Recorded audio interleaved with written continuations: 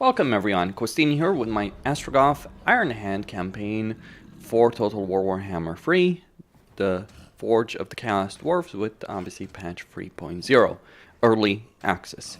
So let's look at Astrogoth. He gets Conclave Influence, gained from all sources 10%, 10% research rate, which I would argue is not too important if you're playing Chaos Dwarf just because of the way the research tree works, plus to control, Mechanized Overdrive, which means with each kill he makes, he gets more base weapon damage and melee attack, 5% casualty replenishment, and 15% ward save for Bold Centaurs. He is really the Bold Centaur legendary lord for the Chaos Dwarves. Just a moment. Some adjustment required. Maybe also a keybind or two.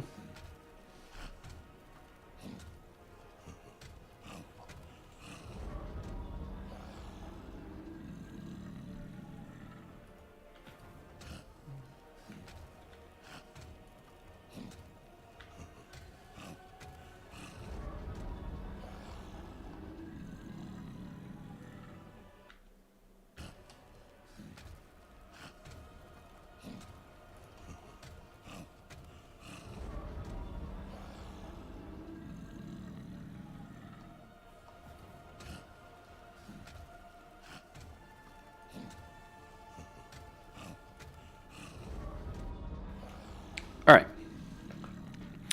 so with Astrogoth, just gonna get started over here. Just a moment, gonna sort some things out, there we go. Now, I am going to disable all the endgame crises because I start with one in this particular campaign. I'm already gonna be dealing with dwarves and greenskins from the very start, and it might as well be an endgame crisis what the Chaos Dwarves have to deal with. So I'm just going to enable the Wild Hunt or the Black Pyramid. No, let's just go with the Wild Hunt. Gonna set it to turn 70. Seems reasonable. Alright. And put it over there. Alright. Okay. So, Legendary, very hard. Sea lanes enabled, endgame scenarios enabled. Okay, minimal, advisor. Alright. And let's get started.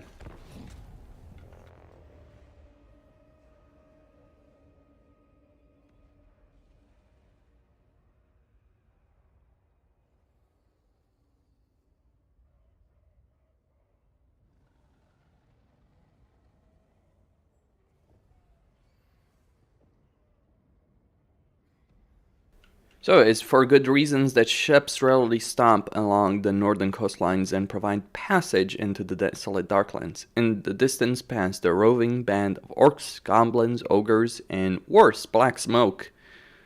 Can be seen spewing in the filthy sky.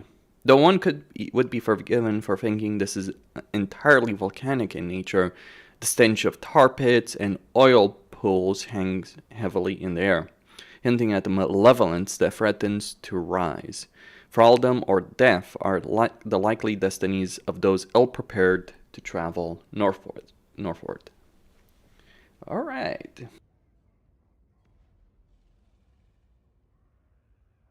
Far worse.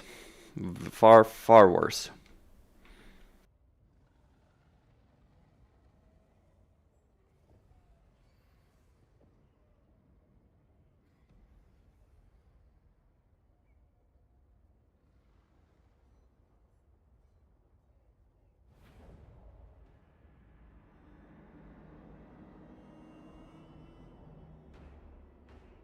Wanrakma Wattleparak Drungma Baharasta Epirtu. Alright, so he's got an exosuit. Now, Astrogoth starts over here. He starts with a unit of Chaos Dwarf Warriors, Laborers, Goblin Laborers, 2 Blunderbusses, and 1 Bull Centaur Renderers. He also starts with the Tier 2 Settlement, which can also recruit a Bull Centaur unit and a Taurus. Though you're already at the Bull Centaur render capacity and you're not going to be able to increase it very quickly. You can, however, benefit from the Taurus over there. He also starts with the Bull Centaur Tarok, which is a pretty decent melee combatant, and he does have the giant conveyor. He also starts with 500 laborers already. Now, first off, as usual, let's take a look at the diplomatic situation. So these guys, these Norskins, interestingly enough, just looking at this situation, we see that the Gormandi mountains have been changed. I mean, Carrick Flag is still where it was, but now it doesn't start as a ruin, it starts as a proper settlement.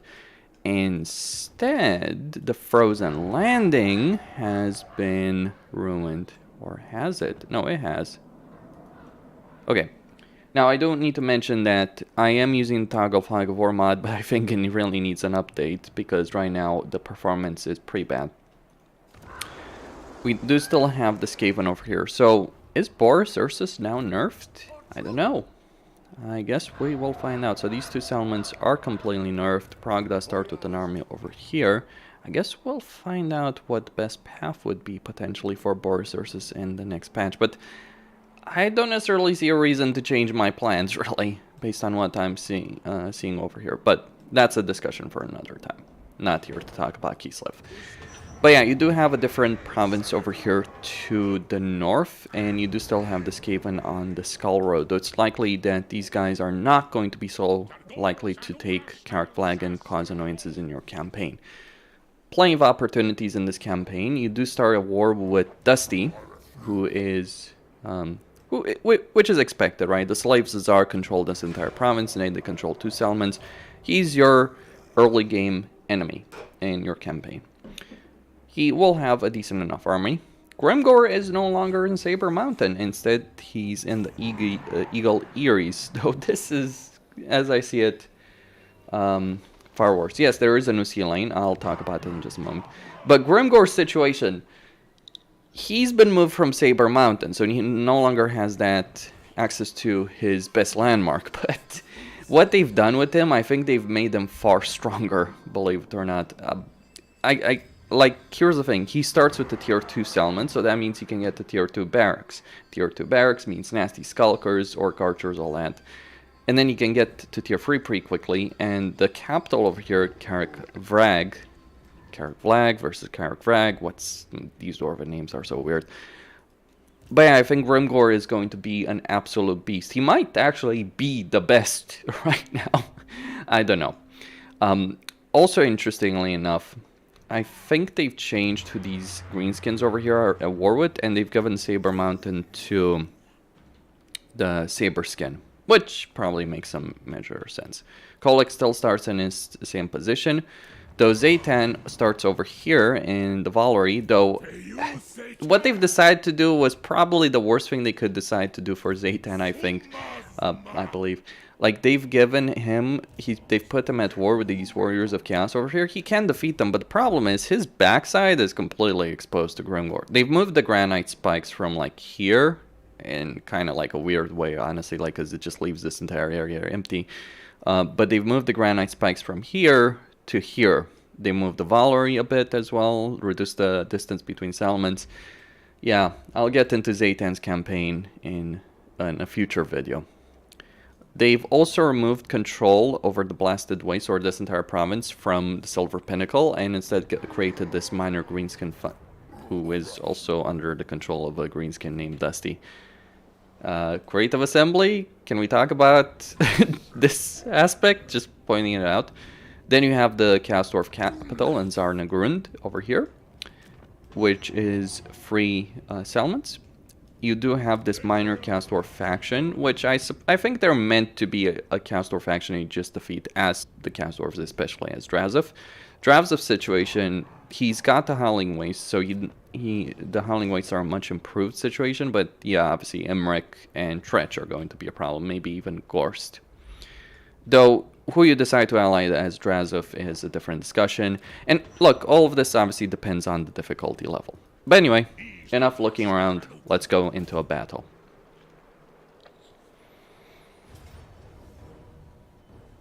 So, over here, I can fight this, get a close victory, but let's just do it manually to reduce the losses. I'll be out-resolving quite a bit, though. And from my experience with the Chaos Dwarves, their auto-resolve situation is decent. I don't know if Creative Assembly has changed the auto-resolve in any way, or if it's just because of the value of their armies. But the thing is, Chaos Dwarves themselves are heavily armored, right? But not the Hobgoblins, not the Orc Laborers, not the Hobgoblins, all that. But so far, like, their auto-resolve seems decent. It's not the best in the world, it's not Warriors of Chaos level, but it seems pretty solid. So I don't know what's going on there. Has Creative Assembly changed things? Or is it something to do with just how the army of the Chaos Dwarves is? I just genuinely don't know. I can't answer it. Oh, I need to change something around here. Let me just move that over there. Been recording a bunch of cinematic battles. Some of you may have seen those. Okay. So Goblin Laborers and Orc Laborers, I really don't care about those in any way, shape, or form. Like, throw them in the trash bin. I mean, you can use them in your campaign, but it's generally not worth it.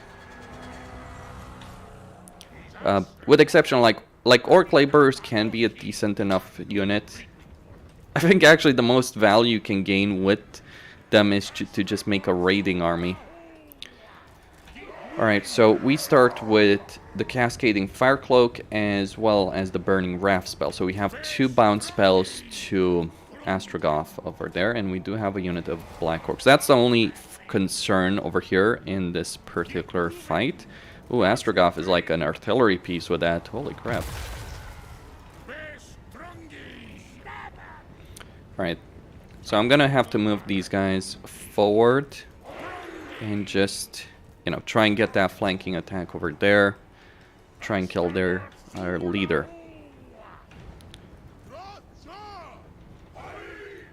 Okay. So these Chaos Dwarf warriors with grey weapons, they're not gonna win against the Black Orcs. If you're hoping they will, be prepared to be disappointed, I would argue. So we got those Wolf Riders. Alright, they're advancing. But let's meet them head on. Take these guys head on. Throw in the Laborers. And then move the blunderbusses on the side over there. Whereas Astrogoth, he's gonna pay Dusty he's gonna pay Dusty version 1.0 a visit. I think.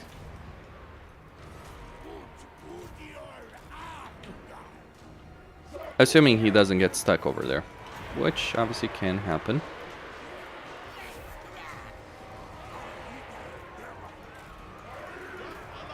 Alright, so take these guys, order them to deal with that.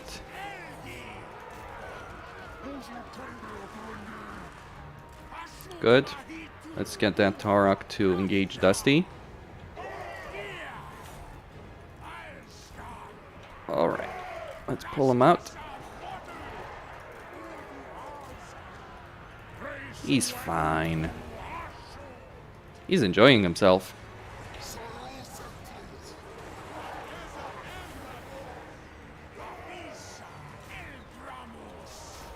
Alright, get those blunderbusses to shoot over there. We need to deal with those Black Orcs. They're the only unit that are a concern over here in this entire army. Pull my Tarok out of here. It would have been better.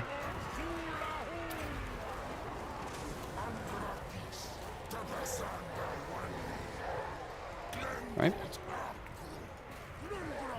Let's just tar pit it him.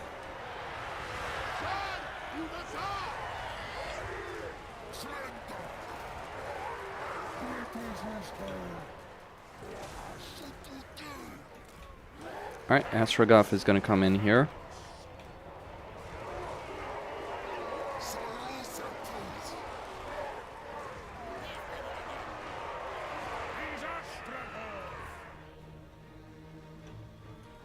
Dusty is not going down. There he is. You can't escape me. So I lost some laborers. We'll just get more.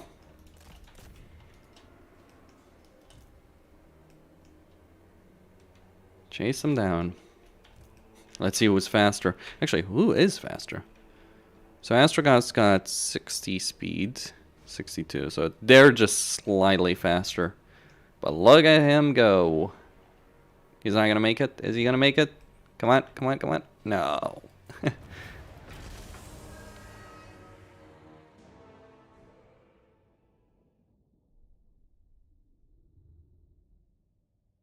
Oh yeah, the ceiling.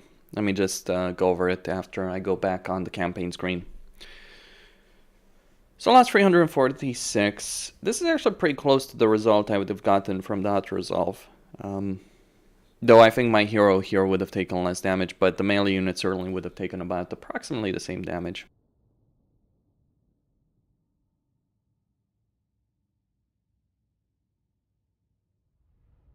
That's how the result should be. I mean, granted, I obviously could have gotten a better result if I had just stood there from some more spells, all that. Okay, so you gain more labor if you fight the battles manually. Let's just go for that labor benefit. Bad money. Alright. Okay.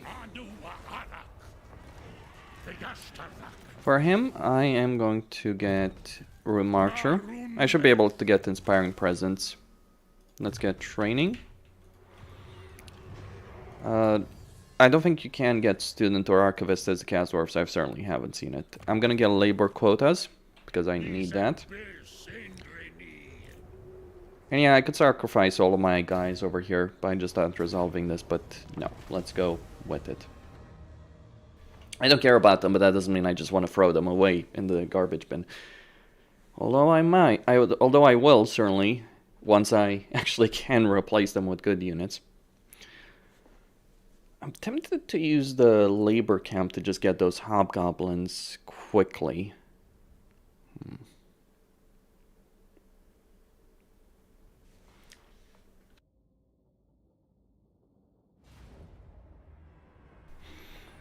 Okay.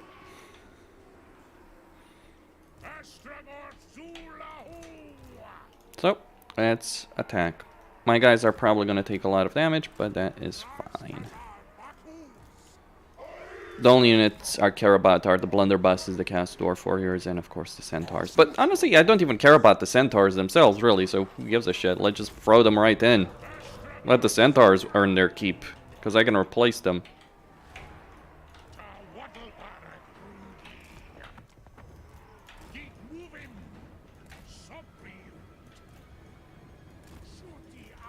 And send in Astrogoth to throw a spell over there. So these guys are pretty resistant to damage, so one of the things I should remember with these guys is that they're quite capable of holding their own. So here come the bull renders.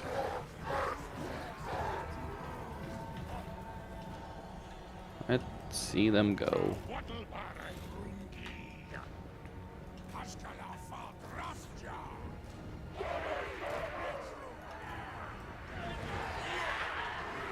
Alright. They do have a decent charge bonus, so let's get them out. They can get out pretty quickly. And send them back in.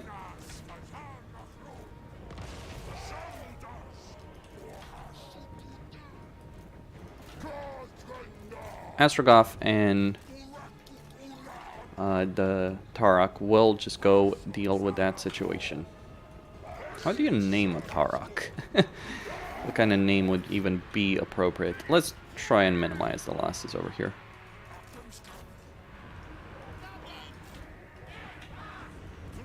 Astrogoth is a compassionate leader. He truly cares for the health and well-being of his people. Just remember, his people, not your people. And you're not part of his people.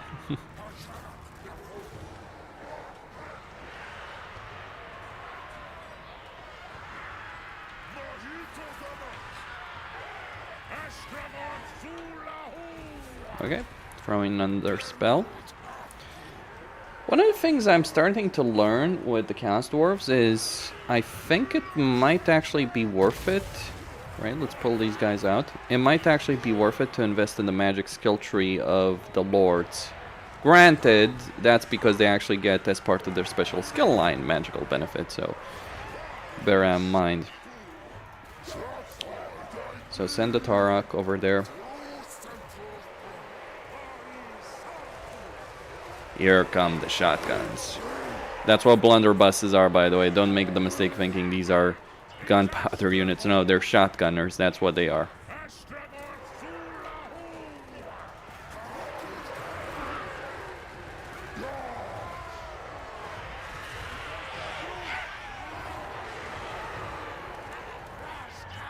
I might be tempted in this campaign to get a lot of these bull centaurs quickly.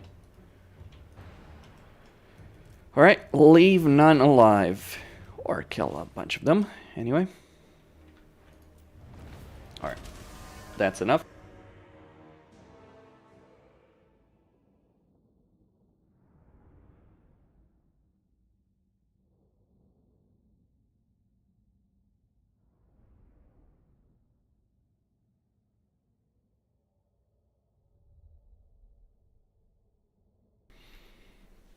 Alright, battles 1. I think I have enough movement points to sack it, but I'll see whether or not it's actually worth it. The cast wars are not about sacking settlements, so the current meta on the live version is you sack settlements, right? As pretty much the vast majority of races, you sack settlements because you want the money. The cast dwarves can do that, but it's actually not necessarily beneficial. Alright. Yeah, that is not worth it. I'd spend more to repair this, so right now I'm just going to set it up as an outpost. And I am going to start getting... Like, I'll just get both of these right now. And over here, get a Bale Taurus, and also get another cast dwarf warrior with great weapons. I have technically enough slaves, laborers to get construction. Let's just do that. And okay, so you need to build the hobgoblin pit, the hobgoblin structure, the mustering camp, in order to get this quest and maintain a total of 8 units of the type. So obviously I want to get a bunch of these guys right here, so let's start getting some sneaky gets. Okay, inspiring presence has been gained. And that's about it. No diplomatic dealings I can make here on turn 1. I am surrounded on one side by Azag and Grimgor to the east. This is gonna be a fun experience, gentlemen. To the south we have the Dripping Fangs. They all hate me, by the way. None of the factions that I'm nearby, except the Norskins and Rats to the north, are friendly towards me. And it's not like the Norskins or Rats are that friendly towards me. Like, if I look at the Norskins, it's just a neutral situation. Clan Ferric has a -20 aversion against me. Much fun experience. A very fun experience over there. Alright, so end the turn.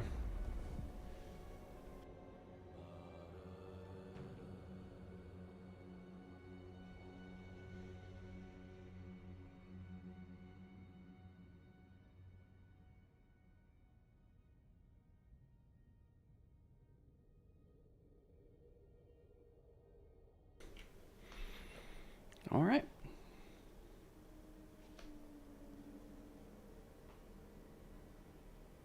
I probably should at one point just disable the Fog of War.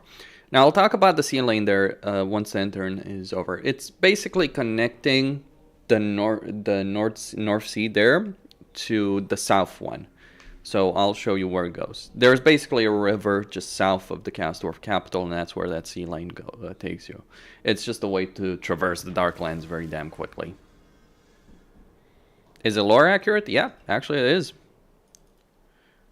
So this is, so if I toggle Fog of War, this is where it leaves you. Basically, there's this dam over here. And like, the way I understand it in the lore, the cast dwarves have like an underground sea lane or something along those lines. Maybe I'm just misunderstanding that particular situation. Okay. Now, over here, I don't need the structure anymore. For anything. Like, I mean, yes, I could keep it, sure. But I could also get a lot of armaments. And also a building slot. And I think I'm just going to prefer going for that. So let's get more Conclave influence over here. Do I want to? Yeah, don't want to. But I'm just a bit concerned about the labor situation. Oh, really? Ooh, look at these guys. They think they're so fancy with their massive garrison over there. Look at them. Astrogoth is impressed. Alright. So, why is that important, though? I mean, obviously I'm going to get a lot of hobgoblins, right? But with that, I'll be able to increase the warrior situation by 2, right? Or I could sell those armaments as well on the campaign map with using the convoy system. Yep. Thank you, Mangren. Alright, let's go for it. I mean, I've been playing it for, what? I think it's safe to say, for a week? Yeah, pretty much. Creative Assembly gave me early access. I'm part of their content creator program. Oh, we got a Salmon Battle. Yay! I love these things. No. I really love Salmon battles. They're some of the best battles in the entire game. Woohoo! Not really. They were the worst part of the game. No, the walled battles are the worst part of the game. These ones are just slightly better.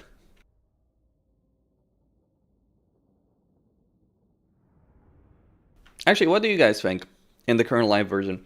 What is worse? A walled siege battle where you get funneled into choke points, but you do have the one advantage in a siege battle, in one of those siege battles right there. The advantage is basically called you can just take over the control point and win the day using sneaking units. I mean, did Legend really retire? I thought he was just like not interested anymore. Okay, so I need a good clear line of sight over here, and there's a lot of ramps here. This, by the way, does when you're looking at settlement design, you gotta ask yourself, is it like good for the defender? Most aren't that good. Okay, so we got this one. This is the advanced point I'm gonna go for. I didn't necessarily think Legend had retired. I thought he just doesn't care about Warhammer 3. I understand why. Like, I respect Legend a lot, so if anyone's watching this, don't take what I'm about to say as like, oh, I hate the guy. No, the guy taught... Like, I think anyone who's a Total War player has to admit the following fact about Legend. He elevated the entire community. Like, there's always a ramp. Okay, actually, this would probably be much better, because there's a ramp there still. So, Legend elevated the Total War community. Like, he made us better players, right? He taught us, he and people like him taught us how to play the game better. And I'm personally certainly using a lot of the lessons I learned watching his videos over many years to great effect, like the cheese tactics, like the aggressiveness in campaign, all that, all those kind of things. The thing, though, is Legend is very much the kind of player who looks at the campaign like Scarbrand and thinks, oh, that's an awesome design. I have to really disagree with that sentiment, right? I don't think it's an awesome design. I think it's an awful design in a lot of ways, personally. But he's the kind of guy who really... He not only plays like that because it's the best way to play, but he loves that kind of play style. And the thing about that play style, it made sense. I'm going to try and get these guys come down here, because obviously I want to tear them to shreds with the blunderbusses here. So the AI is actually playing smart in a siege. What is this? Magic. But that's no longer the case in Warhammer 3. Now, I personally believe very firmly in this respect that what Creative Assembly has done is the right decision. Like, I think the design of Warhammer 3, the design of the difficulty of the campaign is significantly better than the crap we had in Warhammer 2. But if you're someone like Legend and you enjoyed the design of Warhammer 2, which I did not, in terms of like difficulty specifically, like I'm not saying I didn't enjoy the game, I did, but like I just hated the difficulty design of that particular game. So am I gonna have to be going up there? Well, that's gonna be interesting. Okay, that is going to be very interesting. Well, I guess we unleash the bulls, gentlemen. They can't win. Like, honestly, this beast right here in Astrogoth and my Tara could probably win this entire battle on their own, to be quite blunt about it. Let's just give it cascading. But yeah, it makes sense for Legend to no longer care about the game if it's, like, very different than what he enjoys doing, right? There's nothing wrong with that, but one of the things I ask myself in a lot of the videos I do, it's like, how is it for an average person? Not for someone like me, you know, not for someone who's like, oh, I got 1,000 hours, I can play the game 1,000 hours. People don't play the game 1,000 hours. People don't want to go for a campaign where they have to manually fight every single battle. Some do, absolutely, undeniably so, but most don't, right? So, because it's a waste of time. If you're getting paid to waste your time like that, sure, obviously you are going to view things very, very differently. But if you're just doing it for fun, that's obviously a very different discussion. Okay, so these guys are going to break through, but it is going to be a difficult situation. Alright, so that Great Taurus is doing its thing. It's buffed. Like, Astrogoth does not need a buff here. Now, I used to think that I was really foolish in its siege defense tactics, and that it was way too aggressive in trying to defend the walls. Like, is this unit a Hellforge? No, it's just it's an actual creature, so I don't have to worry about, like, its, oh, leadership is going to collapse, and it's just going to collapse as a demon. No, it will run away if that happens. Let me try... Okay, so we got our guys almost in position. Let's just unleash the firing squad, gentlemen.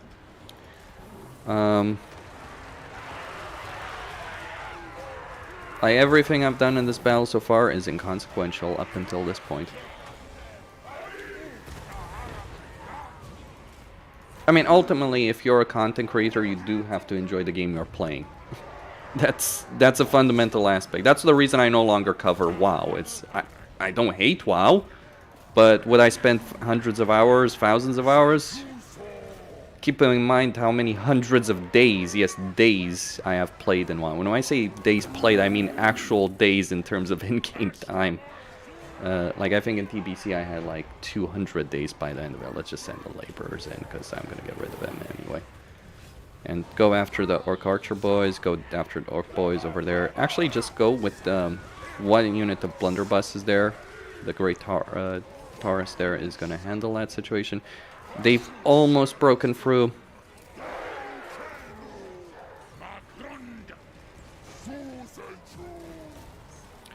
Yeah. I also think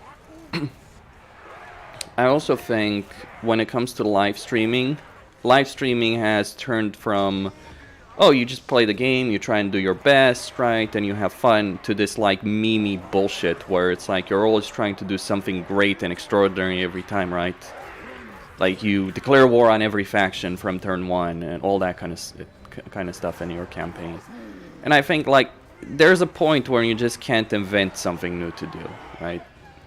But that's the thing. You're always looking for something exciting to do, because that's what people are interested in. Because people are just not going to watch you if you're not giving them something new and exciting. People are no longer interested in just watching streams of people playing the game normally. That's the reality. Right, so just moving blunderbusses. Now, I think they've changed the siege. Like, I didn't realize. Like, I've played the campaign. Like, I've completed an entire campaign as the Chaos Dwarves, but you guys know how I am when it comes to auto-resolve. Like, I just try and auto-resolve a lot of battles. And if I'm doing testing, what I do is I just set the battle difficulty to easy, and it's like I just auto-resolve every battle in the campaign. But I did play a full-on proper campaign. I did face siege battles, but they were pretty easy. You go, let's try hardcore WoW. Zaryu, switch that to. I'm not interested in hardcore WoW. I'm sorry. I hate grinding on WoW. I've always hated grinding on WoW. Like, I love WoW in a lot of ways, but I hate grinding for gold. Believe me, I've done more than my share of grinding for gold. I've grinded enough gold for an entire guild, or well, half the gold an entire guild needed at one point in my life. I am not interested in farming gold ever again in WoW. That's one of the things, by the way. Besides, I'm not interested in Classic. And if I played... I do have an active retail account, but just not interested. Okay. So this is just a matter of time. Let's try and get him. Come on, are you guys just gonna break or what? It's like we're wasting daylight over here. They're trying to fall back, the sneaky buggers. It's not gonna help them. Yeah, I was kind of concerned that Creative Assembly would eventually wisen up the CJI when it comes to its offensive tactics. Here's the thing, what the AI is doing here is not gonna help it win. I'm just gonna make it more annoying for me to defeat them. Okay, let's move the blunderbusses. Although I gotta say, the actual having to actually street fight is certainly a lot more interesting than what I've been dealing with before. Though I don't know if it's necessarily changed, because the AI would always fight for different parts of the settlements and like these kind of like smaller engagements. Okay. Are you allowed to share your thoughts on how good the DLC is? No. No, I am not. Okay, I'm not allowed to review it. But what the heck a review means, that's like, it's context, right? I can't just make a video saying, oh, this is great, this is bad, right? Basically. Okay, let's get this guy out of here. He's done a lot. He's probably done a lot of damage. I can't say how much I'm enjoying things in like a particular context.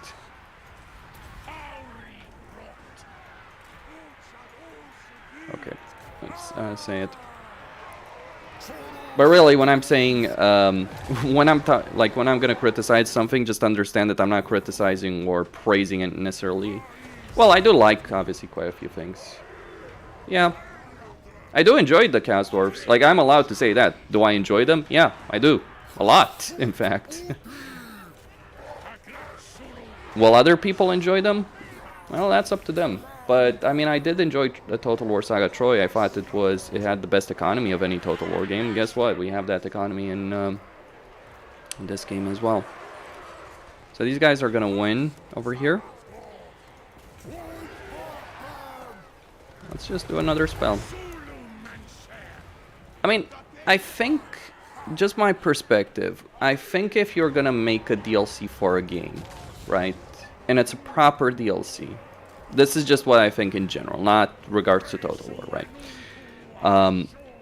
I think if you ever make a DLC for a particular title, you need to look at, okay, how is the game by default, and how can we do to improve the experience for the player? That should be one of the fundamental questions, especially with something like a race pack or an overhaul, because that's what a race pack is. It's an overhaul of just like how campaign is played.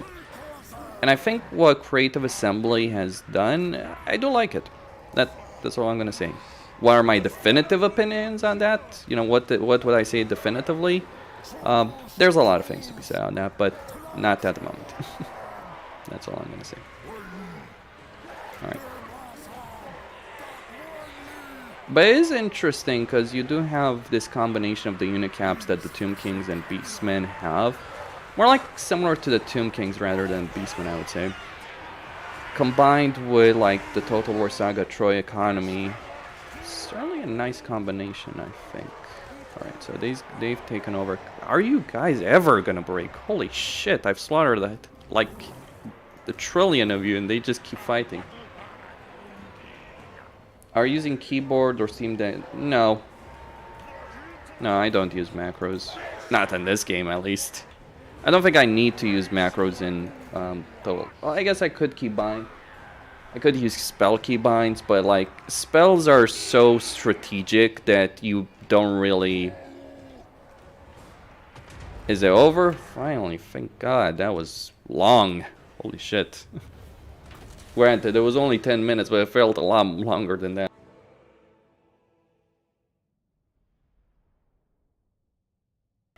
I guess this is how Creative Assembly decides to try and limit Astrogoth's campaign potential.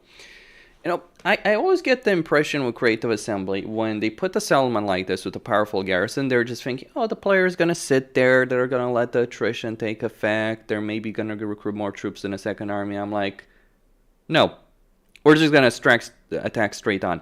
I can't just sit on my ass besieging this settlement in my initial province.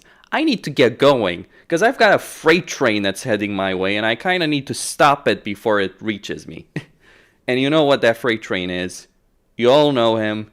He is there. I'm going to try and stop that freight train before it gets momentum. If he gets momentum, I'm screwed. My initial reaction, when I saw Grimgor's starting position, by the way, was like, we are so fucked. If you're that was my genuine reaction when I saw Grimgor's situation over here. Okay, let's get rid of that. Or I could get... no, it's better to get rid of that, I think. Okay, so let's just get some hobgoblins over here. I could recruit some Castor warriors. Let me get some firing drills, 2 points over there.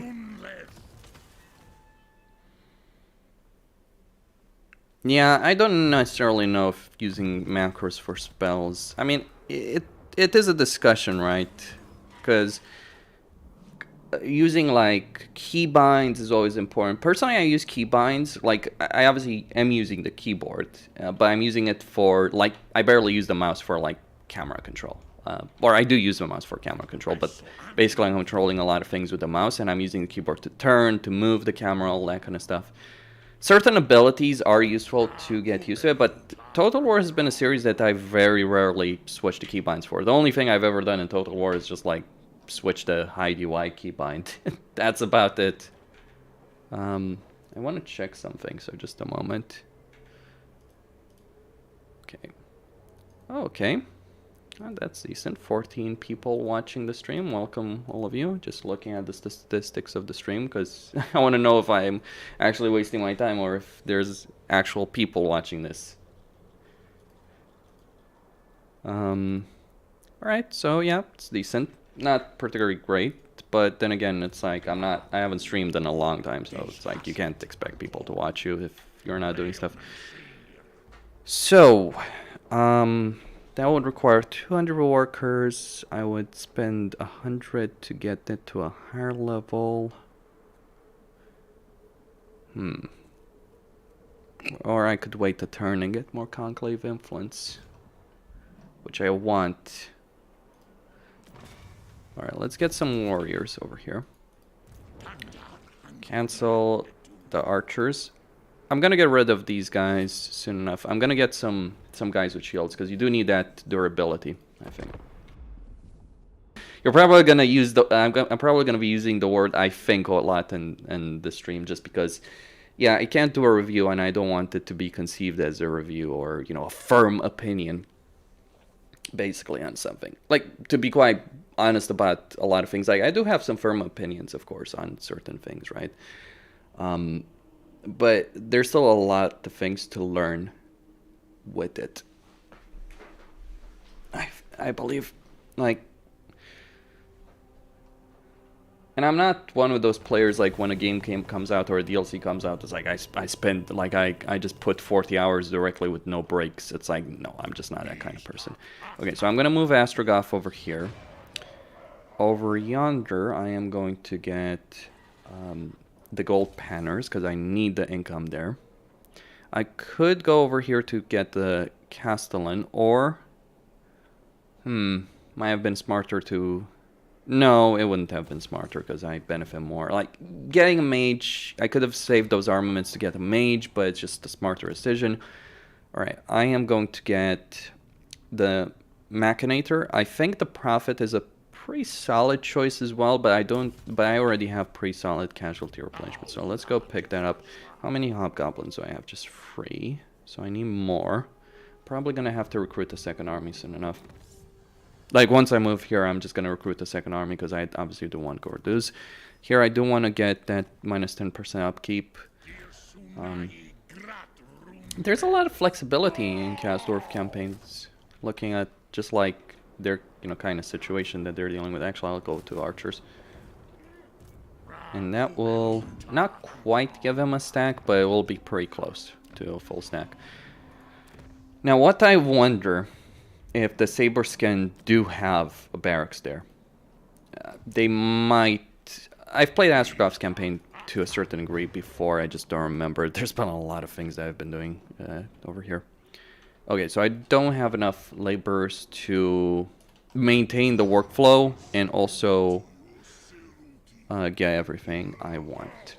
So, gonna have to make that decision.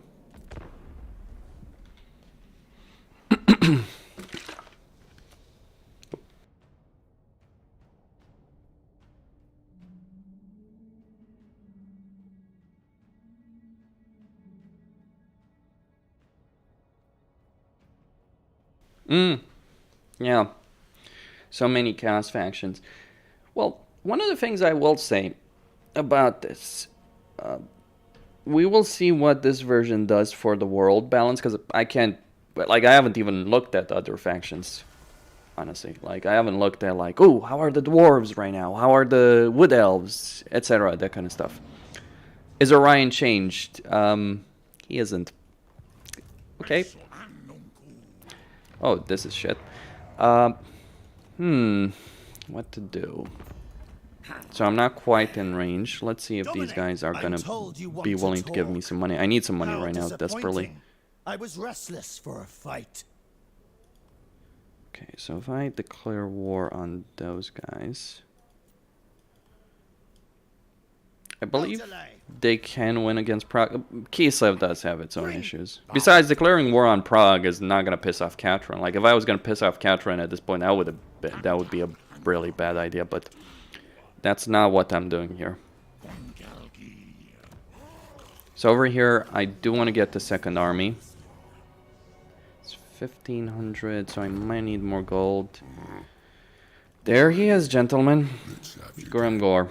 I'll hear what you say, so I can shove the words right back down your throat.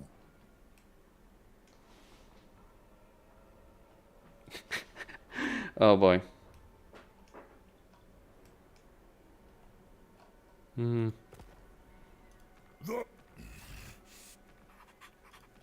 So, their war would... I'm not really interested in picking a fight right now with these guys. With any faction here, because I might want to send the convoy in that direction. Though I can always go to... Hey, Zag, and get a bit of money from the Ogres he's certainly going to defeat. And Grimgor from the Ogres he's going to defeat. Let's get some money. Greenskin money. It's tainted by greenskins. I kind of feel, if I have an impression personally, it's like, I kind of feel like the greenskins should just refuse to deal with the Chaos Dwarves. For, you know, some reasons. Pretty obvious reasons, I dare argue. Okay, that's not gonna be good enough, so I have to make a decision here, I think.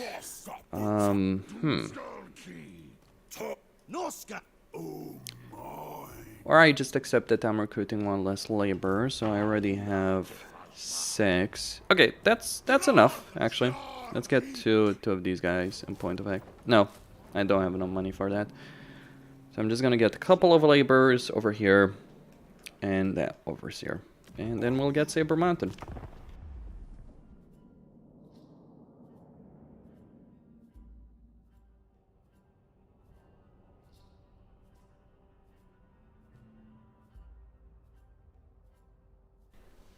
This, however, is not necessarily going to go my way.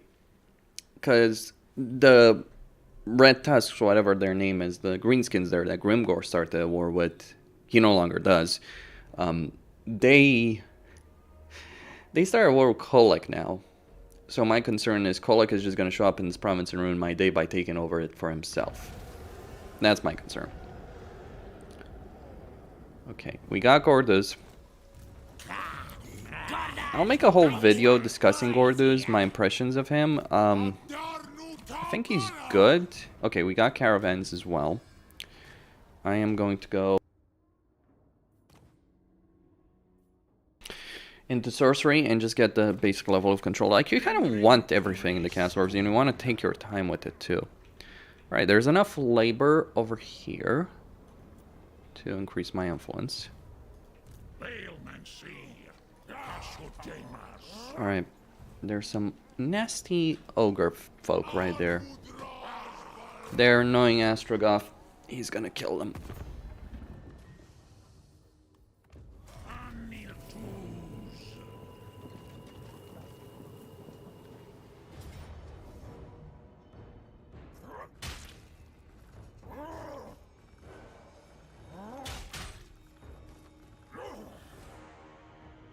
Now, Kurtis gives me casualty replenishment. That is a lot of trappers. If I resolve here, it's more beneficial to fight them manually. I'll get more laborers like this. Let's do it. Lots of trappers, though.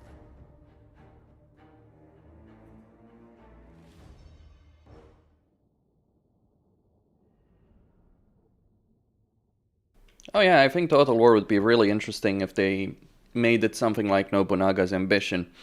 Though Nobunaga's Ambition did not have the graphical fidelity of Total War, remember that. But we do have like the ultimate battle simulator out there who's like, you know, which is like putting 1 million soldiers on screen. And it looks decent. I mean, yeah, there's more graphical fidelity and all that, and there's plenty of tricks that game uses, but clearly there are ways of doing things in a better way out there. So these guys are just gonna spawn here. Okay, we're just gonna slaughter the whole lot of them. If they all spawn there, that is a bit of a bizarre sentiment. But yeah, I'm gonna deploy my army here. Like all of... Oh, I forgot to recruit the sick. Damn it! I screwed up. I screwed up! That's on me. Sure, I've recruited more Castor warriors. Alright. Gonna put the blunderbusses here. These guys over here. Okay, and use our Tarok to kill these guys over here. Now that's a Slaughter Master, so he's gonna use his spells.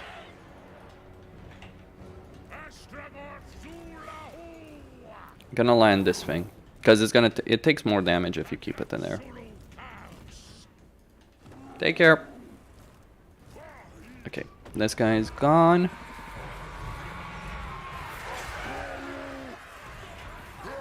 Ogres are gone. Are they? No, they're not. But they will be soon enough.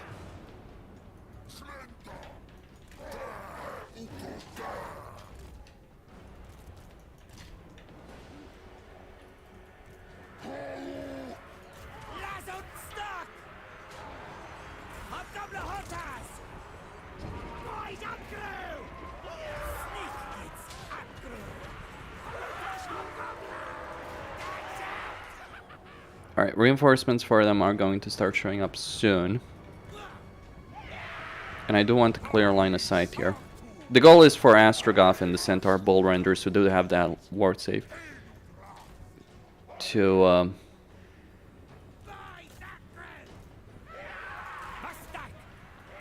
come in. Alright, so Tarok is coming. Alright, reinforcements coming in.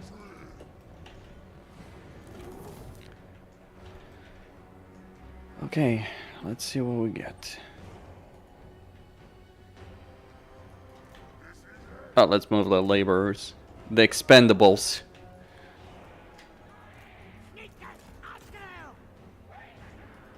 Here they come. Throw the spell there. Hit them all.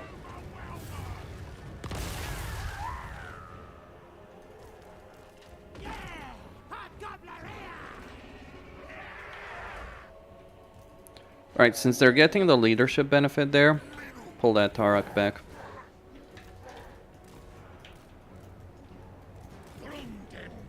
How close do they need to be?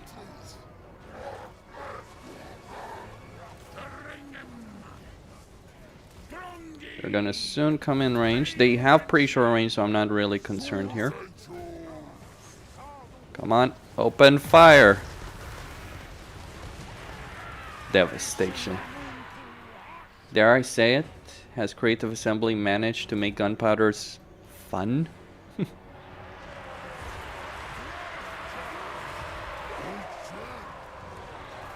You'll be the judge of that.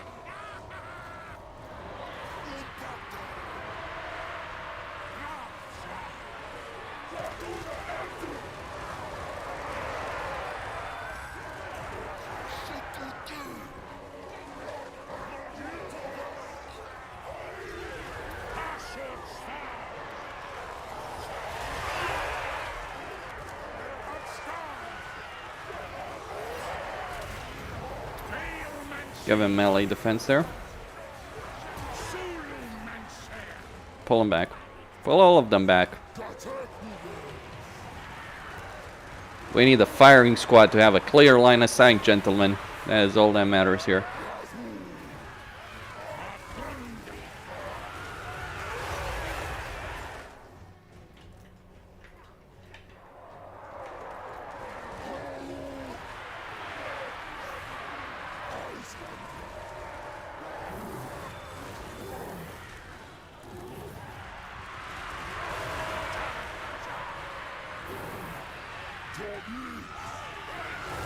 There we go. The trappers haven't done much.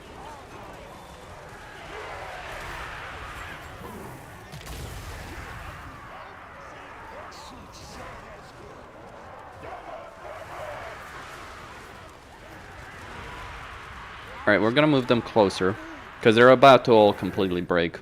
And I just want to get those the damage done.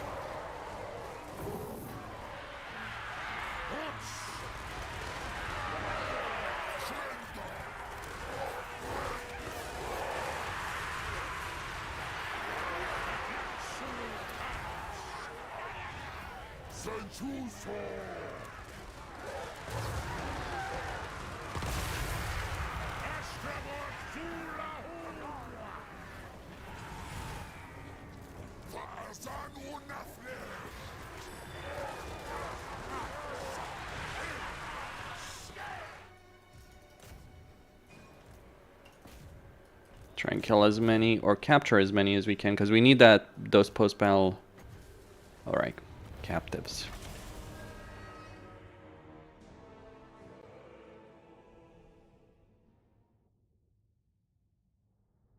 The massacre is complete. Astrogoth did pretty well though. He killed a lot of them on his own.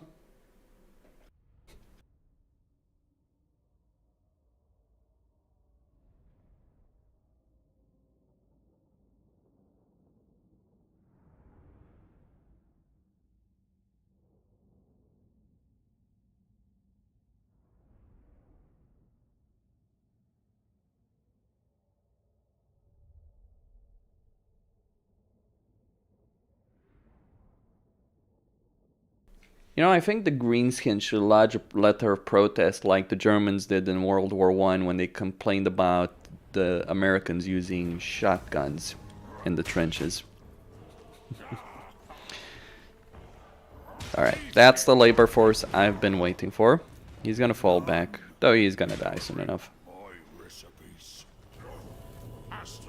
How many casualties did they suffer? Alright, so over here we're... Alright, I'm gonna go over here and get those armaments actually spent. Huh, still not a great deal of money, unfortunately. He doesn't have enough movement. Okay, decisive victory.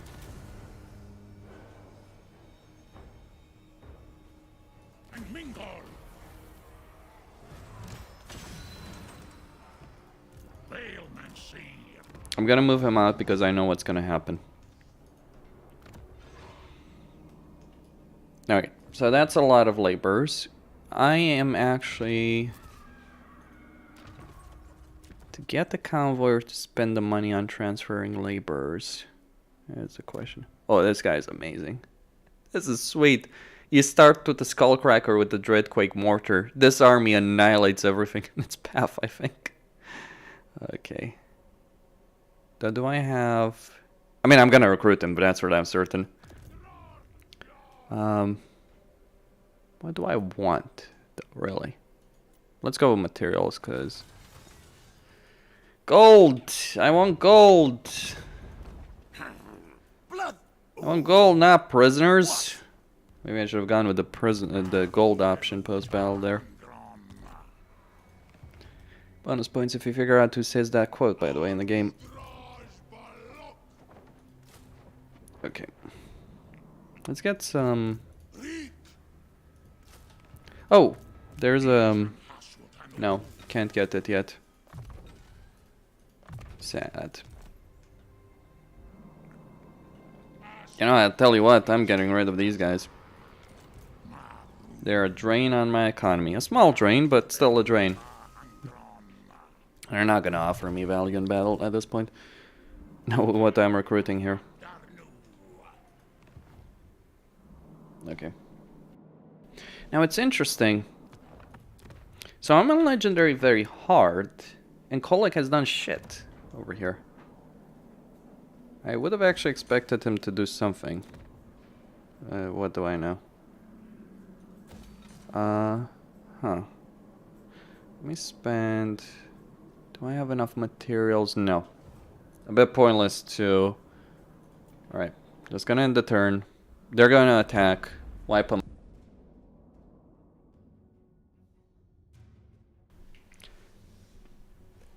Ow! That hurts my soul when I see that caravan there. There's my money solutions. All right in that one nice neat package. Well, declaring war on the western provinces as the cast dwarves is probably a bad idea. So, yeah. Okay.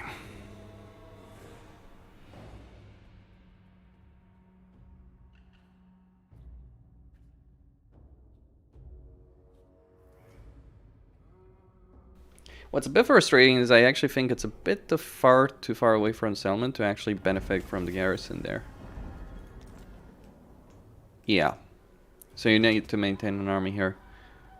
Alright, so I'm just going to transfer over, let's say, all of these guys over here in the new province. Though not... Yep, let's just not do that right now. I need a gold.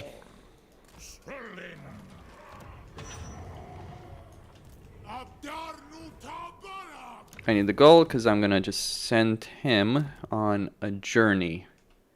Laborers or materials? Let's go with laborers, actually. Materials would be useful, but I need laborers more right now in my campaign. Alright, we're not gonna get the rebellion right now. Let's get that conclave influence and get that... What? Did I... Okay. Alright, that would be 400. Let's try and get some money from Cathay. That should be enough. I can also get more money by... I don't want to do it, but I think it's the best decision. No, it's not the best decision. The best decision would be to do this, take these guys, transfer them over, and get this. Well, I obviously can use What is going on here? Game? Hello? Oh, sorry, I was looking at the wrong, I was looking at the wrong resource, damn it.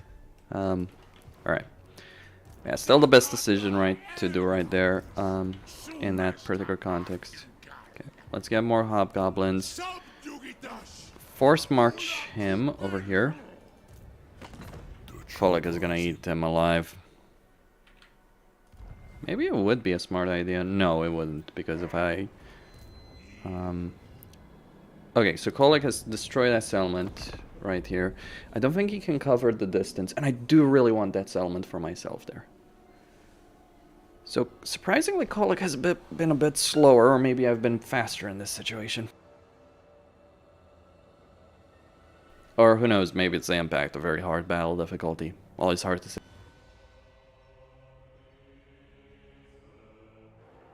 Someone asked me if I think that Creative Assembly should just do away with all difficulty settings.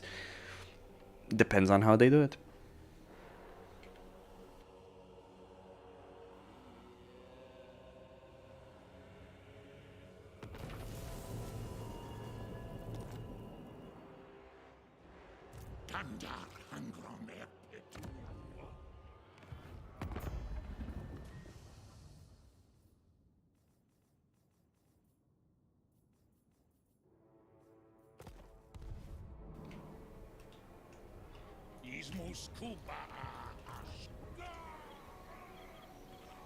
Okay.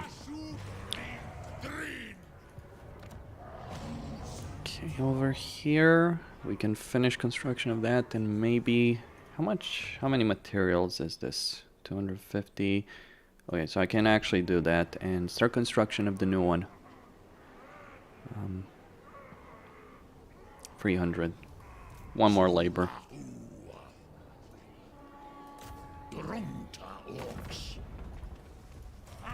Let's do it. See if we cannot resolve it.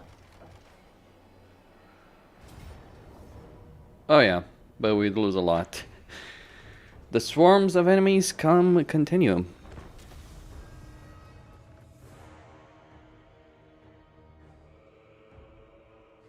I think it's quite likely that I'm gonna end up having to fight Colic in this campaign. Depends on whether or not he takes the territory there that I want. Might need to corner camp here. There's a lot of troops. There's a significant number of troops here.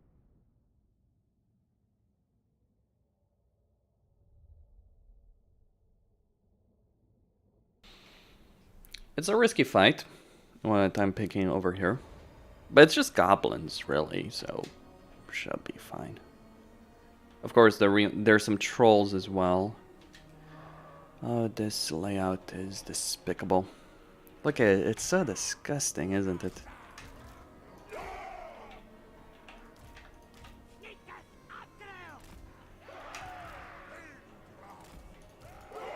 Astrogoth there, Tarok there. Land it.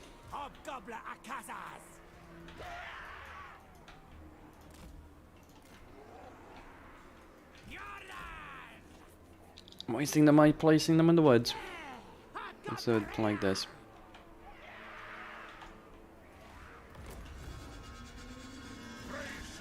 Alright. So I'm gonna march Astrogoth. He does get an item to reduce melee defense. Okay, the trolls are coming. Let them come. Well, I gave you an order, my friend.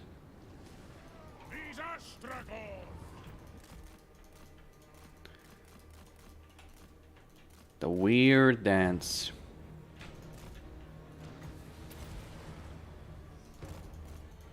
Like, on one hand, AI knows what its odds are, so it's obviously considering, like, oh, I can win this battle.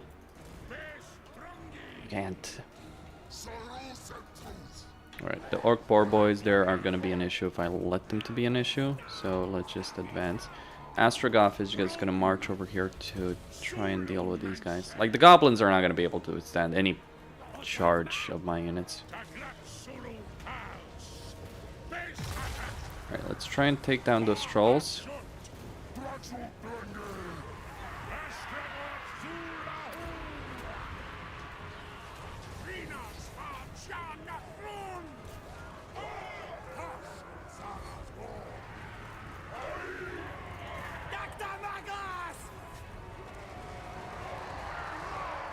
You think you're gonna charge blunderbusses and get away with it? Think again.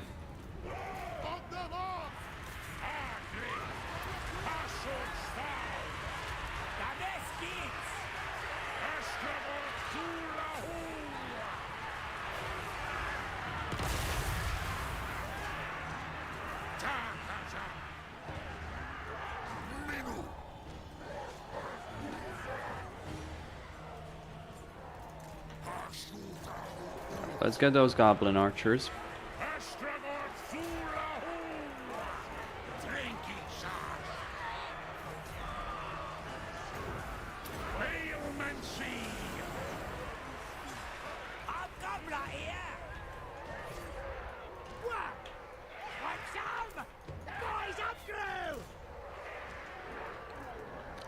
Alright, trolls incoming. Let's pull back. Or boar boys incoming.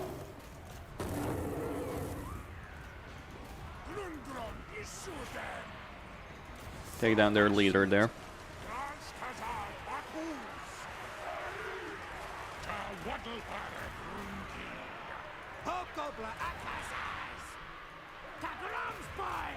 Alright, wolf raiders coming in.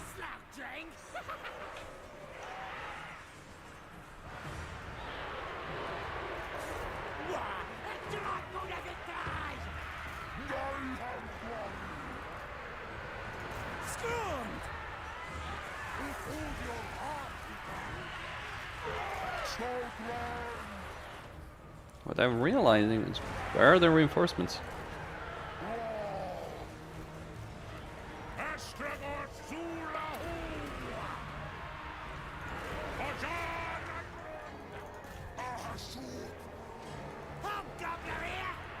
Okay.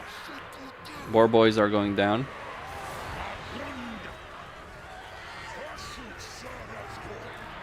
Gonna reposition here to deal with them over on that side. The Tarek is still doing a pretty... Oh, there they are. Never mind.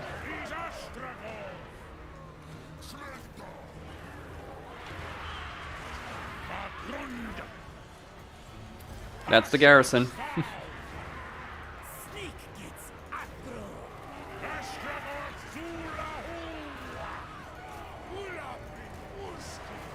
Okay. Let's throw that over there. He's withdrawing.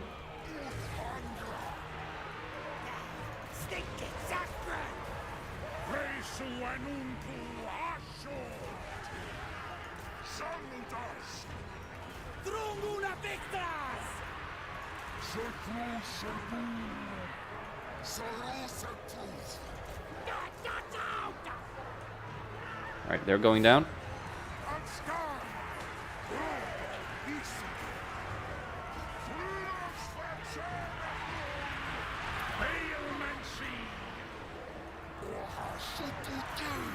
The army losses are really kicking in hard. Gonna turn off guard mode for my entire army. I use guard mode because it's important. It gives you more control. Yes, you do have to micromanage things more if you're using it.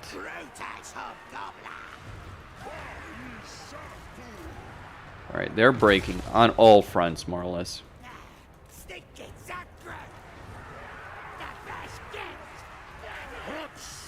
Take down their leader. The morale shock of taking down their leader will probably break them completely. Alright, pull these blunderbusses in the front line. These guys are a bit overextended, I think. Send the Tarek back in the fray. Okay, let's use his helmet.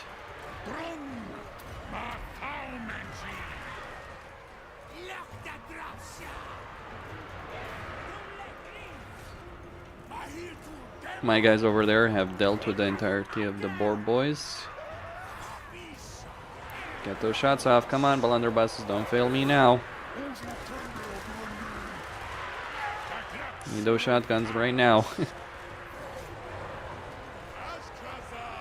It's a tricky affair when you're pursuing an army, because obviously it puts you in a vulnerable position. How do you think the Mongols conquered the world?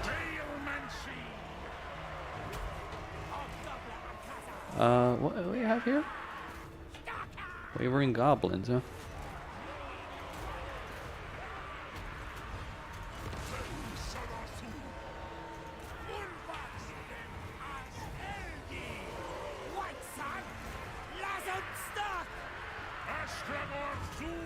Alright, he's breaking apart there. Finally. Continue the engagement. Leave none alive. I think here, as a post-battle option, I'll go for the... Well, it depends on how much money it is versus laborers, because you can always turn laborers into money. Even if it has a cooldown that I'd rather use on getting as much conclave influence as possible. Alright, that was the hard part.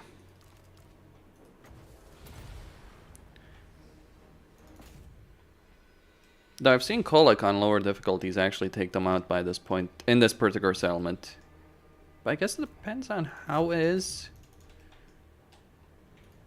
Either way, Pyrrhic victory, but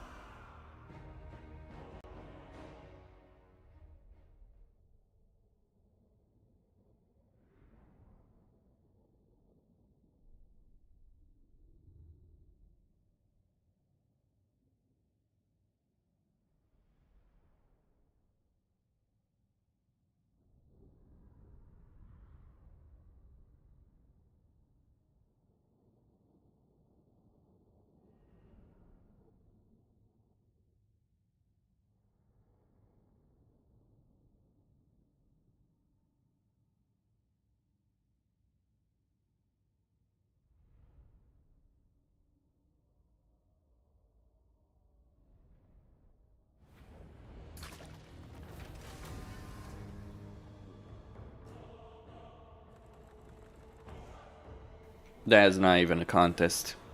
We are, of course, going to go for the laborers. That's like 3k gold right there, worth of laborers.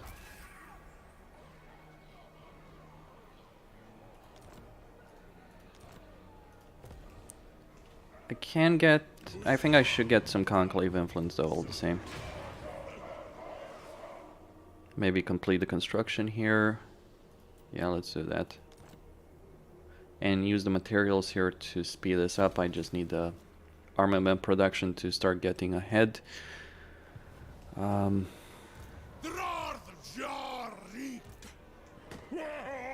Can't pursue them.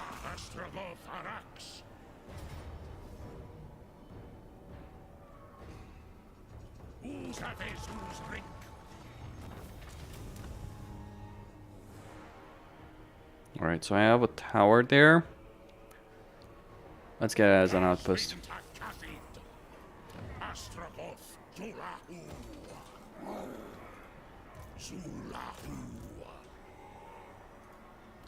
Costly, as usual. The hilarious part is this might be good experience for the caravan. Because who do you think is going to encounter that army there? Alright. Don't necessarily want to do this, but I do need the money.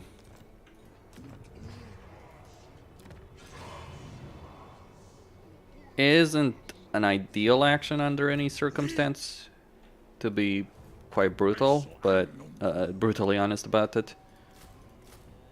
But is the best action I can do right now. So he's leveled up to 9. He's leveled up to 7. We're gonna get training. We do need that experience. And over here we got Gorduz, who's got the Stabbiest, which is pretty important because it gives you a lot of unit experience gain per turn and 20% upkeep. He has an entire skill line dedicated to improving hobgoblins.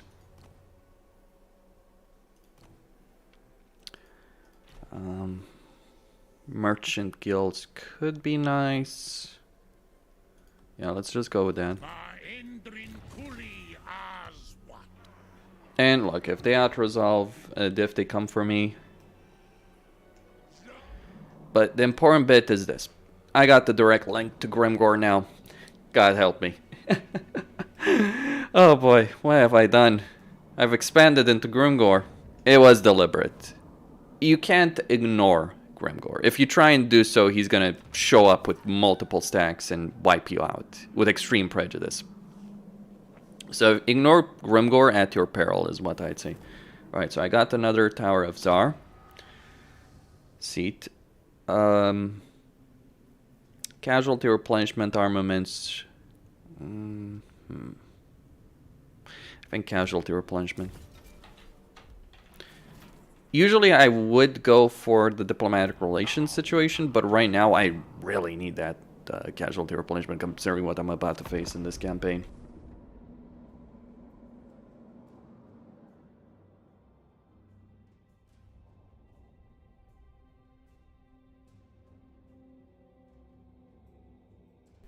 Now, just because I got this far doesn't mean I can just rush Grimgor. That is the nice fantasy that we live in. Ah, thank you, Colic. You've done me a great and wonderful service. Now, how about I kill Colic? I'll let you guys decide. Should I kill Colic right here? He is in a vulnerable position. I have the army to do so. It would be a hard fight. And it will put me in a war with him and Dolgan, who are probably going to have a full stack. Similarly, however, it would be nice money, experience, you name it, and likely... that's not great. Man-eaters. Kill.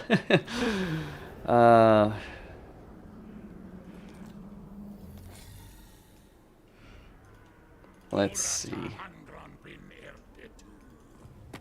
I am the Tempest. What could you... Oh. That would be a bad idea.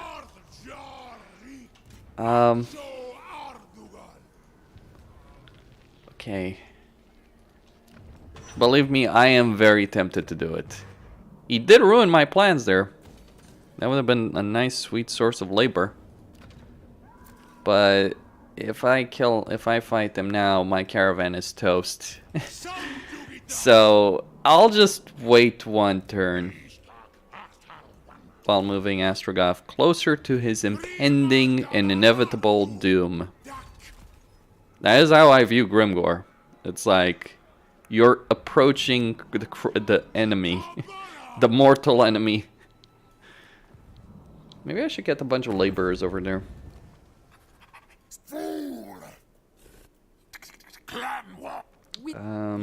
Child. I am not stupid enough to declare war on Snitch, for your life. because he could win that engagement. But I am stupid enough to declare war on the dissenters. That's not gonna hurt me. I have enough money to support a couple more hobgoblin units over here.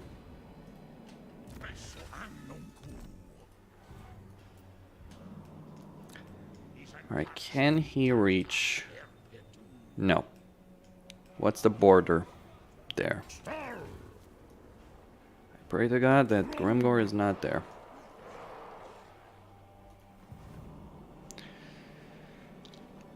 I'm gonna be quite serious. This could kill my campaign right here. Within the first 2 hours of it. I will kill Colic though. Don't get me wrong. Just not right now. It would be a bad decision on a lot of levels. Like if the caravan wouldn't be right next to his dark fortress, I would consider things differently. But it is next to his dark fortress, so I think it would be a very, very foolish move on my part to do so. Now, by the way, I don't want to expand south from Zorno's School. Even if I lose the entirety of Zorno's School, and good luck taking that tower of the Cast Dwarves. Especially considering I'll be able to do emergency recruitment if push comes to shove. Ah, damn. Oh, Colic, you just want to make your life horrible, don't you? Look at him. He's so vulnerable. He's like a precious baby. How can you not want to kill that?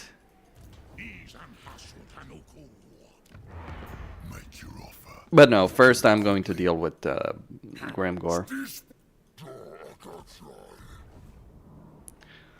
Okay, I want to see how much movement points do I have right here. Alright, that would consume all the movement points.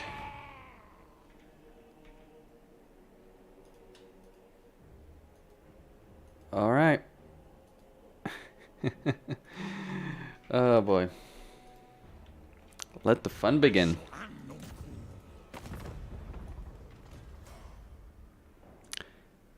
He's strength rank number 5. Has he managed to take his provincial capital? He has. Shit. I don't think he has a Y yet. Okay, before I decide to do something as stupid as us resolving this battle. There would be a benefit though in terms of like fighting it, of course. I need to consider whether or not Grimgor will be able to reach me in the next turn. His capital is here. He's getting siege. No, Snotlings. Oh gosh. That's actually even worse in a lot of ways. But we're gonna fight this. I do need the demon smithy over here in my capital.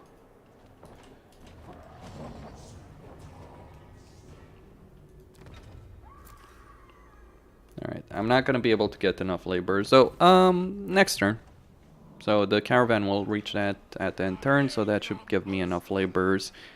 Maybe I stop accepting in this province and just put them all here. But I'll see. I do need that source of raw materials though. Now, in this case I cannot resolve it, but I'll barely get any laborers.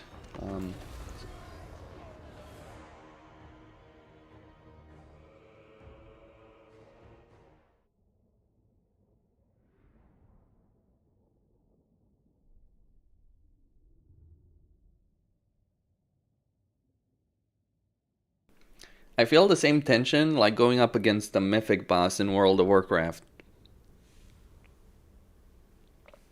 When I say a mythic boss, though, I'm talking like a mythic raid boss.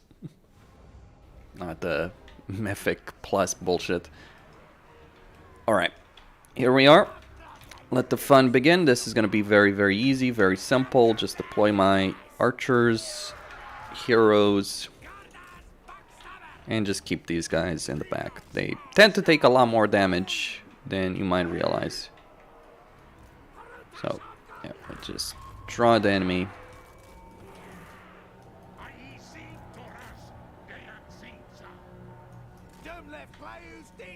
Is there a one-man? I don't know.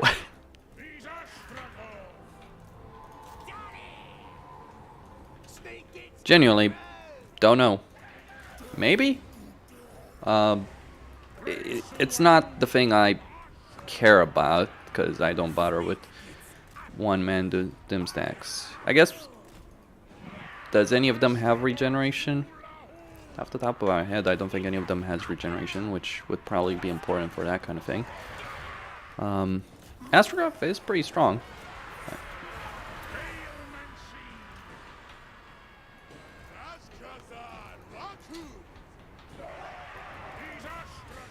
Alright, let's get the bull. Alright, here come the goblins to just get slaughtered. One of their archer units already is finished. Let's get the other one.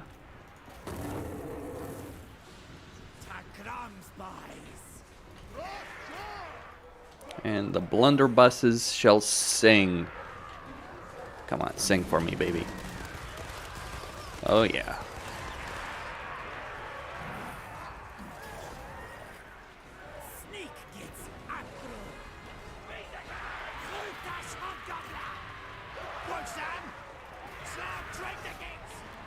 Alright, disable guard mode.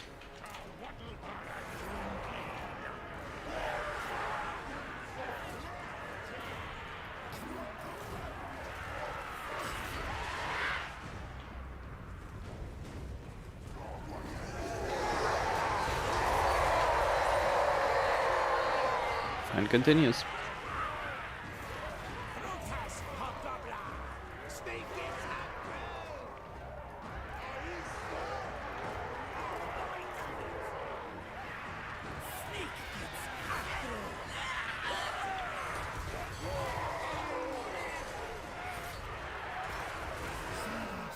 I guess Forgrim was right. The cast dwarves are costume greenskins. These are just like reskinned night goblins, I think. Where are they?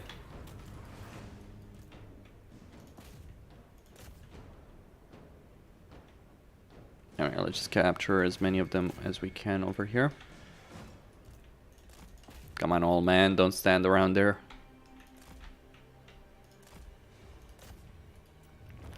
Alright, decisive victory.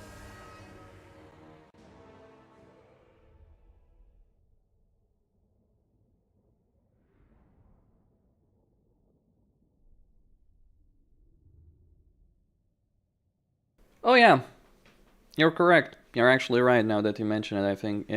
Now that you mention it, I think he has it in his skill line.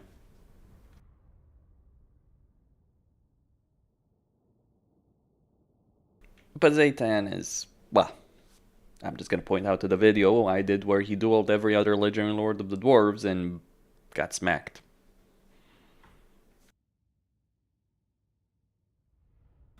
Though it's not something to.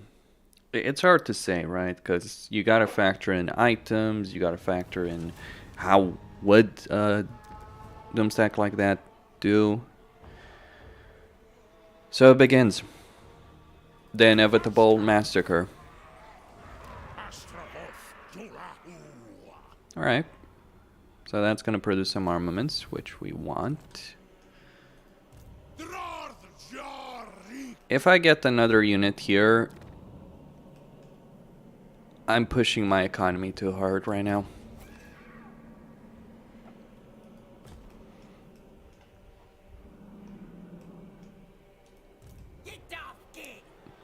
He's not there. Where is he? I feel like screaming like Elfarian. Where is he? I need to know. I really need to know. Where is he? Let's get Temple Guardian. Because the other one is a charge bonus. So I can get shoot 'em for the ammunition, or I can get the melee benefit. I think I'm gonna go with the melee benefit for that.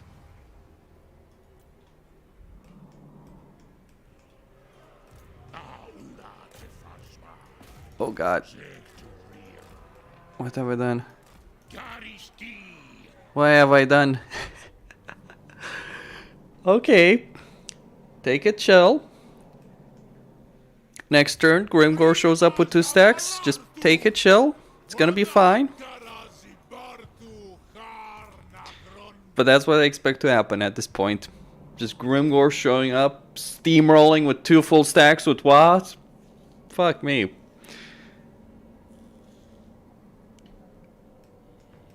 Yeah. Oh god.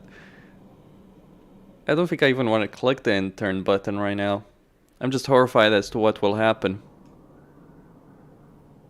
Well, let's do it.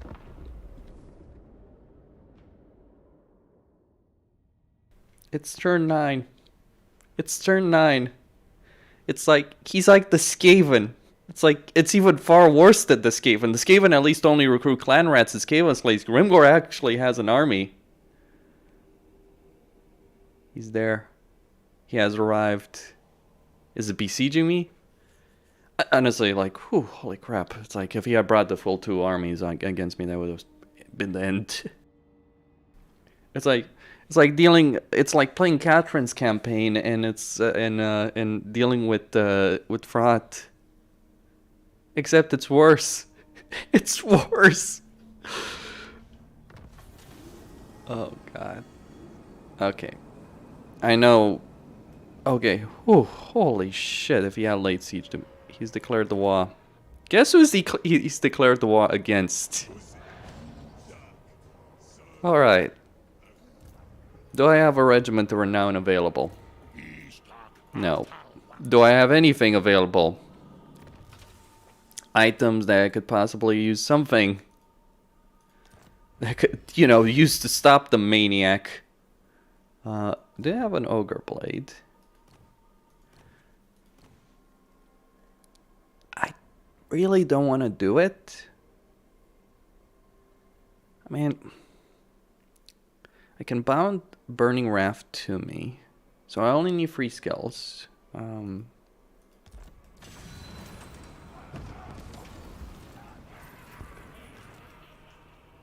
We need to fight.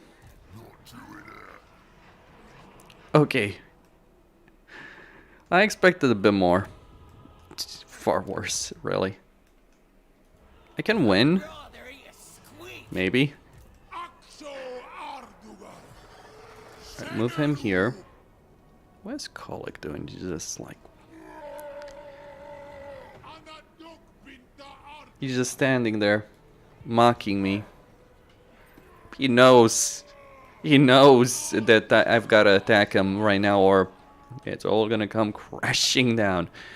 An alternative in this situation, if you feel like you're not up to taking this fight, is to put your army in ampersand. But right now my economy is gonna go kaput, so don't have that luxury.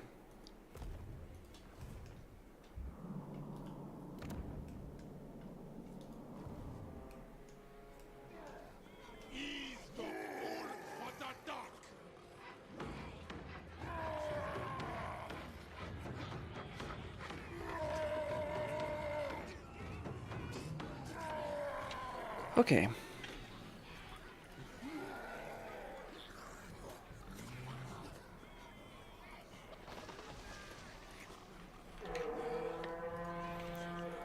Well, gentlemen,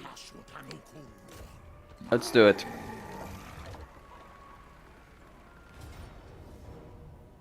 Oh, okay.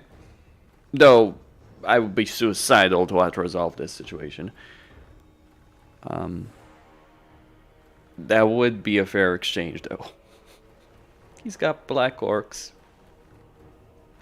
Oh, if I kill this, I remove the entire one army, but no. Let's see the battlefield. My success, whether or not... Okay, it's a decent battlefield. Let's do it.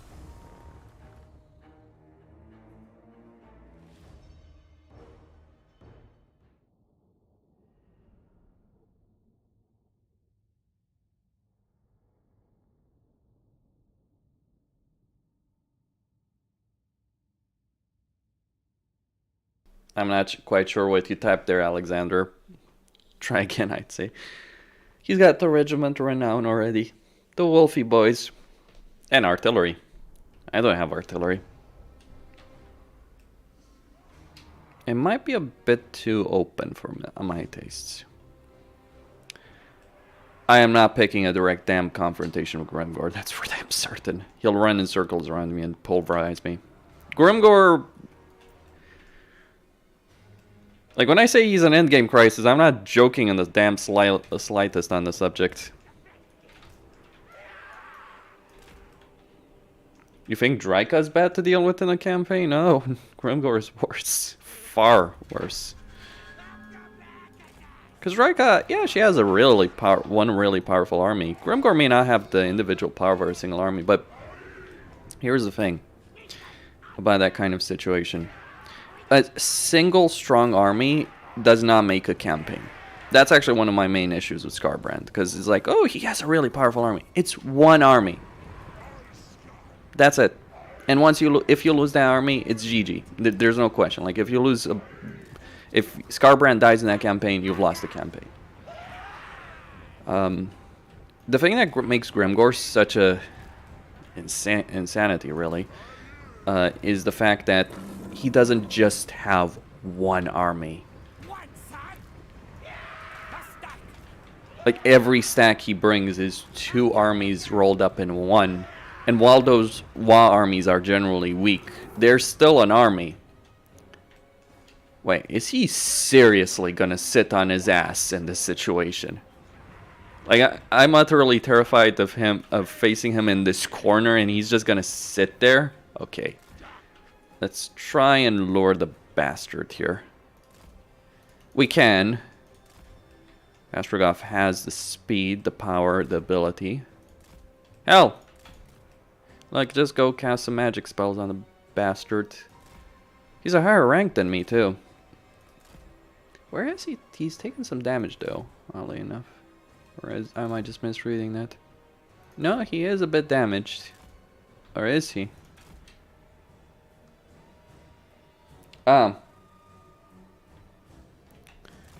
If you wait to recruiting a second convoy, I think you get... Okay. Ah, I see. Now, where are the black orcs? Goblins, orc boys. I just want to hit the... Let's try and hit the cavalry unit. Is he just waiting for reinforcements? Is this it? Alright, that's the...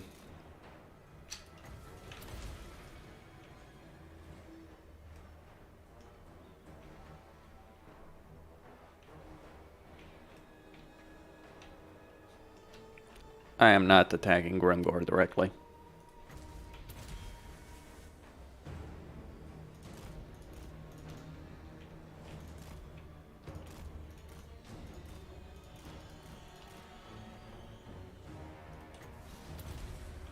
Now I can eliminate the Wa army by just killing the Lord here. Well, it's a specific model in this particular unit. Stealth Black Orcs. Damn.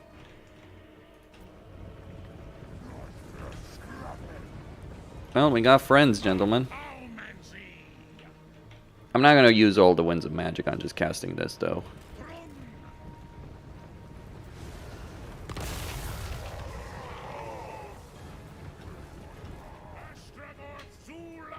Well, if Grimgor wants to suicide his 2 best units in his entire army, sure, by all means.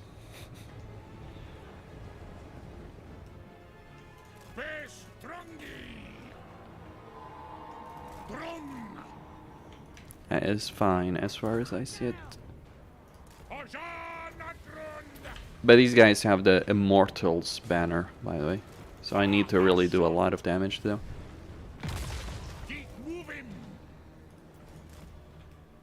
Alright. His army is starting to move. Not much. Yet.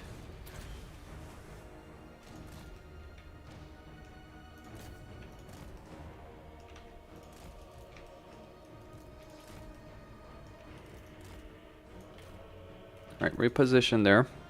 Get these guys ready as well, because we're gonna need them. We're gonna need everything. I'll just get the bull centaurs out as well. They can take the damage. I don't want Astrogoth to take damage. He's gonna have to dual Grimgor. Enjoy that prospect.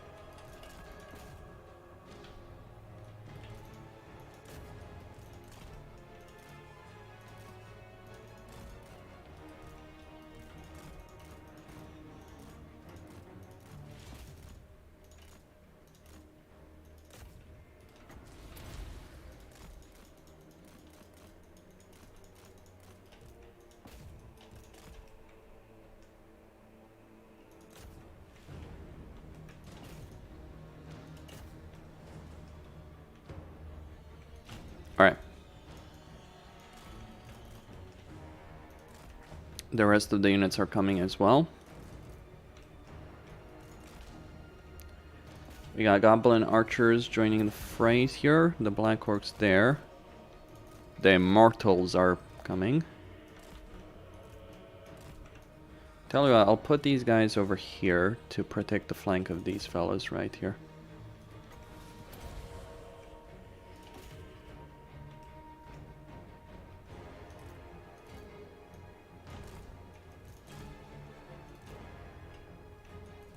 Pull him out, pull him out.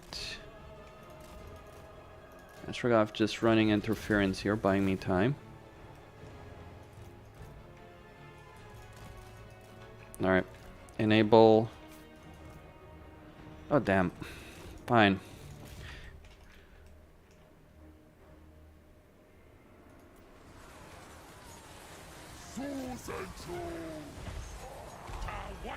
I did not want to do this necessarily, but I have to.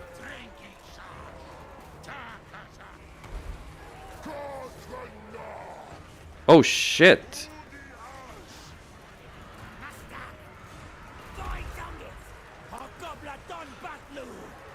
Damn. That's a bigger problem.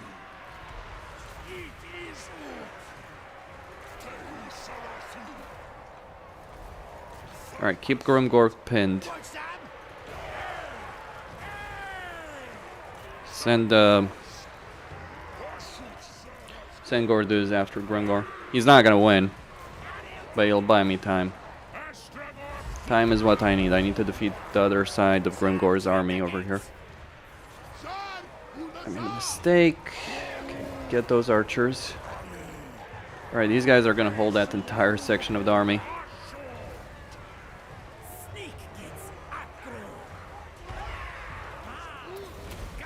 So we need to debuff Grimgor with poison so he's not killing every damn thing in sight.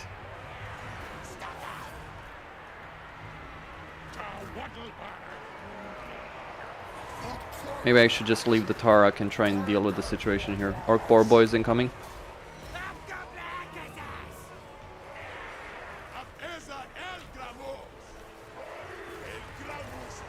Try and get those goblin archers there.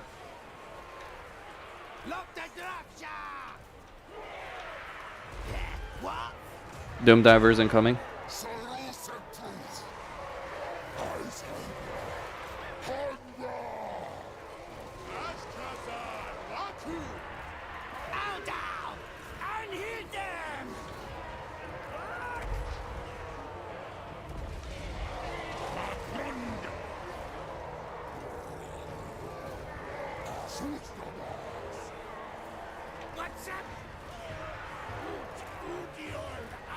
Alright, Gorduz is finished. But he's done his duty, so to speak.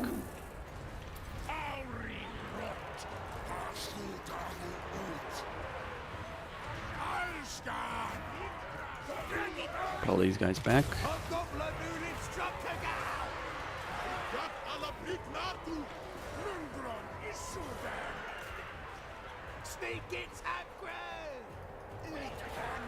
Alright, get those guys down.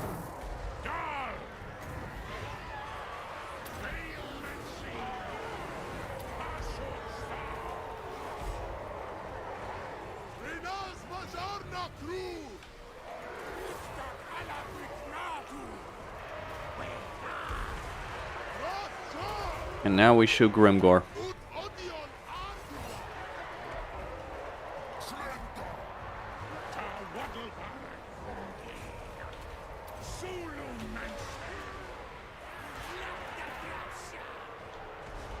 Alright.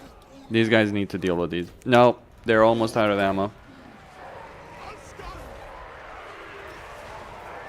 Whatever happens in this battle, Grimgor cannot be allowed to escape. He'll just gain higher ranks and become an even bigger menace.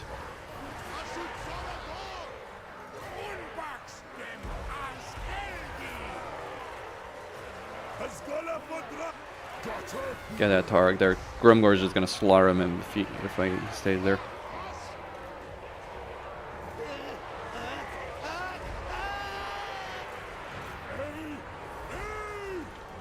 Alright. Astrogoth, you are up.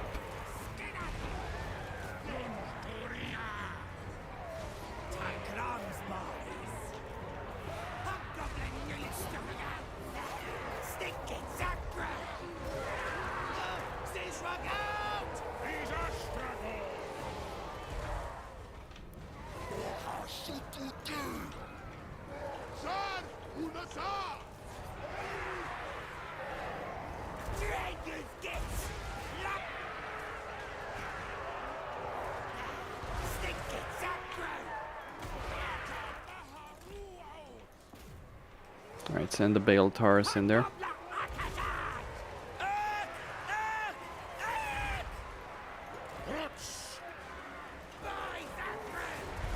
Pull him back.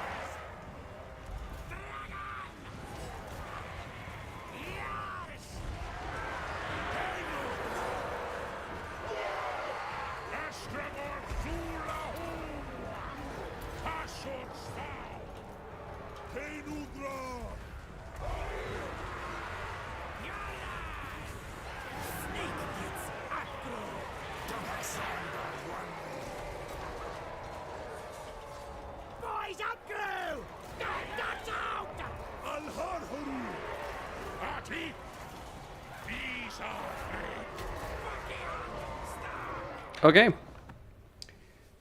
Well, that was a failure. I need to figure out a way to defeat them. This is going to be important. I'm just going to exit to the main menu because I can load pre-battle. It's a complicated situation, that's for damn certain.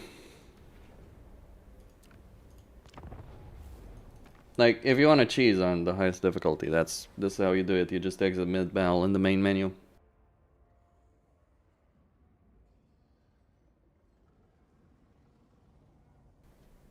Yeah. I think... Do I even have one? That's the problem. Like, I didn't want to spend the skill points because obviously... In the ideal world, you spend some points, right? Then you stop at 7, then you save up until 12. But I think in this case, I might have to break that rule.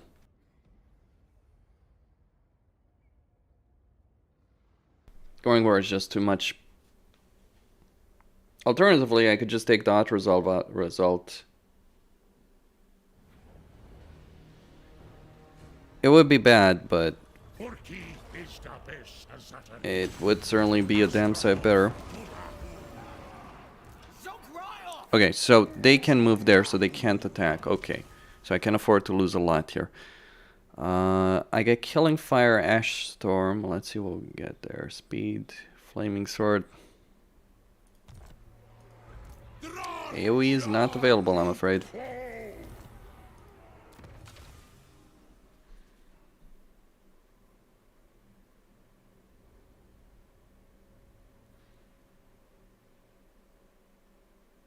I already have that.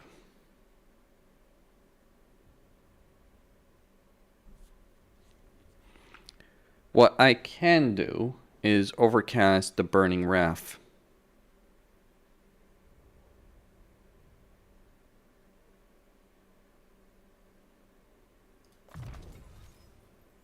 And maybe get the Flaming Sword of Ruin.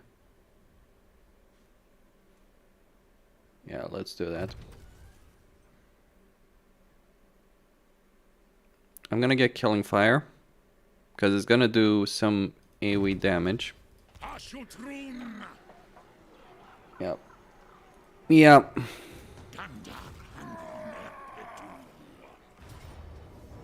Still a Pyrrhic victory.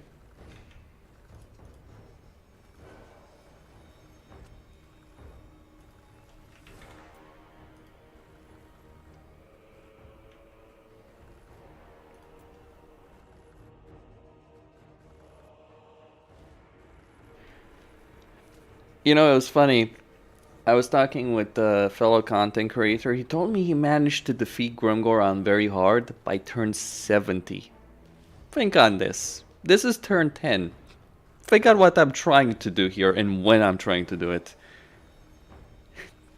I'm gonna sit. I'm gonna take a couple of minutes, just get something to, you know, just drink. Not alcohol, don't do that. But just get something to drink, calm down, and try and figure out a way to beat this insane bastard. Because I need to think about what strategy do I want to use. Because corner camping, yeah, it has the benefit obviously of protecting our lines, but he's got artillery. There's the problem.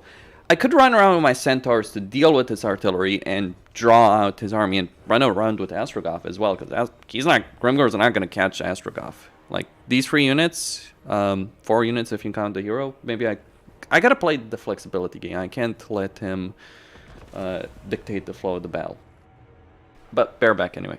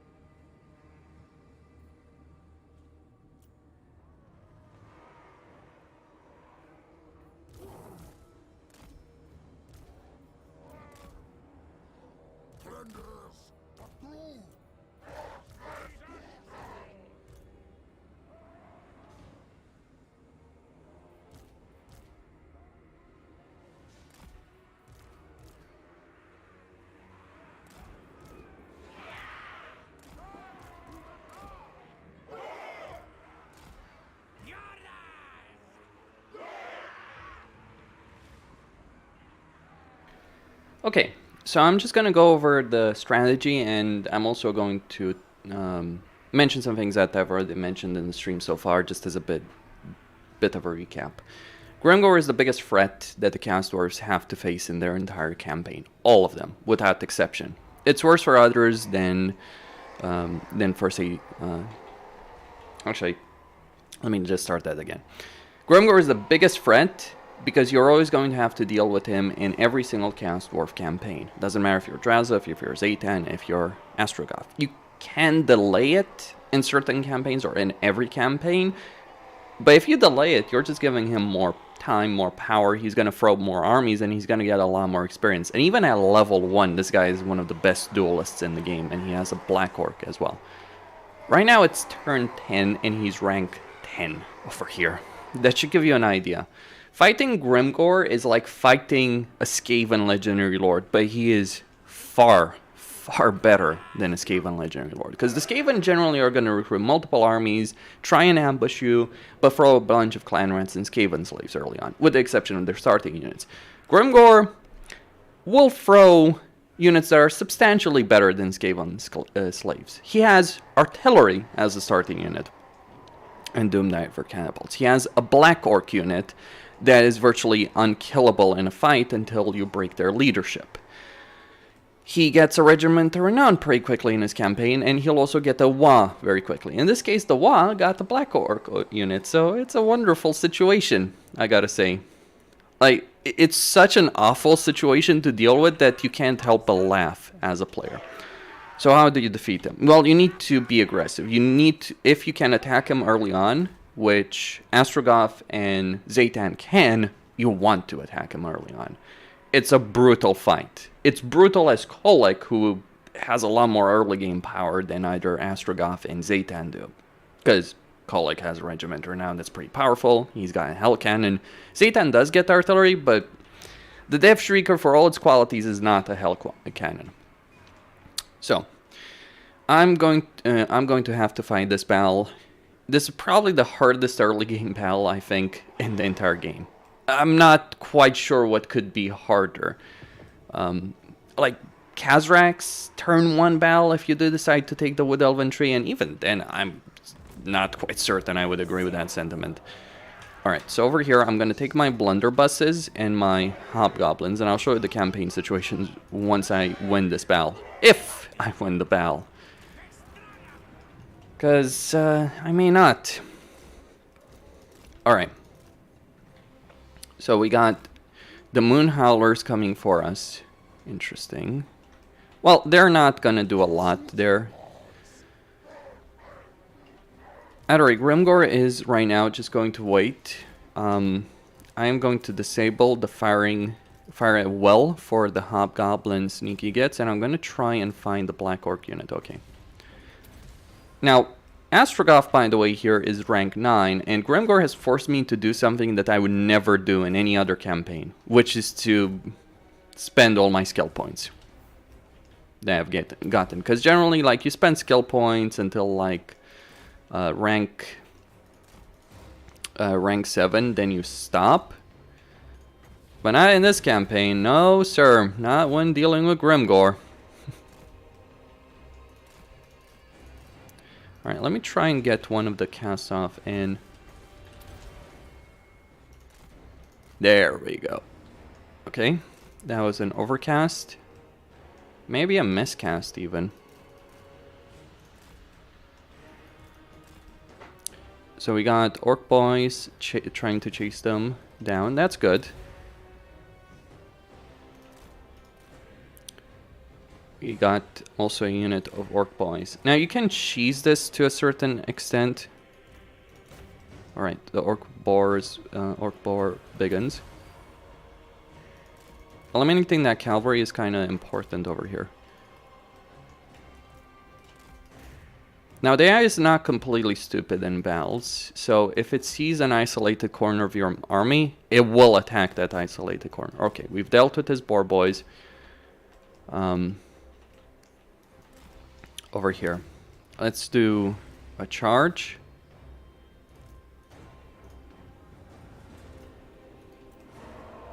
So you need to split his army. Your units are capable of defeating isolated section, like the Bull Centaur renders that Astrogoth starts with, the Taurus that he can recruit on turn 1. They can defeat sections of Grimgor's army. They have that ability. Now here's what I'm going to do here. I'm going to pull these guys out. Again, oh, he's got nasty skulkers. Because yay, of course he does. Thankfully the Bull Taurus should be able to handle them with relative ease, but yeah, that is not a great situation. I do want to maintain battlefield superiority though. And I also want to kill those Black Orcs as quickly as possible.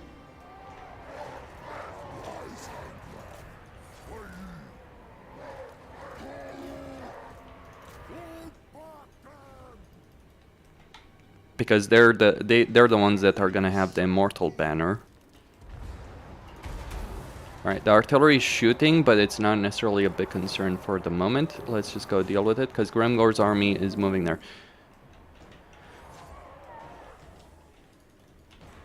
It says a lot about a legendary lord when your strategy of dealing with him is to isolate significant portions of his army and try and defeat them. Like that.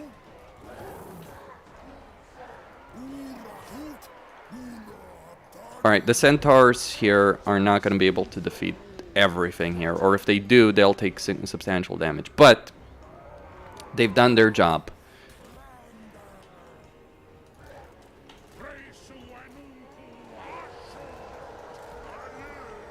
They've given me a line of sight to Grimgor's artillery position. And I'm going to go take it out with the Taurus. Hopefully the Taurus survives, but I'm not necessarily too concerned if it doesn't. Now the centaurs are much faster than anything Grimgor has. Oh, and Grimgor himself is coming for me. He just wants that. He just wants some beef tonight. Holy shit, he's got real beef with me. Okay, Astrogoth is fighting there. Now this unit here is the leader of the Wa army. So one of the things you can do in your campaign situation. I'm not sure if this still applies. Just bear in mind, you could do it. Oh god, that's... Get out! Holy shit, don't fight him. You're not gonna win. I'm trying to get it to get out of that situation. Oh, that's the Black Orc himself. Kill him! Go Astrogoth. Lower his melee defense, lower his melee attack, and just go kill him. Alright.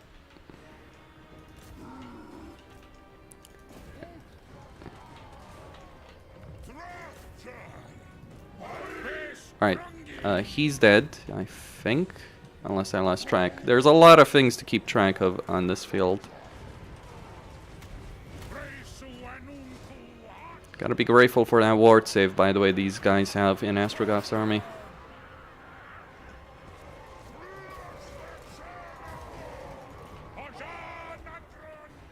So a lot of Grimgor's army is isolated and strung up. That's exactly what I'm looking for. Get these goblin... these archer boys. Okay, pull these guys back to the main line. I need to do as much damage as I can before the main lines engage.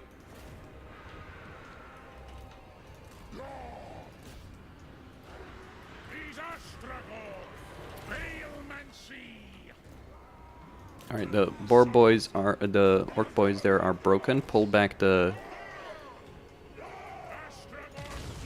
unit there. Try and kill it, but try and kill the artillery, or... oh gosh, get out. Just get out, you're not gonna do much. And get the Astrogoth out of here. Okay, I'm gonna enable firing at will here. Alright, so Grimgor himself keeps going after that Taurus. Let's get him. Let's get that Taurus. Oh, get out! Damn it! Damn you, boys! Enough courage for today. You've done your jobs. All right, throw that at the goblins. I've dealt with the Black Orc units he has in his army. I've kept him away from the main battle. That's the advantage I need. I need Grimgor to be away from the main battle once it's going to be joined. I didn't necessarily plan that. It's just what I decided to do. So over here I can actually attack. Let's do that. Group up. Group 2. And order them to attack. Blunderbuss is going to take that flank. Cast Dwarf Warriors are going to shore up the melee line here.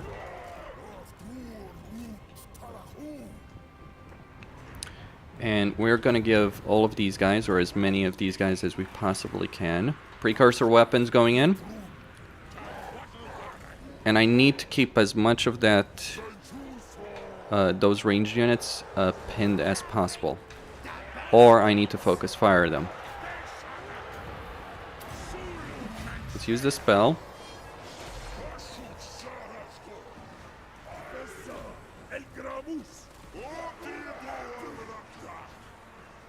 I'm gonna send the Dwarf Warrior unit, cast Dwarf Warrior unit here. And send Gordos in the center line.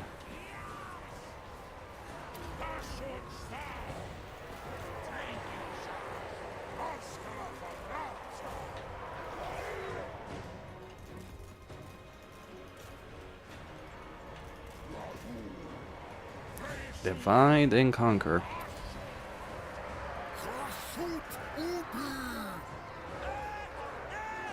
They're breaking.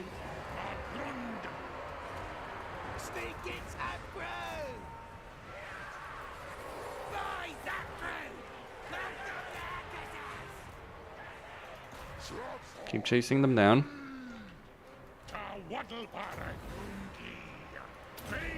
Give them some buffs there. And over here I'm gonna split my attention and try and get some flanking attacks. I also do want to get more post-battle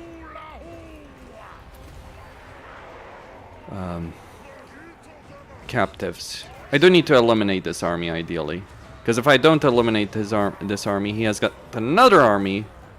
That's the thing about Grimgor, he's always gonna have another army. I could have auto-resolved this battle, but the casualties I would have taken would have been pretty extreme and I would have lost a lot of my units. Where's Gordos?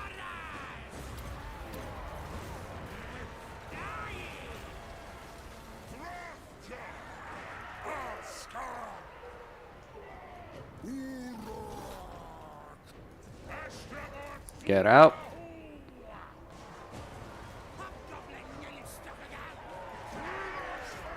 I'm gonna try and arrange a firing squad for Grimgor.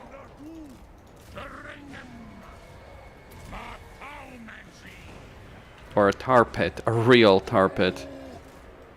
You're next, Tarok. That's what he's saying right there. I'm coming for you.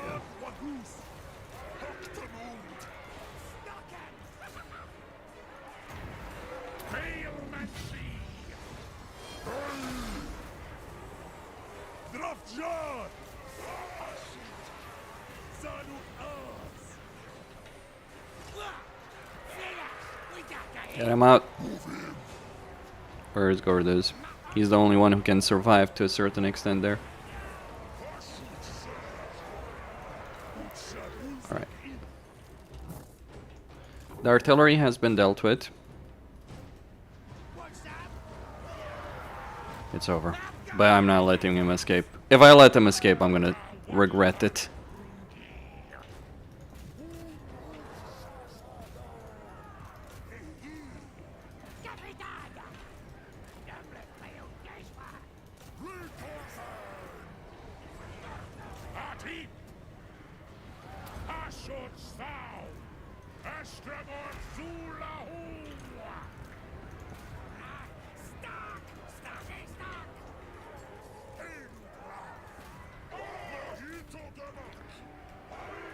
Yeah, GG, but it's now over.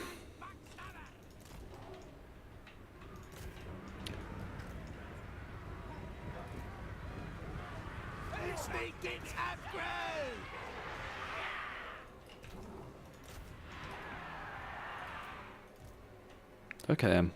He just doesn't die. He can't die. Don't let them escape. God, don't let them escape.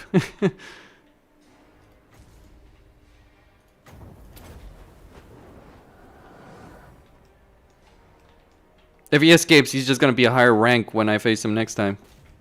On the campaign map. I believe that's the case, right? If you don't kill a legendary lord, even if you kill him, he's just gonna get experience.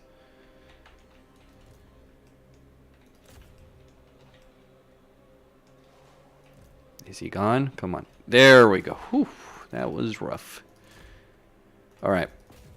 That was the soul of that army. Quite literally. The very angry and green soul of that army.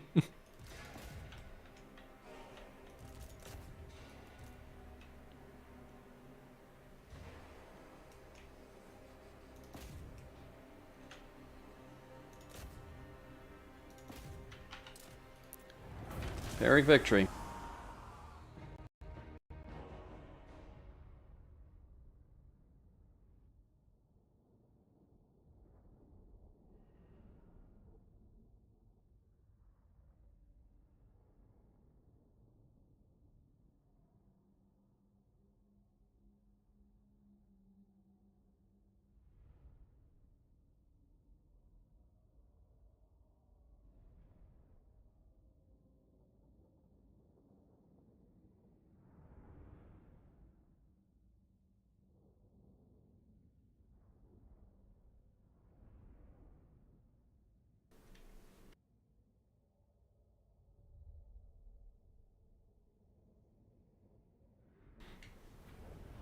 So, after the hardest battle I fought in the campaign in a very, very long time, got some labor, got money.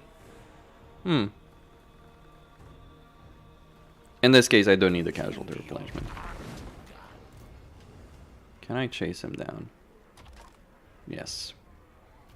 And I will. Not gonna spend any skills with Astrogoth. It was a painful experience having to spend skill points there.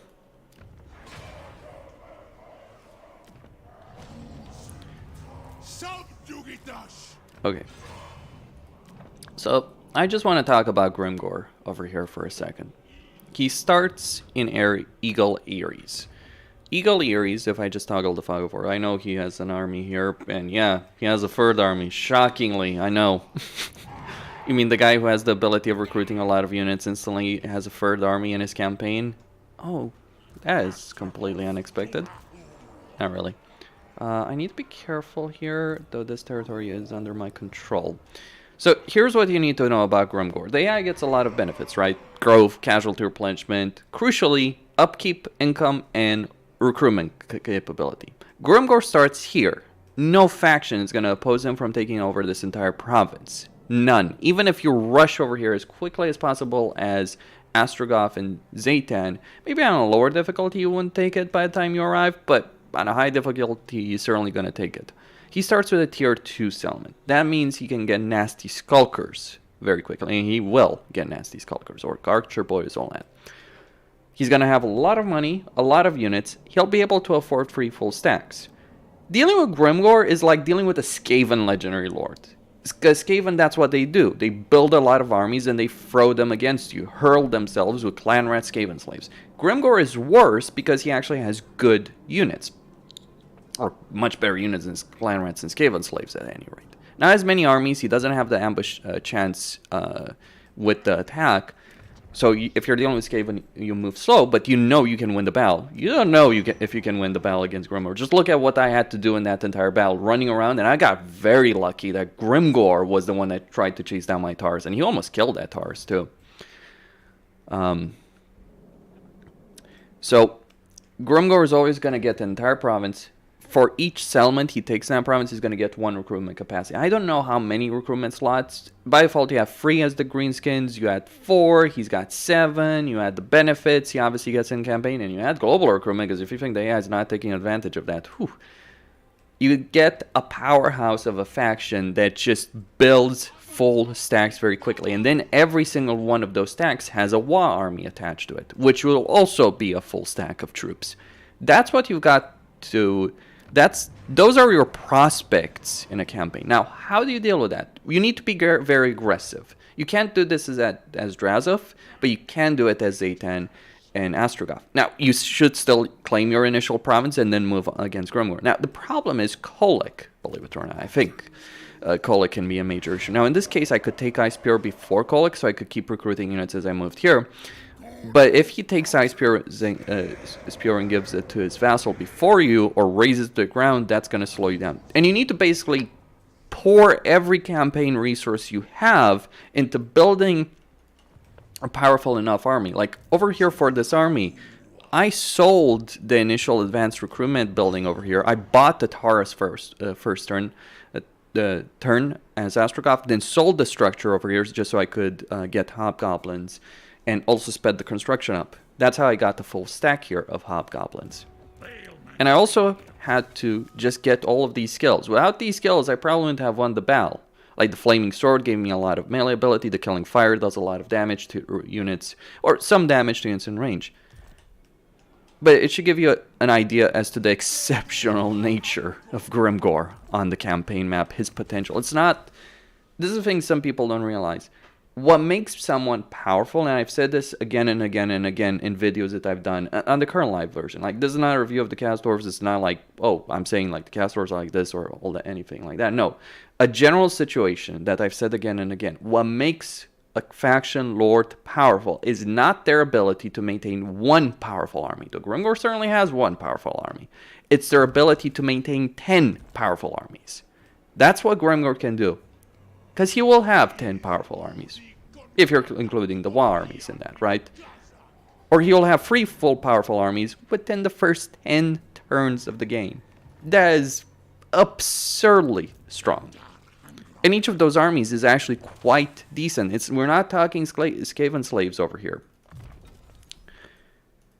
So you really need to be aggressive, you need to be focused. If you're not, here's what will happen if you're not. You're going to be spending the next few dozen turns fighting this guy, slowing down your campaign progress, meaning your empire gets built slowly. And there's other issues as well in the campaign. It's not like Grimgor is the only thing that exists within the realms of the cast dwarves. You've got Azak to the west as Astrogoth. You've got Cathay to the east as Zaytan. You've got, well, let's just look at the campaign map, right? You've got, and it's just going to be slow here over here. Like, you've got Ogres, Gorst, Emmerich, Tretch, and then you have to deal with Emmerich, Tretch, Gorst, and the Ogres of the Firing Guards, maybe even Greases, potentially. Then you've got Skaven and Dwarves over here, and chances are quite high that in your campaign, you're going to end up at war with all of them. Depends on how you play the campaign, how weak you are, or what difficulty you're playing on. And that means you're dealing with you're basically dealing, if you're playing a cast dwarf campaign, this is what they are. It's an end game crisis for turn 1. That's just my opinion. Now, feel free to disagree with that. Feel free to form your own, but I'm just telling you what's happening. Make your own opinions on that. But this was probably the hardest early game situation I had dealt. I knew it was going to be hard, but it's actually even worse as Zaytan and Drazov. Well, Drazov, it depends on how you view the situation. Like, is it easier to deal with an enemy that gets more powerful if you ignore them? Is it easier to, like, ignore an enemy for, like, 20 turns and then he shows up with 4 full stacks at your territory? Or 5 stacks even? There's a limit to how many armies the AI is willing to recruit. It's not just going to recruit 10 stacks. Because it does have some economic limits on every difficulty. But yeah, Grimgor is absurd. Okay. So I'm going to recruit some laborers over there, 2 laborers. Generally, I wouldn't use them, but I just need the manpower right now. Over here, I am going to... Let's see what we can do. So over here, I might want to transfer over 100 laborers over here.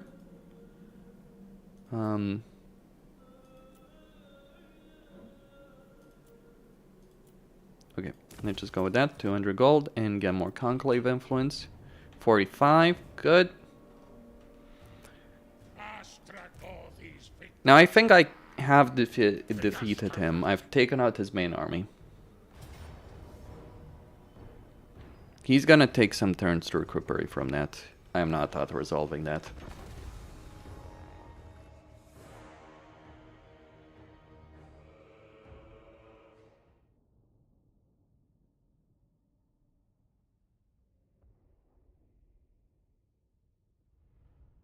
Oh, this is a sweet, interesting map.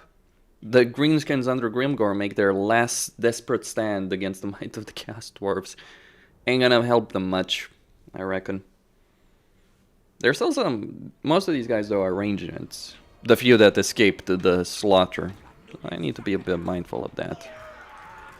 Not gonna bring Taurus, but I am gonna bring the Centaurs. They can win the battle on their own. Where is Grimgor's remnant army? Well, at least Astrogoth got to Grimgor's defeat trait. Over there.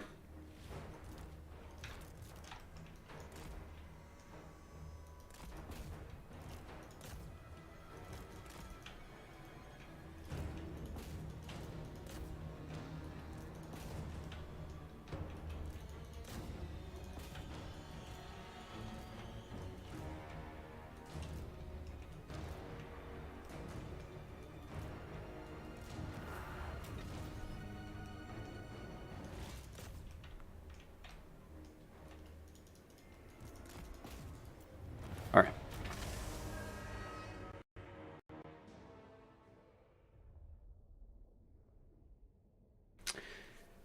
But if you do win this battle, you're pretty much set for Immortal Empires, more or less. I mean, there's still other issues, but and that's why it's important to deal with one of the biggest ones very, very quickly. That's why I push aggressiveness so hard in videos that I do. It's like pushing aggressiveness is important because however powerful a faction might be, if you let them recuperate, if you don't punish them quickly, like look at Grimgor, he's got 2 stacks on this on the campaign map here. If I let them merge, if I let them recruit the 3rd one after this one, I deserve what's coming for me. Now I can probably defeat his 2 other armies even if they unite. Just right now do have that level of power probably. So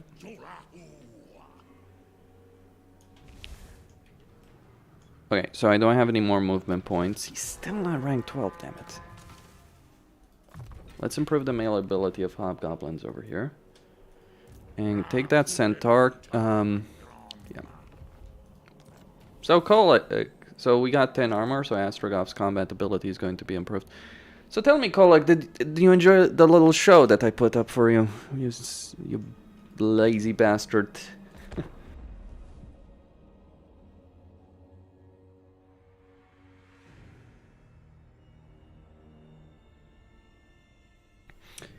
But don't worry, Colic will die. It is a question of national honor at this particular... For real?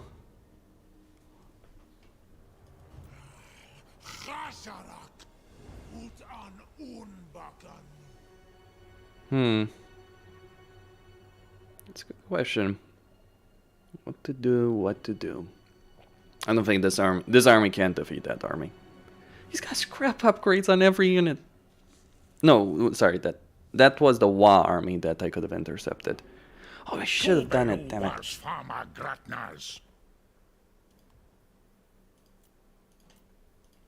Not interested in your non-aggression pact, but interested in trade agreement.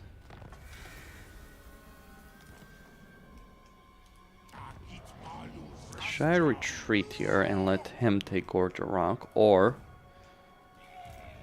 do I have a regiment renown ability? I can get these wolf boys. He's gonna retreat.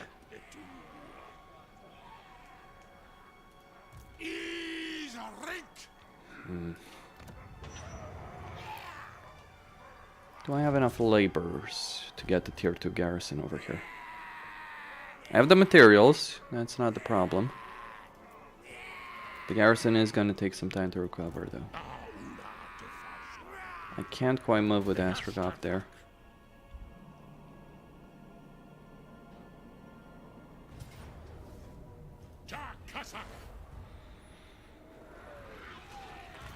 Okay. This is a siege. Of course it is. Alright, what's his movement range?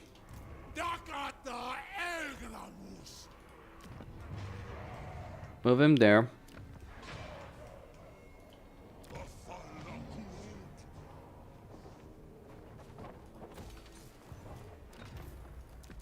Yeah, convoy.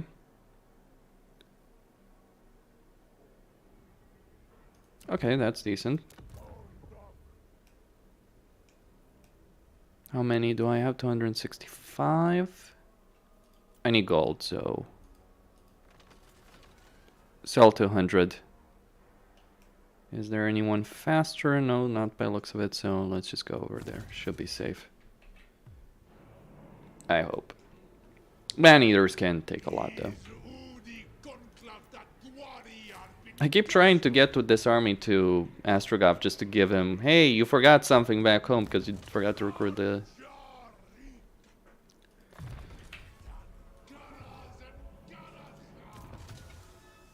the Chaos Dwarf Warriors. Fuck me. 2 Black Orcs and a settlement? Maybe I should just besiege this one and just wait for him to show up.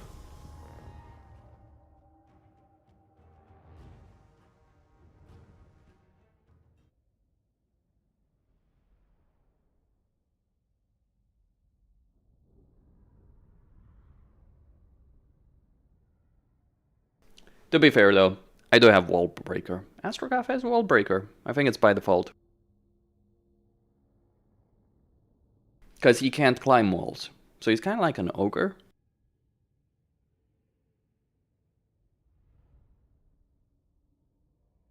I'm sure Astrogoth would really appreciate that sentiment. Okay. Alright. So let's start the deployment. There is a visual bug here, but I think it's going to be dealt with soon enough. Where do I want to fight? Therein lies the question. It is an important one.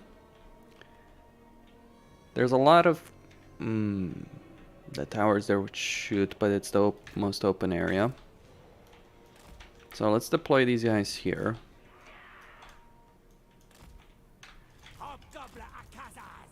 Get this towers down here.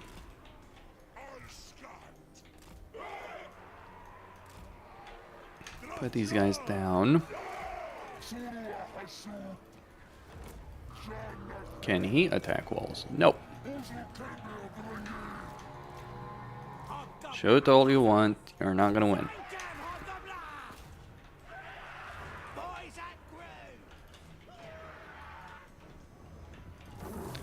So let's just send this this one.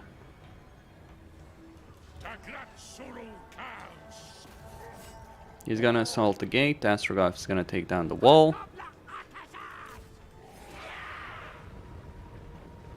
Actually, no reason to send that one there. Here come the fire boys.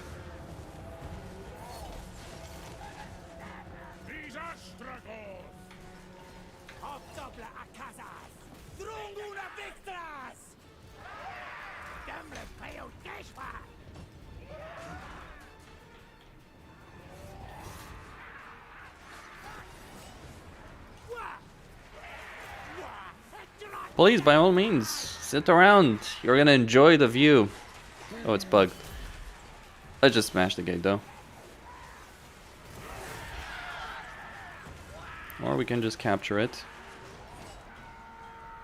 Well, we're in. So I'm gonna go for a capture point directly. Gonna send the Taurus as well to help him out.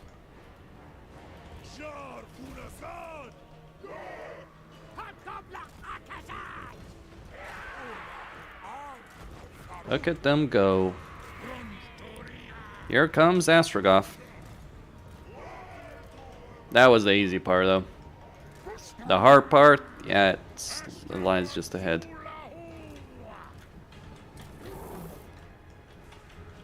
I want to... Actually, let's just capture the gate there. Pull this guy, this one back.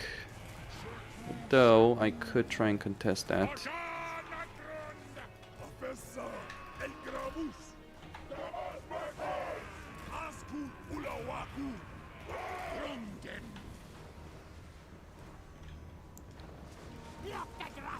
Alright, they're gonna start falling back there.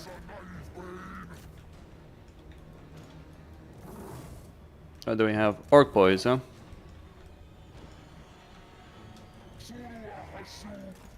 Send that one there. Deal with the archers using the Taurus.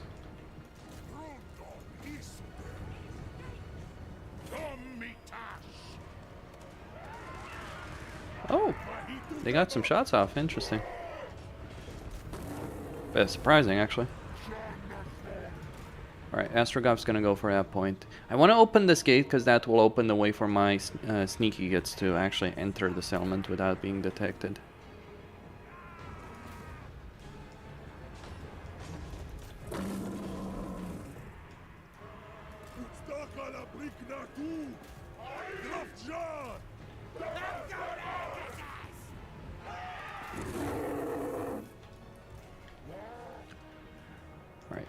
We got more units incoming, goblin archers, and the like. I think I want to take the victory point in this situation. There's just too many units to fight effectively here without losing a significant portion of the army.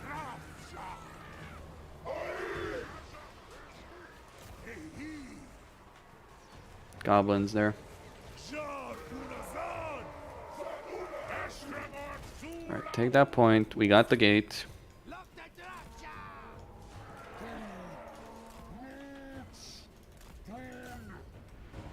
Alright, that's the Wa army. That Wa army is actually the more dangerous part, because it's got those black orcs. What's with this lag? Odd. Okay. I'm gonna move the Castor warriors here. One of them is gonna have to hold that passageway. Because there's some units here, they're likely going to interfere, so I'm just gonna move them here. Move these guys in the center. And I do want to try and break through here. Let's use some magic. I wonder how I should use these guys. I think it's gonna be hard to try and sneak past them. I don't want to just use them as a melee force. That would be a waste of their potential. Let's send their centaurs. Should probably send them from the start, actually. They've got that ward save, so they can take that substantial damage. Alright, Orc Archer boys moving in.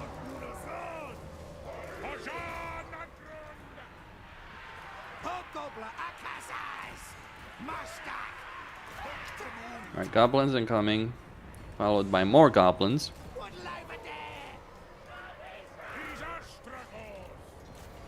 Open fire. Alright, he's fighting all of them.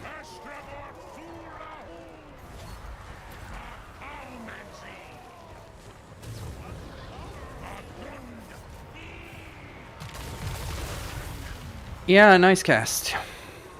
Not really. Oh, shit. Mistake.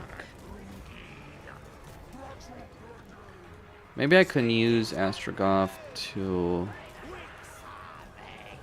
Alright, move these guys forward here. We're gonna need to pull this guy out. He's done a magnificent job for me in the campaign. Let's not waste him.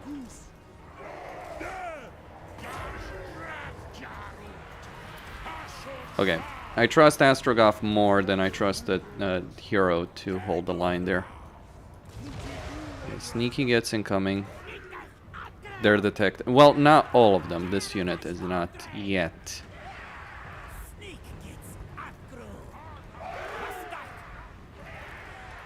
This unit, actually.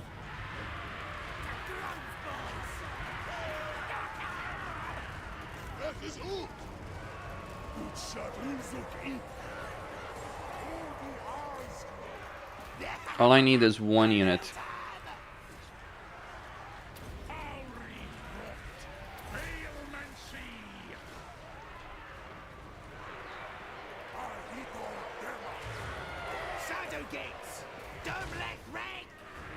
Alright, they're holding their own there.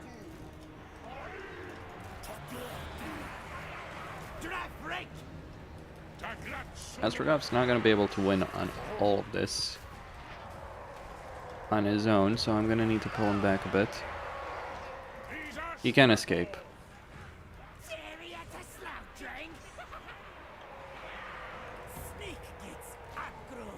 Alright, they're all discovered, so unleash the firestorm.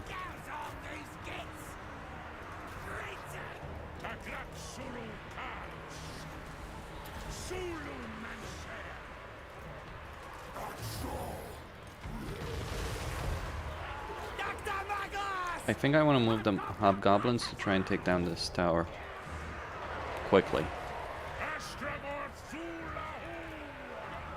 Alright, we got orc boys, we got more orc boys.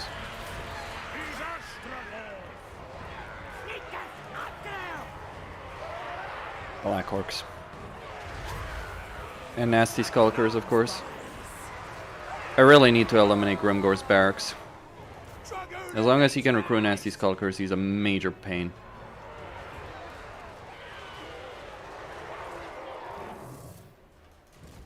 Alright, pull it back. It's earned its rest.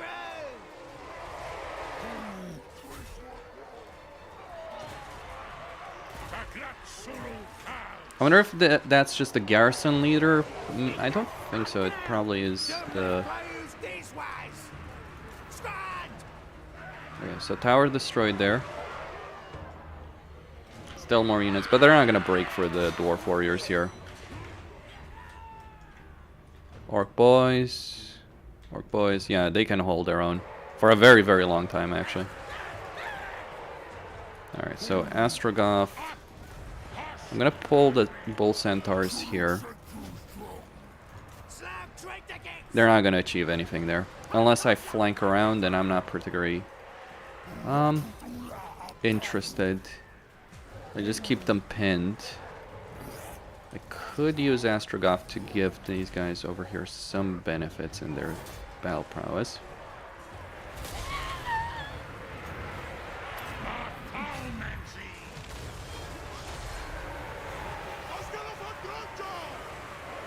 Alright, so they should win against the Black Orcs there with that buff. There's another tower, I need to find it, or no, it's just the enemy lord. He's got some goblins and orc boys there, but that's not going to be enough.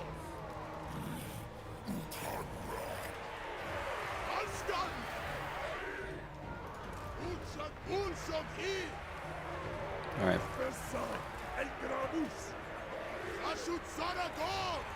Nasty Skulkers there. See, the thing about Nasty Skulkers is they're a good unit, but they need some care and tenderness. Grimgor's not caring or tender with his goblins.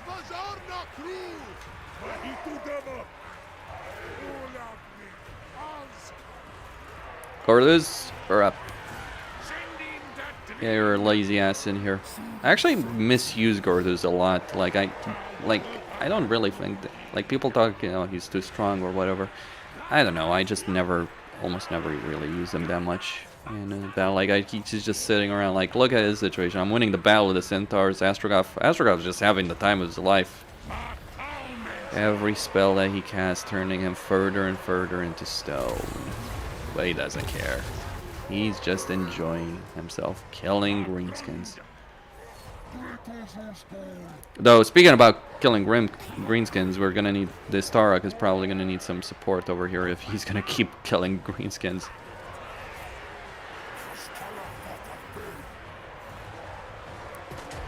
So there's the... These are the victory points. We just need one.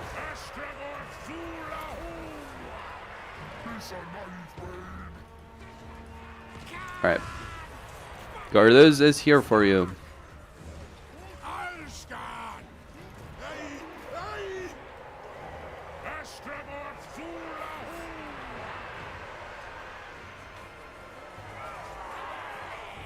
Get those blunderbusses into position over here. Gonna pull the Tarak. I don't want it to take more damage. So what should I do? Let's buff their melee defense.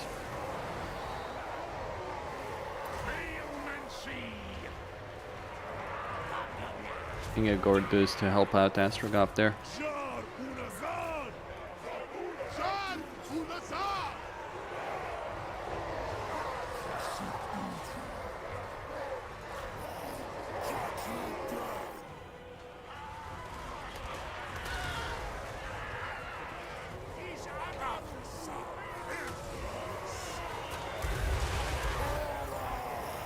Gonna send Kurtis into this massive units while the centaurs just do a nice little charge here.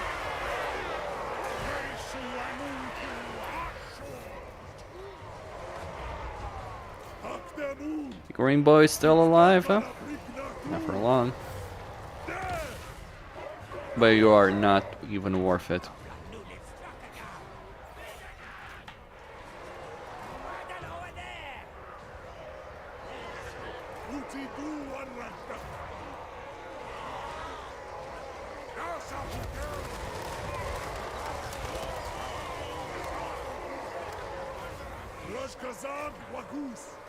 The firing squad has arrived for you, my friend.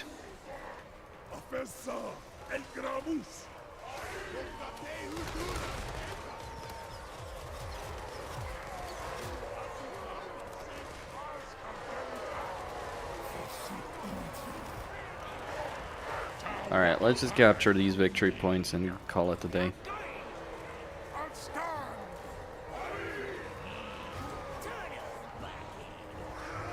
Assuming the greenskin army doesn't break first. Potential portion of the enemy army here.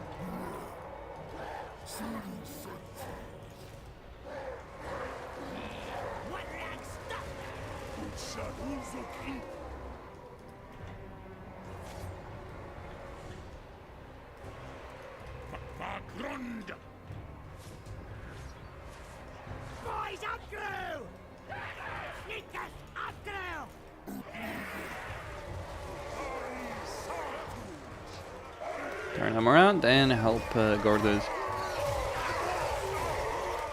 Pests eliminated.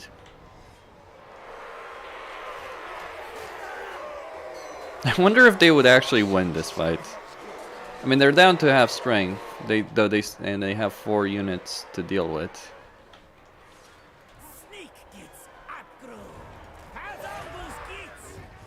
Tower is eliminated.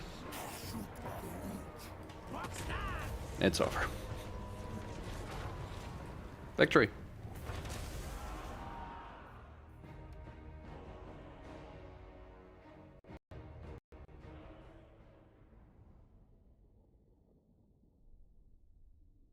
I ordered it off the battlefield. It took a lot of damage, but it did its job.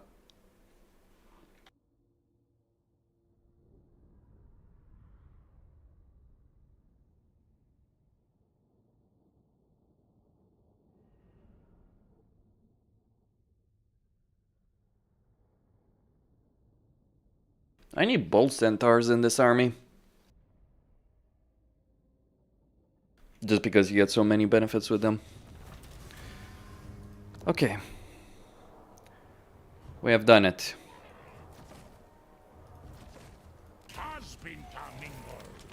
We have killed Grimgor. Just a joke, but you guys get the idea. Alright, Regiment Renown is available there. Now what I need to know... It can't. There's no physical way for him to take that right there. Ah, Should I spend my entire money in there? Yes. Tribal Onga. True savages. Lord Magistrate. I just want to mention this. When I started my war with Grimgor, he was rank number 5. I've reduced him not to like rank 100, but 31. Madness. And I've just dealt with 2 full damn stacks. No, 4 stacks of troops. 4. Madness. Just pure madness. Okay, here's what I can do. Well, beyond getting influence, of course, which... Do I want influence at this point in my campaign? I mean, I do want that diplomatic relations benefit, but it can wait. So... I want money. I'm going to cancel the recruitment here. So I have enough money for recruitment at least. Gonna take 100 here. That should do it.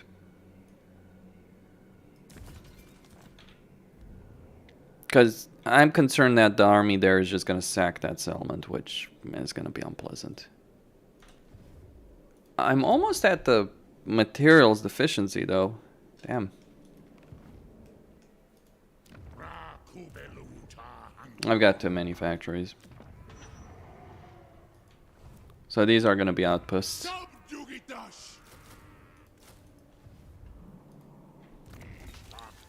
Okay. I can finally get the special skill line over there. What do I want? Burning Wrath would be nice. Fun fact. I already spent the skill on Burning Wrath. Armament cost, armor piercing damage. Let's get the diplomatic benefit. I could get Hellhammer, but the thing about getting Hellhammer is I don't have the skills right now.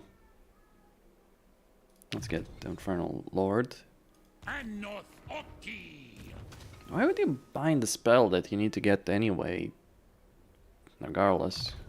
Gonna get more armor there. And more benefits for hobgoblins in that army.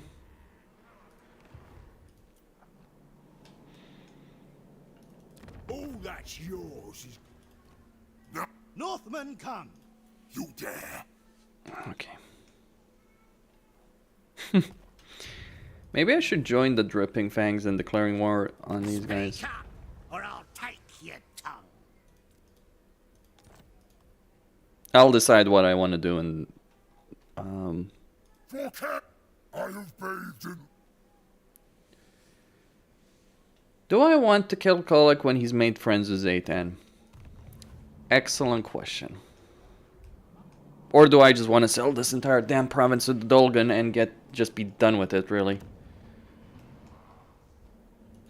Also a good question. No, they just have 1 settlement, so no, I'm not doing this. I am going... Killing Colic is just such a stupid thing. I want that settlement. Enter then. Are you after a drink, a fist fight, or both? But they're not gonna sell it to me. Unless I give them something else in response.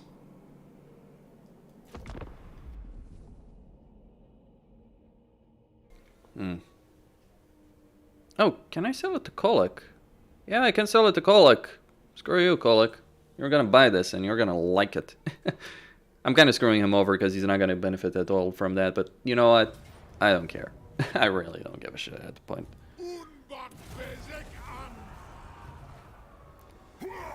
He's got a my god. It's like he had 3 armies when I declared war on him. Now he's got... Sheesh.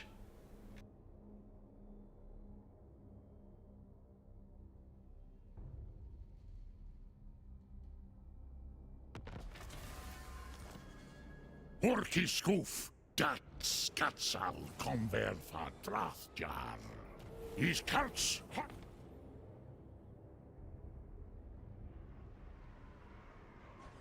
Ra kubeluta angron. Rik. before the mountain god.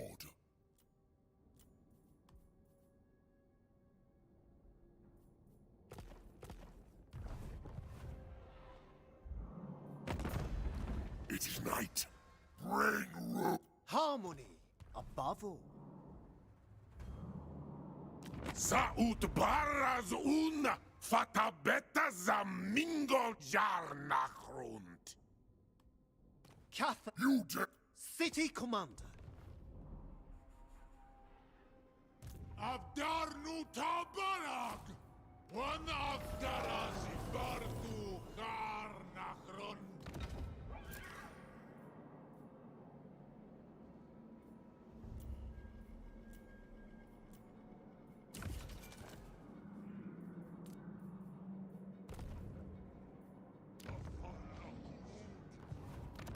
Bow before the mountain god. Yes, good. Red, Yeah, I hunt. Lord Magistrate.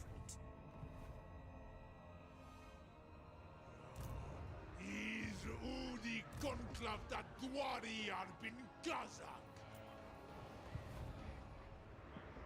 Is an Hashut Anuku. Abgru. Gandar Hangron Epetu. Drunta Orcs. Grimas da Barartu. Sumas Anoth. Dacta Elgramus. He's a Greg. I'd rather eat a squeak.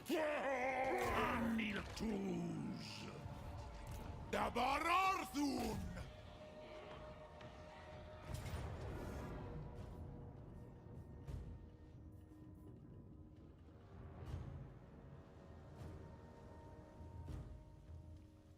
That is an unfortunate situation, but I'll make do with it. I can eliminate at least this entire horde army. I just need to kill these guys, so I need to kill the Black Orcs.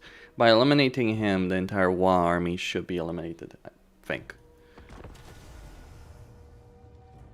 But to be quite honest, even if I lose this entire army, I'm not losing anything here. I'll actually gain, like, if I get rid of these guys, I'll gain a lot of money. Yeah. Oh, Gemini, if you think that's worse? No. I've dealt with the worst. I've won. Keep in mind, this is victory. This is victory. Like, I've defeated Grimgor in this campaign. This is how it feels like to defeat Grimgor in the campaign. No joke. No freaking joke. Oh dear. It's just a shame, man. If there's anything you guys should learn if you're watching this from that, if you're in that kind of situation, or if you don't know, like you think you're gonna make it, but you don't know, just put the Lord outside the settlement in the direction you want him to go in. That will give you a few extra movement points. Something to know. So our meat shields are ready over here.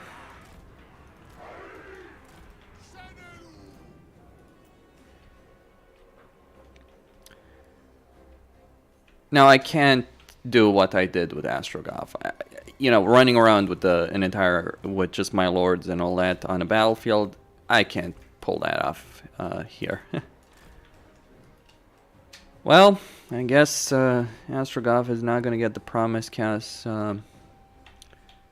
dwarves. Poor him. I could have set a timer on this battle and tried to run out the clock. That might have worked. Gonna try and figure out where these guys are. If I win this battle, that is ridiculous. Generally so. More likely I'll just do some damage and then run away into Colic's territory. Hell, sell Sabermounter to Colic, let him deal with Grimgor. I don't want him to. There's many reasons why you don't want him to. So 40 units on the battlefield against however many I have here. Certainly not the full stack.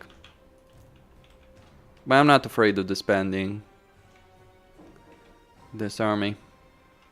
You guys gonna come or what? Alright, I guess we're doing this. What's the range? Alright, I just outranged them. Just.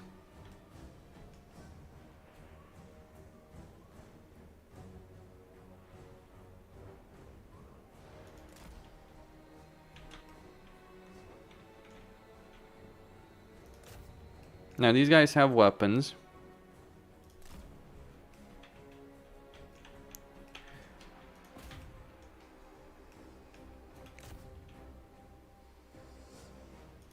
Those guys have armor.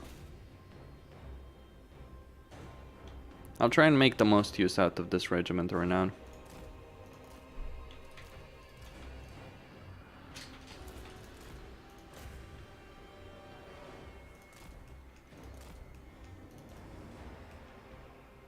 Alright, I need to get in their back lines because I need to deal with some of their archers. That's my goal here. Deal with their archers. Make life easier for Astrogoth next turn. That is the goal of this army. That is the reason it exists.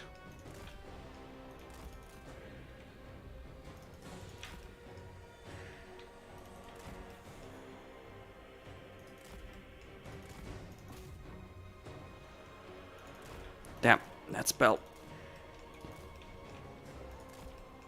That hurt. That was a bad idea. Shouldn't have done that. They're actually quite heavily armored for such a light cav unit.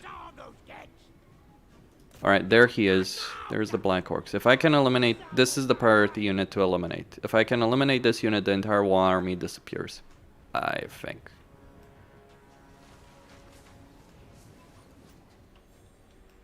So just try and kill these guys at any price possible. Doesn't matter if I lose the entire army.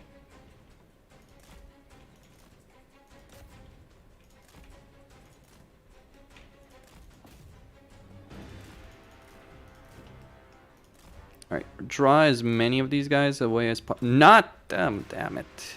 Okay.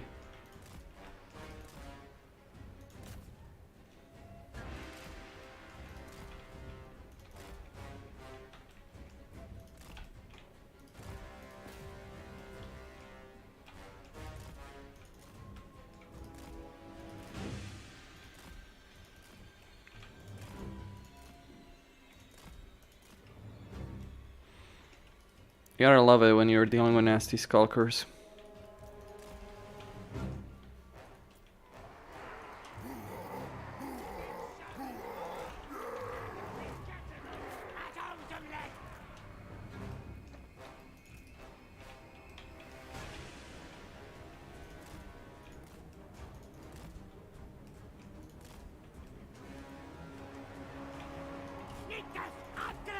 I mean, war armies are not exactly top tier, and their leadership is bad, so.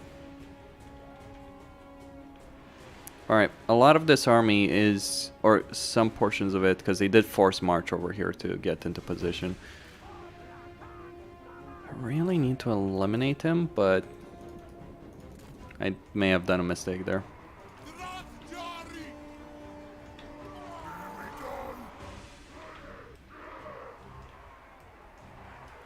I don't think I'm gonna win this fight, to be quite honest with you. There's just too many units, and this guy is just like rank 1. He hasn't fought a single battle in the campaign, so what I'm looking to do here, should just run that clock. Would have won.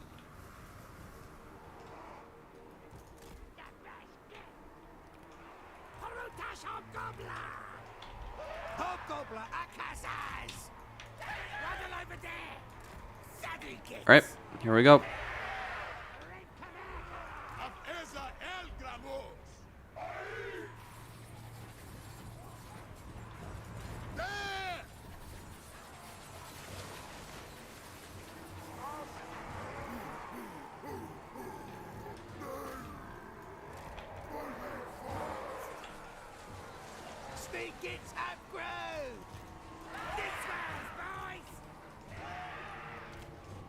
I love the AI just completely surrounding me here. We're not gonna wait for them. I am not ceding the initiative completely here in this battle. We charge in like the heroes we are. The malevolent heroes we are. It doesn't matter, our entire infantry line is gonna have major gaps in it, but we do what we must do.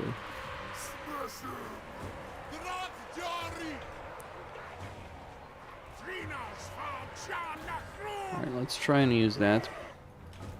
Well, so much for my plans to eliminate the one army, but I will be able to do some damage over here, hopefully.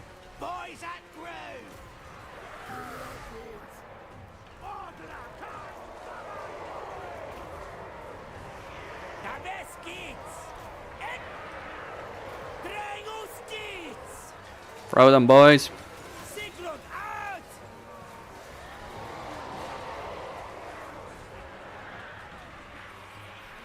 Alright, pull them back, move them here, turn all the range firepower here. There's Chaos Dwarf Warriors on that side, so they'll be able to hold the line. I want to turn the range firepower there, because there's more opportunities in that sector. Also, I might have to.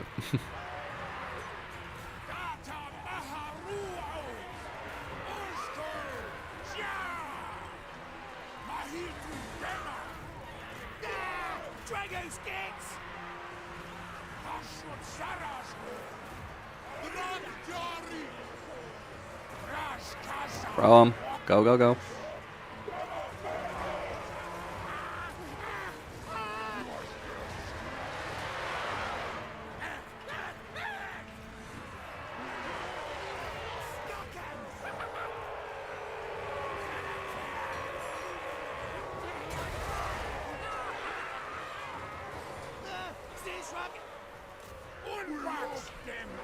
If they could get that final shot off, that would be great.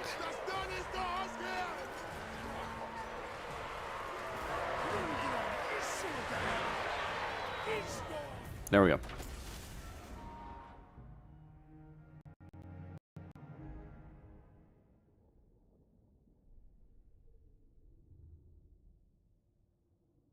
About even damage. He outnumbered me 2-1.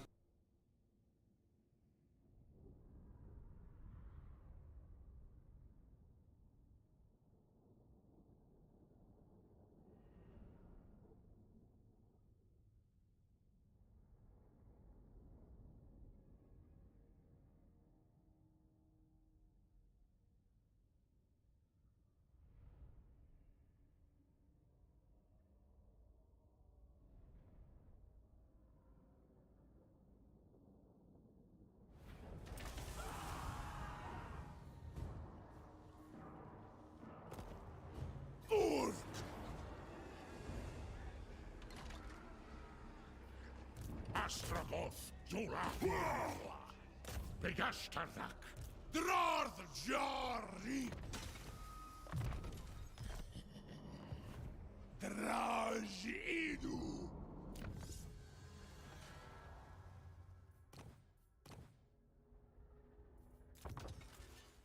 Ma Endrin Kuli Aswat.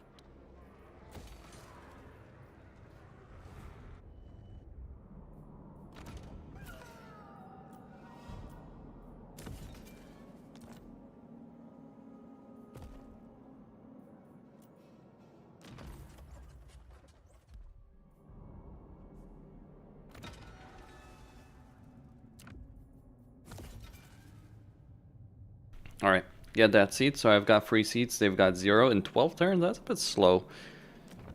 But I think they're not using the labor actions to get seats, that's the reason.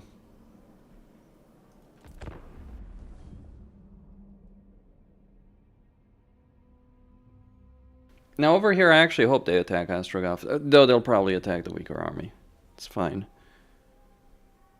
But if they attack Astrogoth, I'll just wipe them out. That resolve should be in their favor. Oh yeah. Exactly what I hoped for. Well, mission accomplished. I actually succeeded with my second army there. Nice.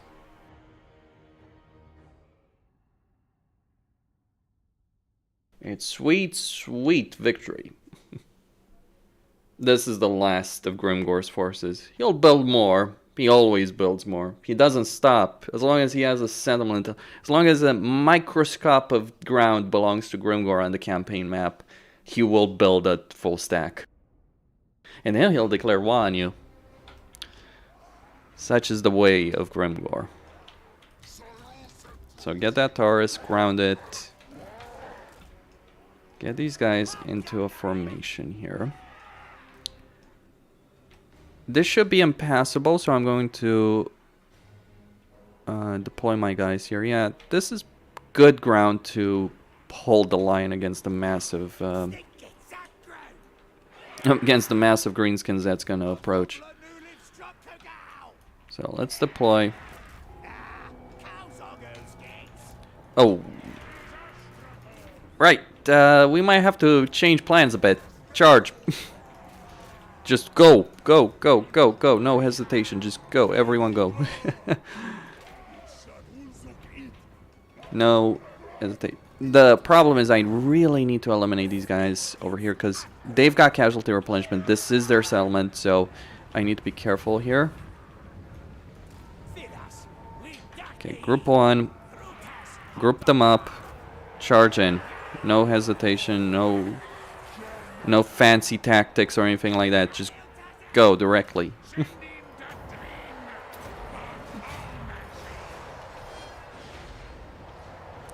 Form the ranged units and then charge with them. Get the Taurus, charge the archers. Blunderbusses are going to come behind and form up a position the moment they can.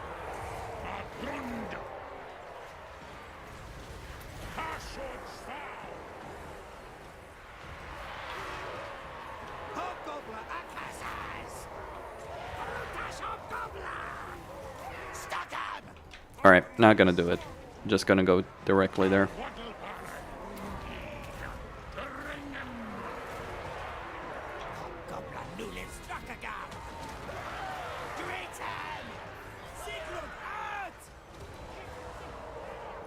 Alright, they took some damage, but they're holding.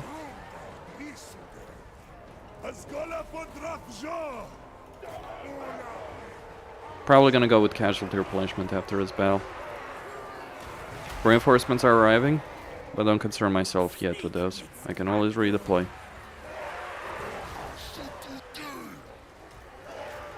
I just want to eliminate these guys as quickly as I can. So that entire army is broken.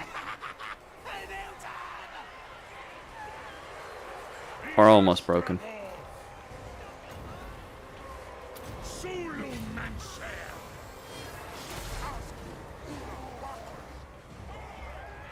Alright, Centaurs having the time of their life. You know, I was a bit iffy about Astrogoth's Immortal Empires campaign. It was the most voted campaign that people wanted me to cover.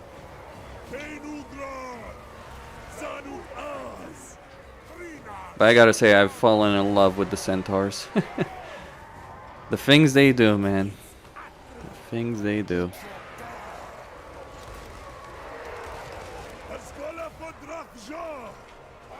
Why does it feel like they're talking Arabic or Farsi or whatever it's called? I apologize, but I don't know the language names. I mean, obviously I know what Arabic is. It's Farsi, isn't it?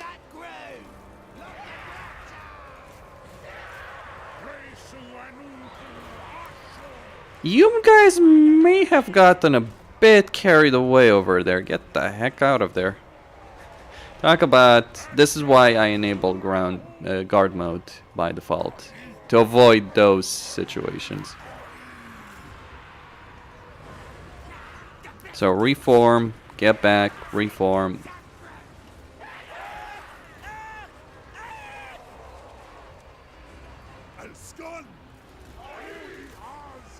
And then strike again.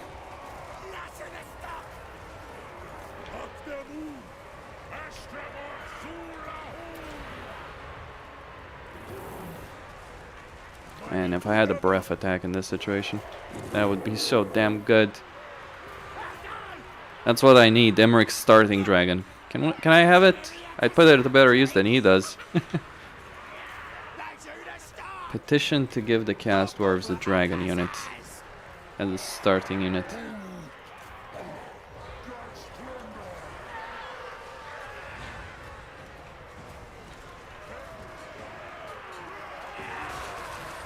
That's such a combat waste, really, there.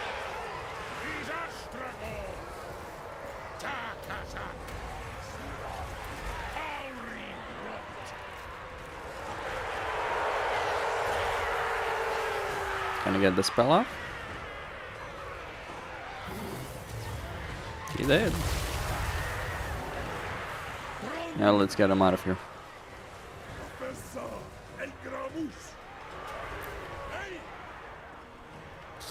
More units incoming.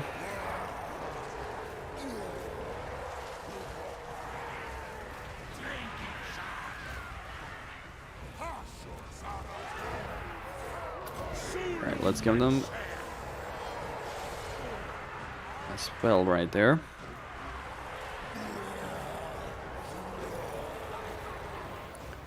Gonna... Oh! We got an lost unit of Orc boys. You're not supposed to be on that side of the battlefield. We're supposed to be dead.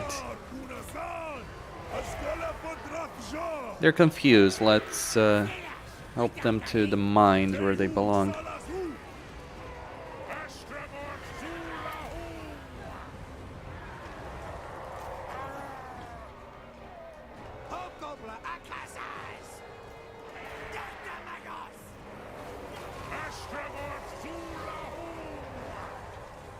That's a lot of archers.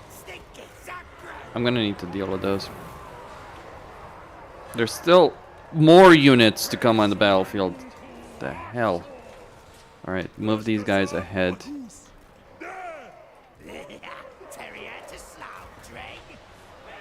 Don't think they're gonna last much longer.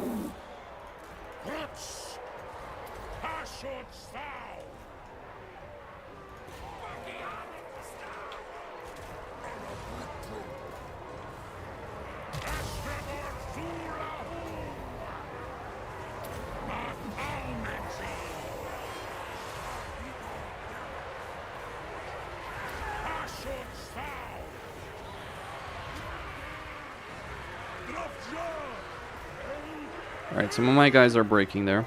Let's reform.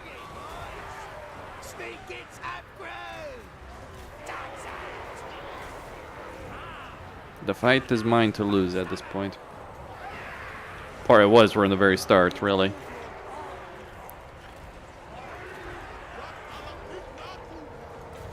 Just gotta be careful about the mass number of archers that they have on the battlefield.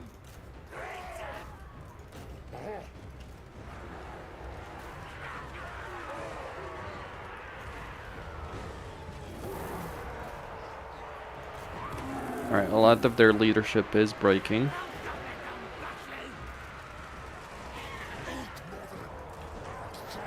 Yeah, these centaurs are amazing.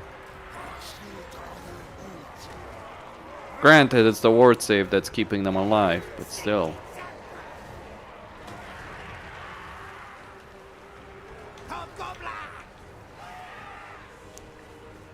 Alright. Gotta move the blunderbusses ahead. Need to get something done there.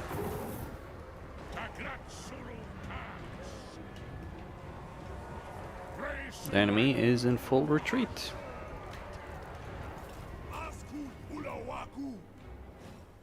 You're not allowed to escape. Your lease on life has ended. Fortunately for you.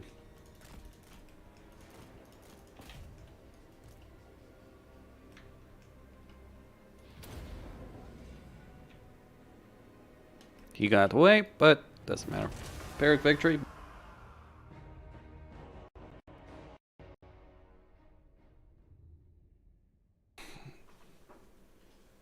I mean, this is not a brag, but I did play in some of the best guilds in World of Warcraft, and I have played strategy games since I was 7 years old, so... And to give you an idea, I never stopped. I'm 33.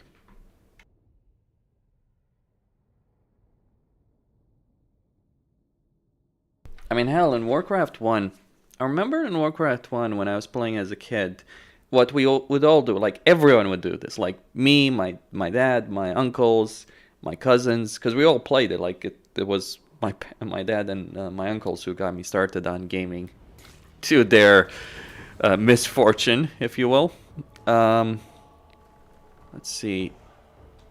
I killed a lot, so I think I am quite fine. The Wa has been eliminated, so let's go for the labor.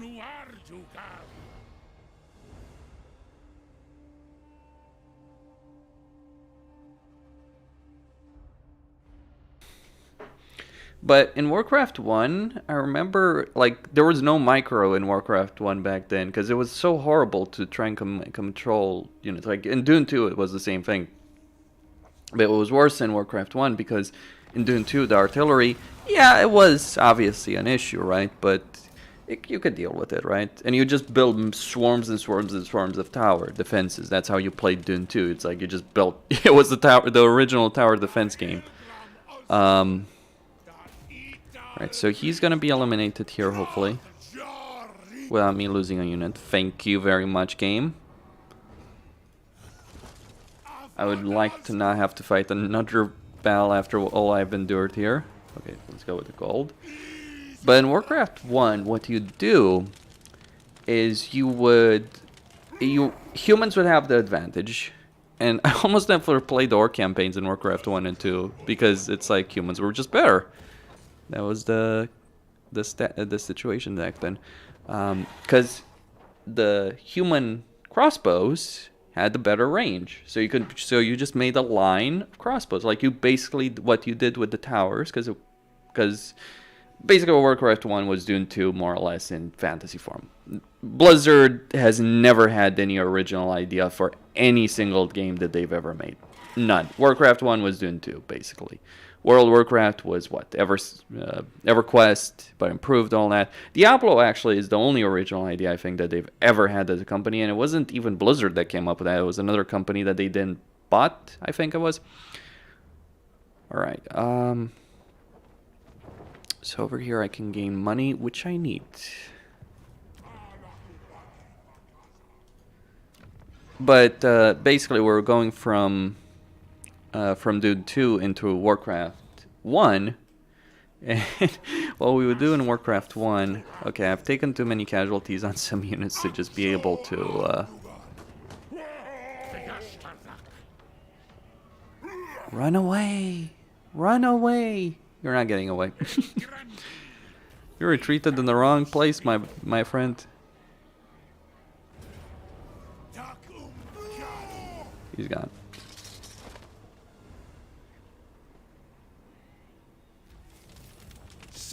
Can I reinforce?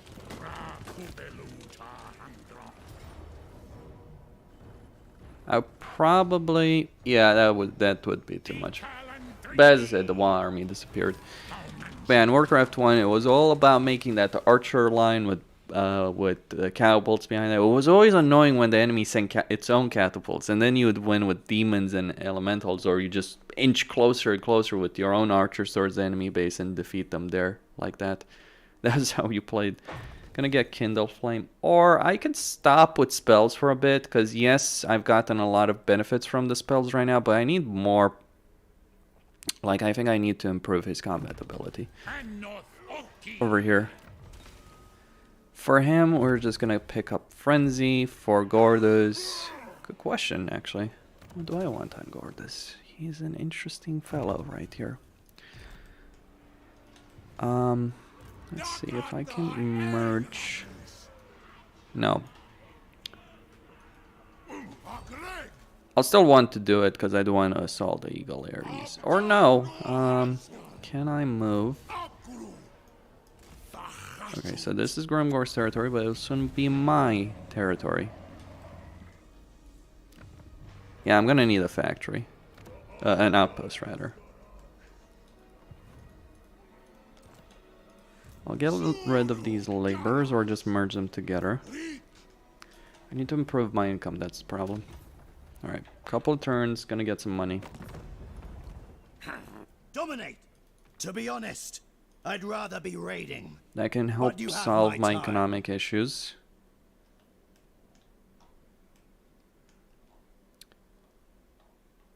Okay. Prague has a lot of problems in its own right. City commander. Speak, mortal. Alright. I want him to give him even more money for that. Because I'm giving him a valuable settlement. Even if it's not valuable at all for him. That's the fun part. It's like, oh, thanks for a settlement. No problem, laughs Astragoth as he's going to the bank with that. Alright, let's accept new labor over here. We have enough laborers in this situation to... Actually, damn, we don't. Okay, let's just transfer these guys over. Get down, gate. Orcs.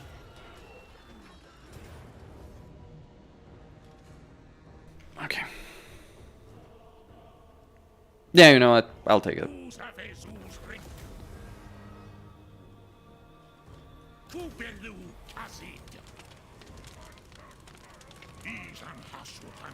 What would I recommend as a new player? Tyrion. Oh, if you don't own... if you don't own the Warhammer 2 or anything like that... Good question. What would I recommend for a completely new... I wish I could say Be'lakor for you, but... Probably not, honestly.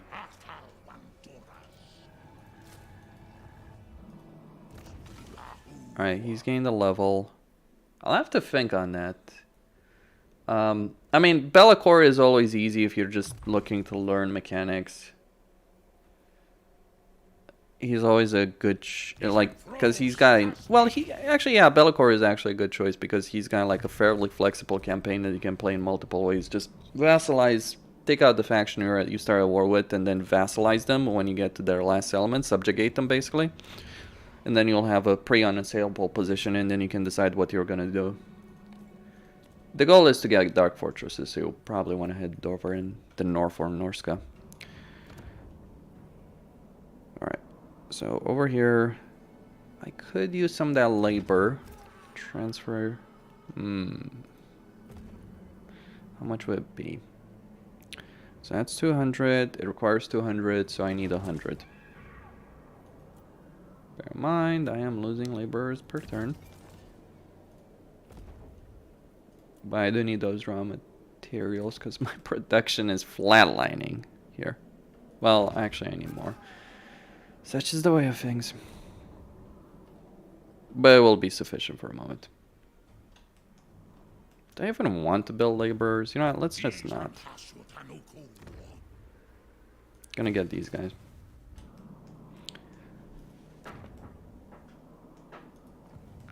You know, if you're a new player, here's what I'm gonna say. Play the Lost God prologue.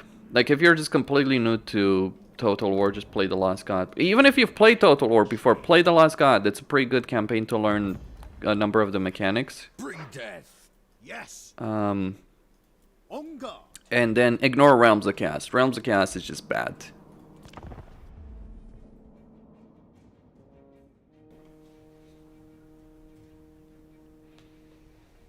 I wonder what Creative Assembly could ever do to fix Realms of Chaos. I don't know. That's a great question. Not be Realms of Chaos?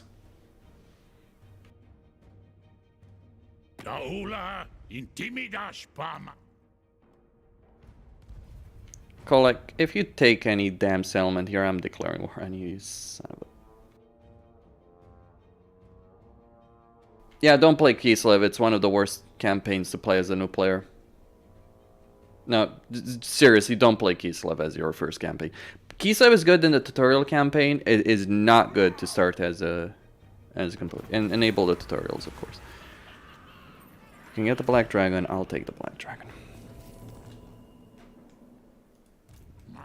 Alright. Freaking finally.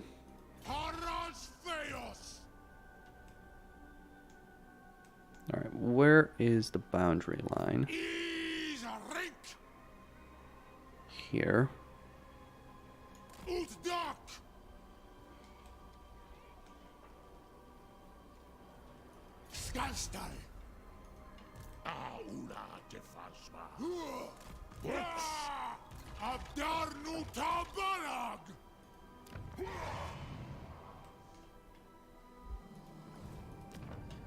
I don't think it's a funny joke, Gemini. I think Creative Assembly genuinely thought that they would get that Kislev would be a good starter campaign, and I think you can see that in some of the decisions they made. I also think Creative Assembly at times doesn't understand the game that they're developing, but that's just my personal take on that. Bow before the mountain god.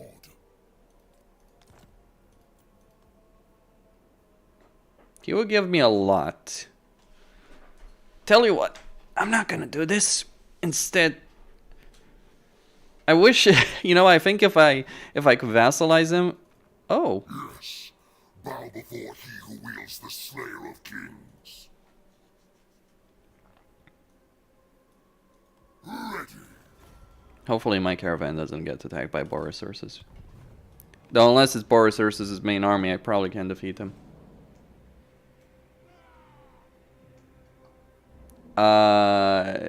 In all genuine honesty, Mace, even on normal, Kislev is a bad choice. Keep in mind, like, I'll talk about this. I can talk about this. Here's the thing. Kislev is dependent on the big cities, right? So that means you need to have a good knowledge of diplomacy in order to make that work.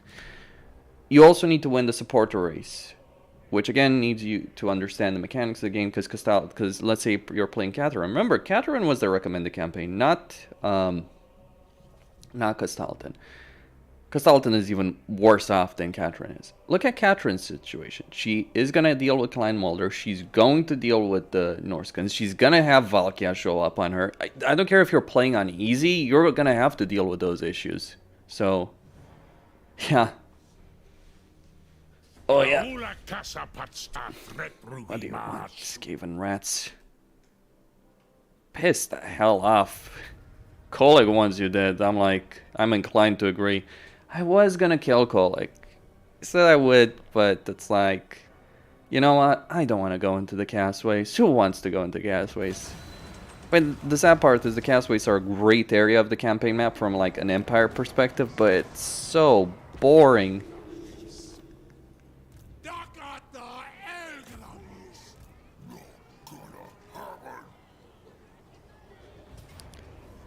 Grimgor has come back. CA. CA. Wait, how much movement points does this guy have? Probably want to sack it with... Yeah, let's just withdraw here.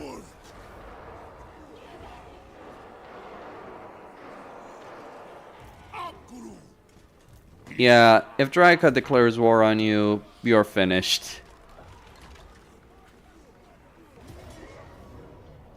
Goodbye, Grimgor. It has not been a pleasure dealing with you. You have been a pain in my backside. Good fricking riddance. Oh, I could have gotten the defeat trait on the second lord. Whatever. Alright. That's his unit recruitment eliminated right there.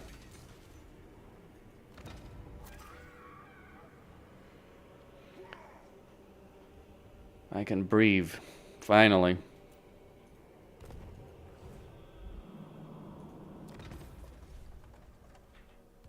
Alright, one more turn.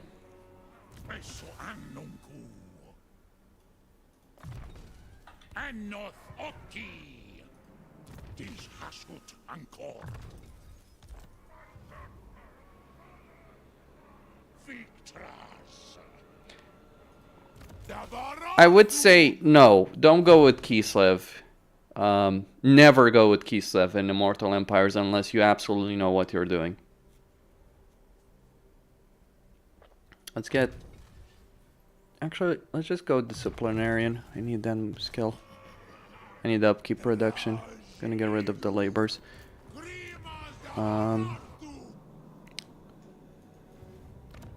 Okay. So the job is complete, gentlemen. We've won.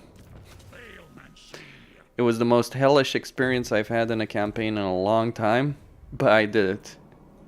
Grimgor is gone. He's just here.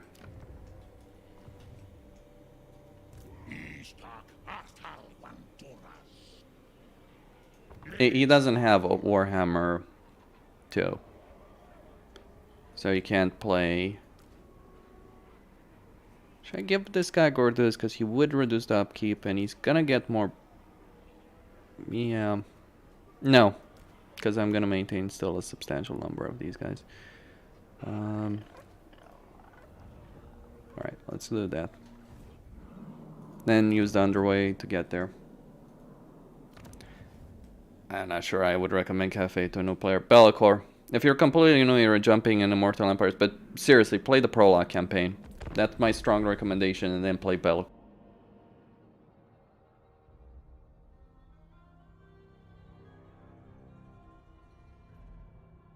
I mean, Meow Yang, I guess, on easy difficulty wouldn't be too bad, right? Because the Great Bastion would keep out Village.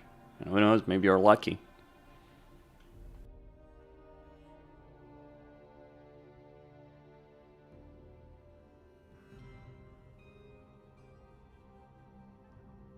Yeah, Bellicor is the good choice. That's my recommendation. And if you don't find them for your style, who the hell could you recommend? You know, one of the things to mention is that when you look at Warhammer 1 and 2, I'm gonna go for the influence. The money would be nice, but I'm gonna go for influence.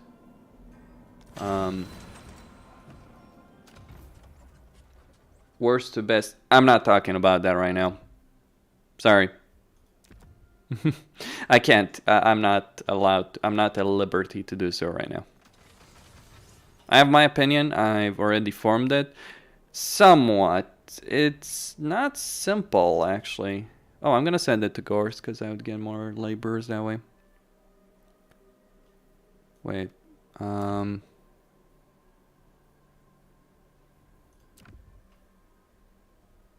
Yeah, embargo. I've been... Can you give a hint? I'll be honest, it's complicated, to say the least. Like, the Chaos Dwarves are not like, okay, when you have a race like, say, the Dark Elves, I'll tell you this much. When you think about, like, say, the High Elves, what is the best? To ask, is it the best early game? Is it the best Empire building? Like, look at the High Elves. There's 3 big contenders for the best Legendary Lord for the High Elves, and all of them could genuinely be put at the top for different reasons. Tyrion, because he's got a very easy starting position. Tyrion, because... No, it's not the first Lord Gemini. Tyrion, because he has a great starting position, an easy enemy, major combat benefits, easy to understand army. Alarielle, because she's an amazing Empire builder, though she has a harder campaign start, but once she gets going, and she doesn't stop. And then Alifanar, because he gets a major economic benefit, ambush stance, underway, all that. I personally think, like, Alifanar is better early game, Tyrion is kind of in the middle, and Alarielle is just the best Empire builder of the High Elves. And then, you gotta factor in, like, I do lean towards a certain direction with certain lords for the Chaos Dwarves, but it's something I have to stop and actually think. I can't, like, even if I could answer it, then I can't. Right now, I'm not sure what answer I could give you, really, because there's no easy answer. I'm gonna get the blacksmith. What is a good Legendary Lord? Is it the guy who gets the best early game benefit, or is it the guy who gets the best late game benefit? Is it the guy that can have an easy early game, but then he has a lot of end game issues, or is it the guy that can have a brutal early game and then does very, very well in the end game. Those are the kind of decisions you got to consider with respect to this. I think I'm just gonna leave some units here to just sack the settlement. Or no, I'm done with Grimgor. I am so done with Grimgor in this situation. Thank you, but no thanks. Goodbye. Good riddance, you green monstrosity. You've given me a hell. Let's get better scales, counter capacity over here. Good freaking riddance. So, yeah. I mean, the possibility of ambushing in every battle is substantial, but Alariel gets a much better late-game army because she's got Treekin, she can get those, and she also gets so many diplomatic benefits. It's like, when you start putting 1+1+1 on Alariel, it's like, you end up with 100. It's that ridiculous, her campaign benefits. Like, don't get me wrong, Alif are substantially stronger in the early game. Absolutely, but in terms of like an empire builder, Alariel wins. And here's the complication with answering that question for the Chaos Dwarfs. They've got all these resources, and all these resources are important. Astrogoth gets conclave influence and control, which means less laborers lost per turn. Zaytan gets a labor benefit, benefiting recruits artillery for a far cheaper price. Drazov gets units with the Hellforge cheaper than anyone else. So who's the best? And you know, you get different starting positions. Astrogoth starts here, Zaytan starts here, Drazov starts here, and you have to kind of care about the Empire as all of them. So it's really a question I'm going to have to really spend quite a bit of time to answer, because I don't think there's an easy answer to that question. With that, like with a lot of rankings I've done, it's been pretty straightforward, but I think the Chaos Dwarves are certainly complex, and just answering that kind of question is going to be tricky. I'm not trying to bullshit people just because I can't answer to the embargo. I honestly can't answer the question right now because I've been so busy focusing on like playing their campaigns over the last couple of days,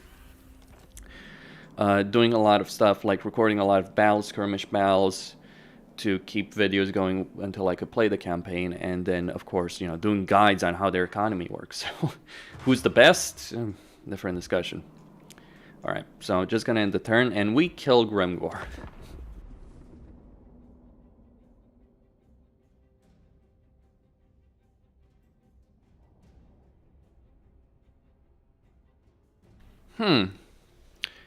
What do you guys reckon?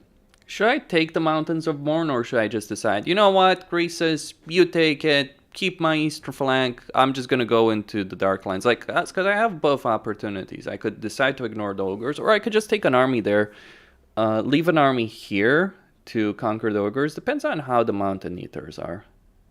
Because I can go directly into the Wolflands right now and just conquer it. Although, nah. Actually, no thanks. If I go into the Blasted Lands right now, I'm gonna leave my entire eastern flank exposed, and I'm gonna have to deal with the dwarves.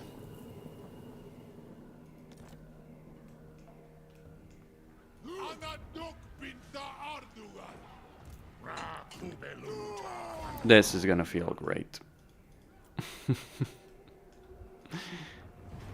He still has a WAD declared on me. That's the hilarity of all of it. Be a sneering imperialist. Oh yes, I am a true imperialist in this campaign. I kind of think the Chaos Dwarves are not as malevolent in their campaign as they should be. Like, you need to think like what these guys are doing to really realize how horrible they are, but still.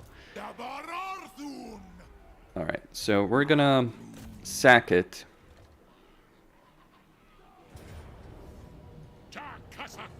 Over here.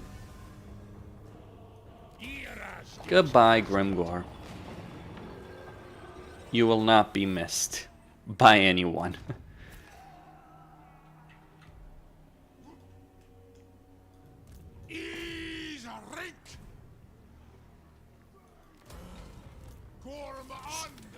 So, as I mentioned earlier in the stream, someone that has another YouTuber mentioned to me that it took him 70 turns to defeat Grimgor as Astrogoth. Is turn 17. I won the campaign on turn 17. Yes, I do consider this a campaign victory. Who's gonna stop me now? No one. At least I hope not. What do I know, though?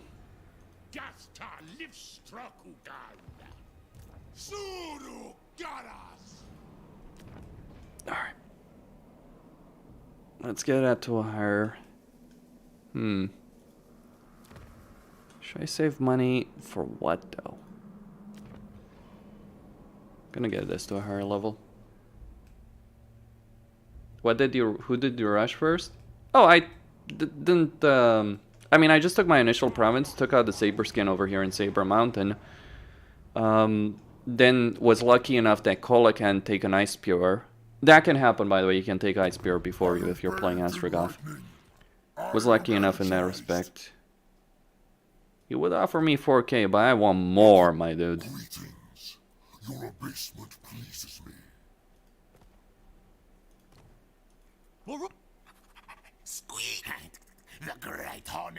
Maybe I should send an army to deal with some Skaven. No. Alright. So yeah, I just expanded and then I made the decision. Grimgor was maybe here, because he will always leave the provincial capital for last, I think, if he even takes it on lower difficulty. So my army ended up here, and then I made the decision. I declared war on Grimgor, took Gorger Rock. Next turn, Grimgor showed up here. I took him out in battle. It was a hard battle. Alright, so what do we have here? So we got... I don't think I want that. Really? Yeti Peak would be a pain in the neck. The thing is, the mountains of Morn are not exactly great for the Chaos Dwarves. Who are these guys at war with? I'm marching to the Darklands to kill the rest of you. The Dissenters, Lords of Jinshin. Blood City Command. Orson's disciple. I genuinely think that the mountains of Morn are going to be a huge drain on my empire, because what am I going to do in it? I'm lying. I'll put down factories. I'm not going to use them for outposts, because I'm just not going to get the control required for that.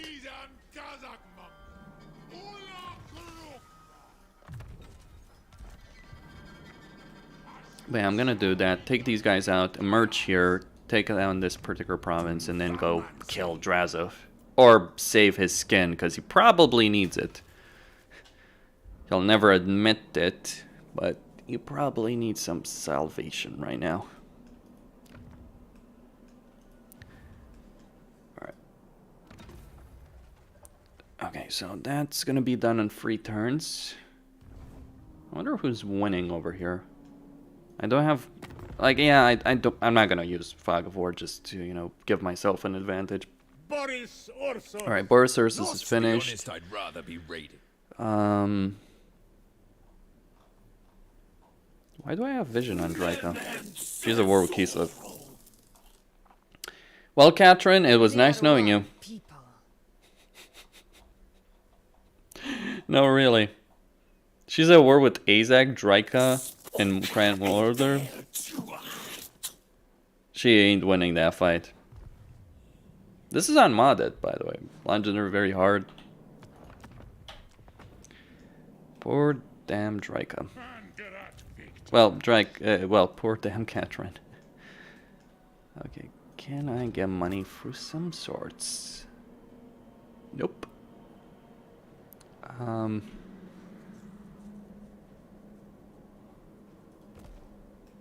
That is a bit annoying because I'm at the threshold there. I'm gaining 11 Conclave influence per turn because I have that. Alright, so Zaytan's taken the seat and Drazov has taken the seat. Alright. I'm gonna get the income from settlement buildings myself, probably. Just improve that income over there, and then probably finish up the military district. But I think 4 hours of fighting Grimgor is or close to 4 hours of fighting Grimgor in a campaign is probably enough for a starting live stream. What do you guys reckon? I think I want to go sit back, relax, take a breather, and have a nice chill campaign from now on. Because, well, I won. In 4 hours, I won the campaign. And I consider it a victory because no one's going to be able to stop me. Okay, I don't want Colic to get involved in that, believe it or not. Yeah. Oh, yeah. Alright, I'll go for 2 more hours, but I'm gonna take a bit of a break in just a bit.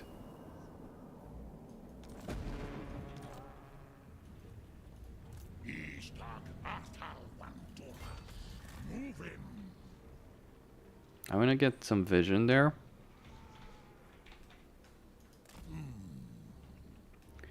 Okay. Tretch Craventail winning the day. Alright, Drazov is alive. He's got Pig Barter. He's taken this entire province. He looks to be okay. That's all good. I'm not gonna push myself beyond that point though, but still. Alright, recruitment cost, army is in province. That's just such a shit resource, really. Okay, let me just get some income there. No. I don't want the income, in point of fact.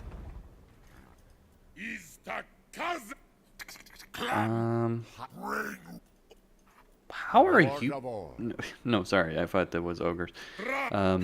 The wrong ogres, not the mountain eaters. Like Azak's starting enemy. Like, how would they even be alive at this point in their campaign?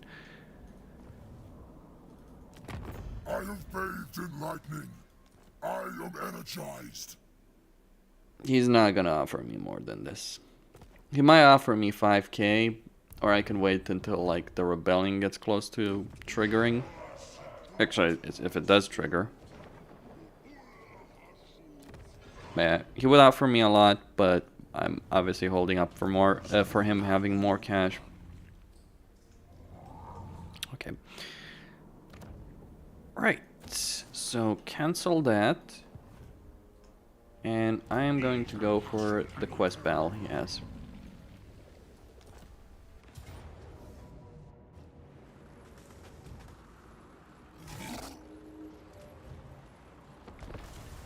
After what I just dealt with in this campaign, I sincerely doubt the damn quest battle is going to be able to stop me.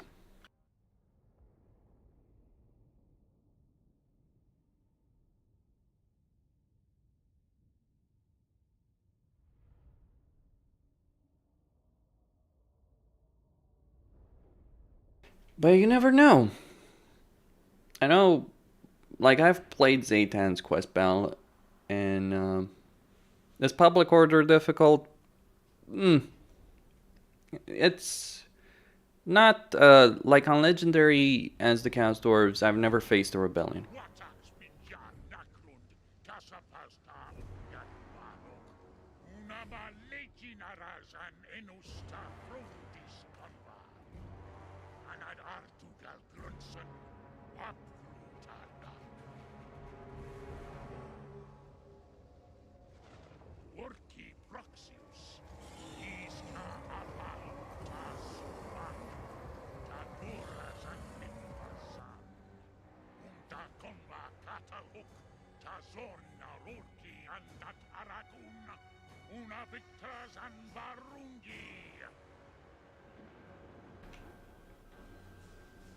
It's gonna be harsh, I don't doubt it. But I can tackle it.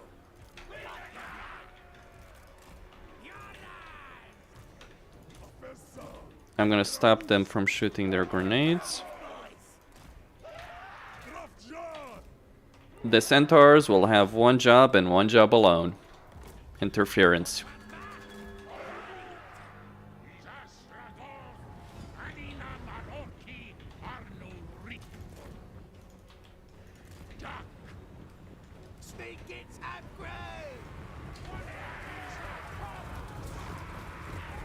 They've fought the battle with an army similar to this, didn't they?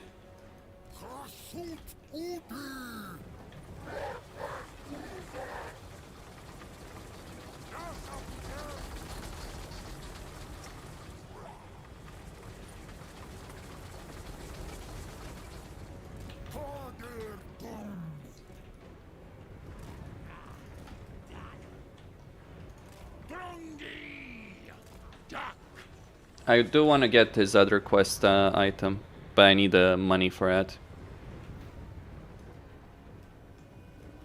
Or actually, I need armaments. Alright, what do... Oh, shit!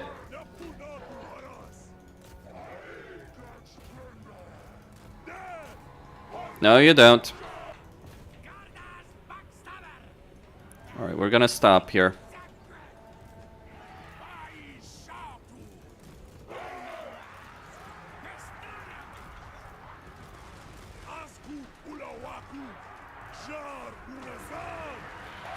If that's all you got, my friend, you're gonna have to try harder than that.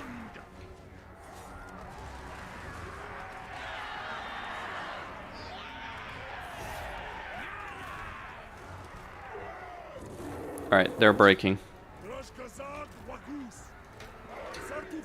Put them in the back. Their lives are too precious to be wasted by this shit.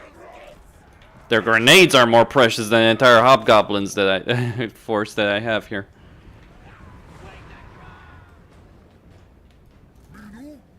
Alright, next attack's probably gonna come this way. I can feel it. But in case it doesn't...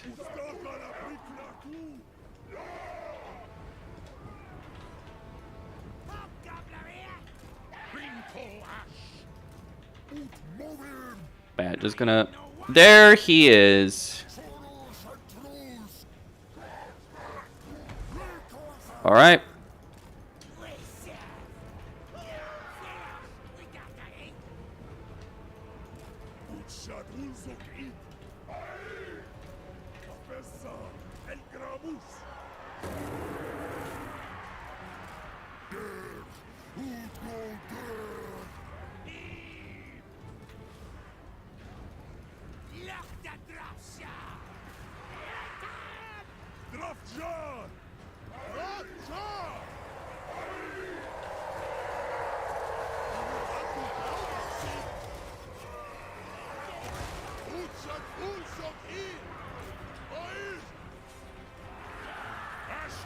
Alright. Send them after the goblin archers.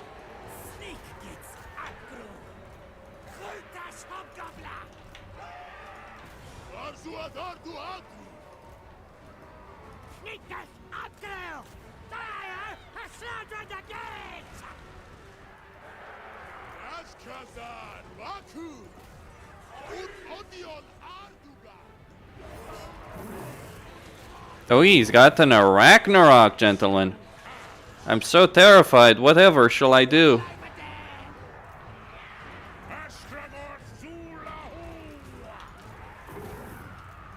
Send Astrogoth to kill it.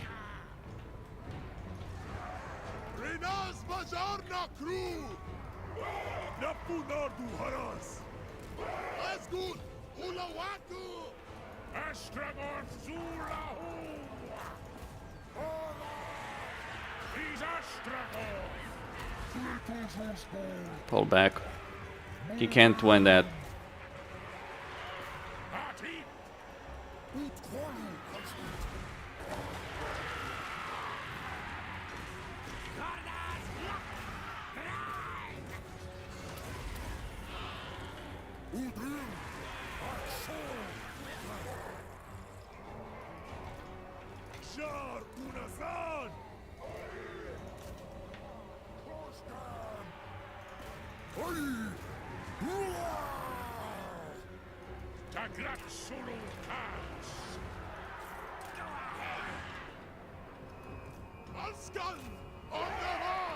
Alright, let's stop running with these guys.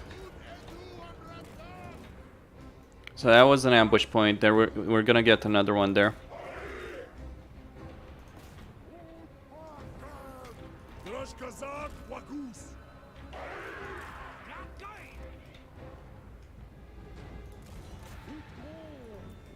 Chase them down.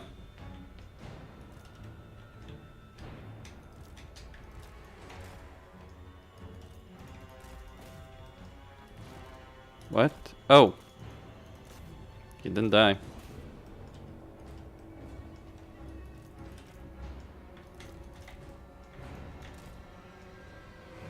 There we go.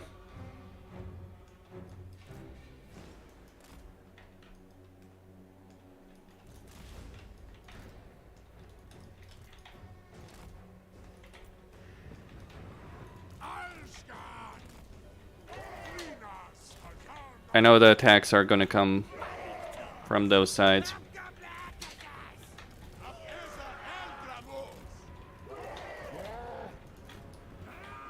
Here they come.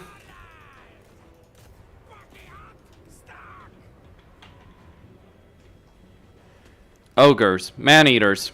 Ogres, my lord.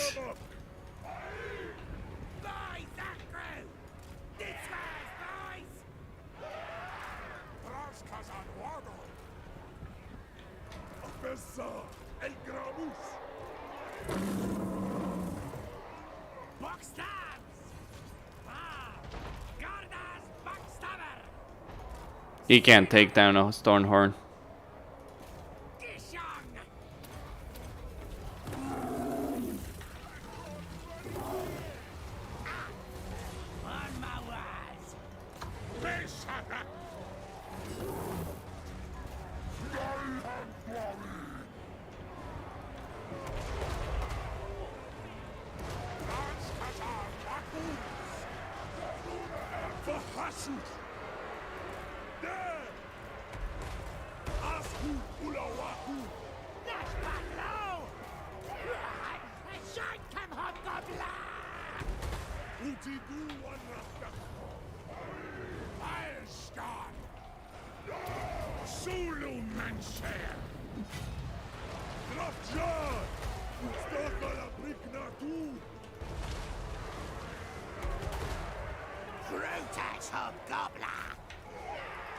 Lead belchers, huh?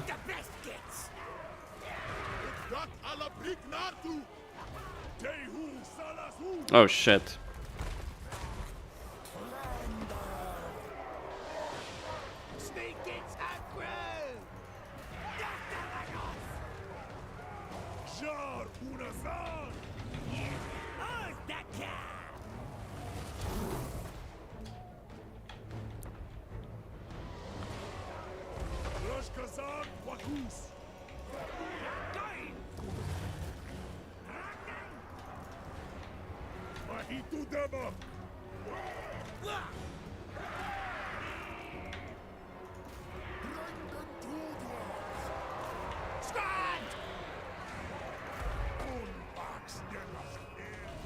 All right.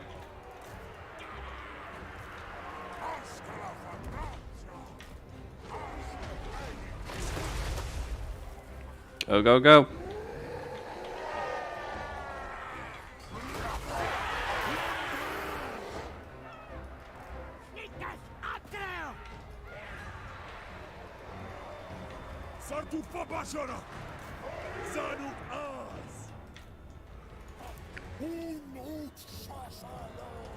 All right, gonna keep advancing here.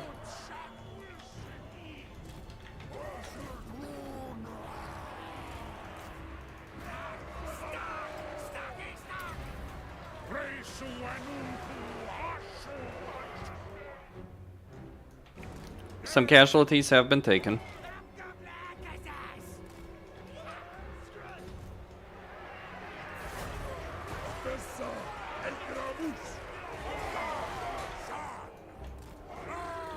Alright, move these guys ahead.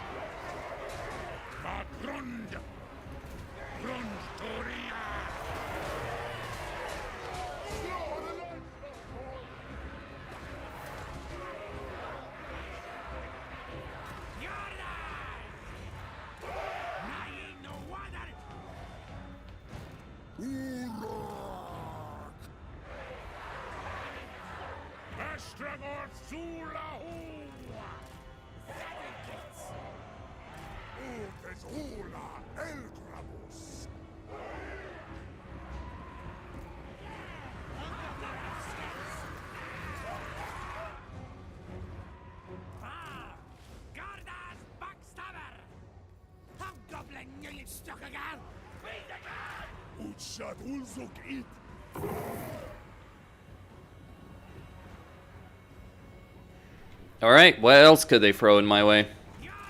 Probably shouldn't ask that question. I know what's coming. But I'll deal with the rogue guy though. I still have these two Castor warriors with grey weapons. The real question is, where is it gonna spawn? We're at the edge of the map, so...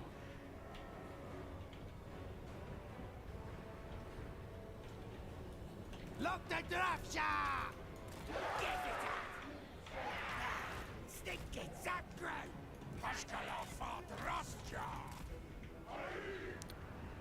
Okay, we're surrounded. Turn around and shoot. Shit.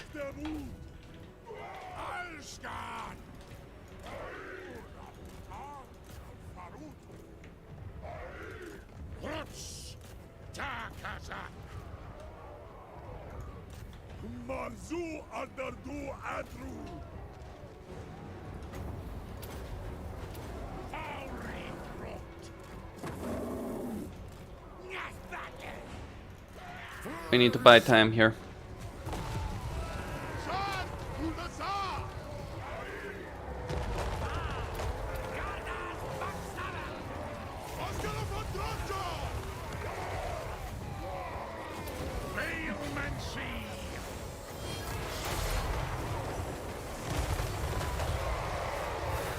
It bloody well better be, I hope.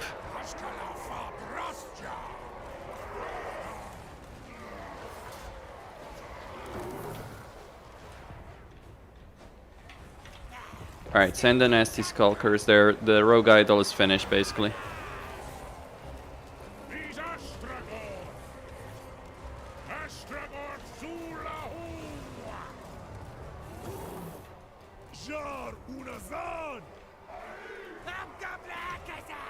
Turn these guys around and kill everything there.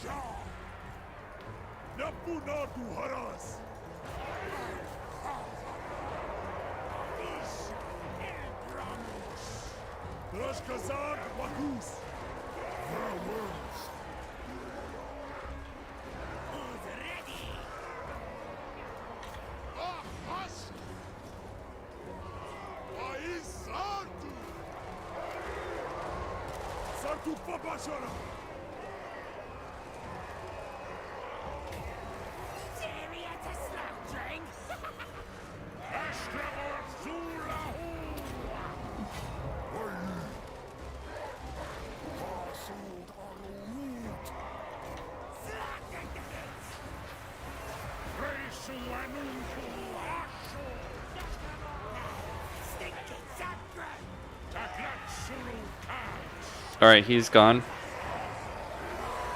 Don't get killed now.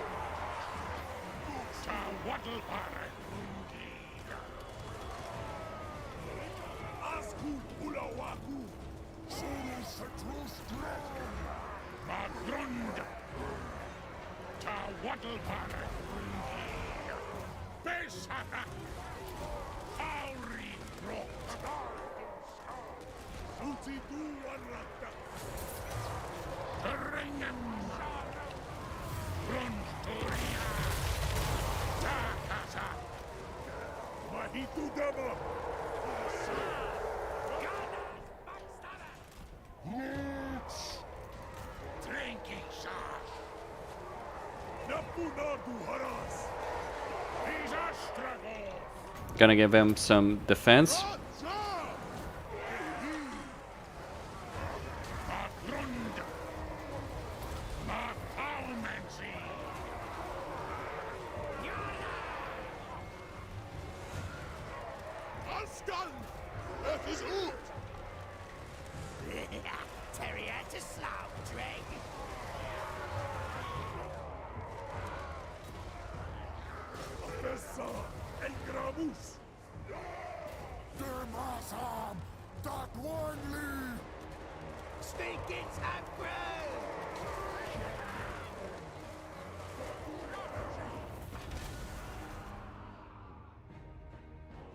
Oh, just instant victory, huh? I killed the whole lot of them. No problem.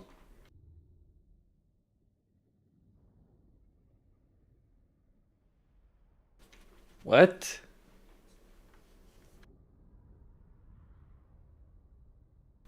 I mean, Grimgor is crazy. this is even crazier.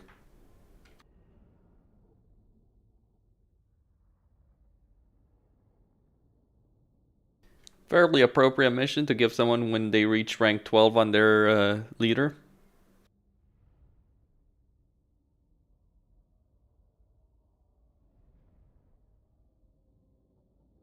I mean, just look at this army. This is ridiculous. Insane. Actually, insanity, I don't think covers it properly. Some replenishment would be nice, but so would 2,000 money.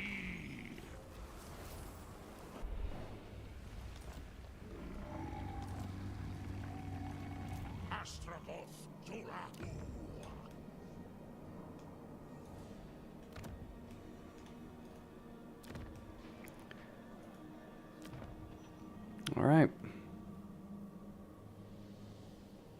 So here I'm just gonna get more income. Get rid of this particular structure. I'm not gonna recruit hobgoblins anymore there.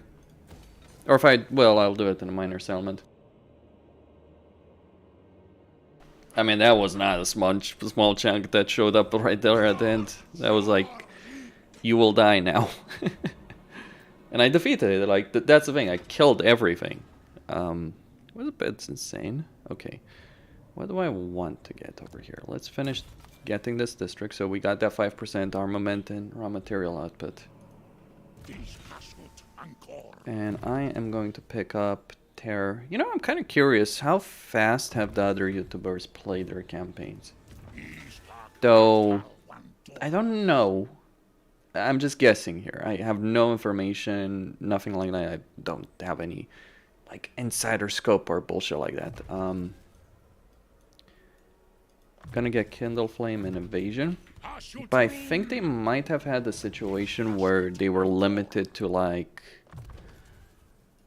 30 turns or something like that, so they have no incentive necessarily to speed it up. Let's go with that.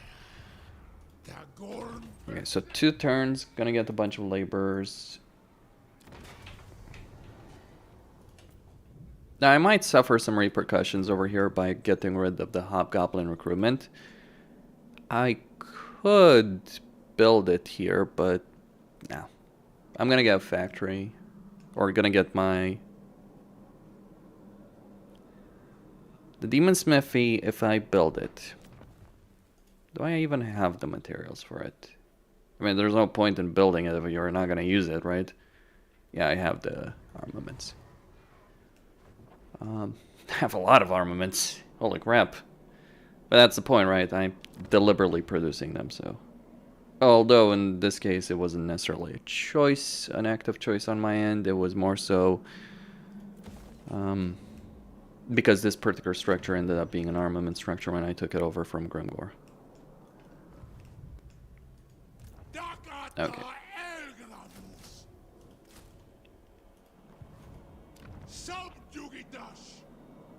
Let's repair that. So that's 10% casualty replenishment.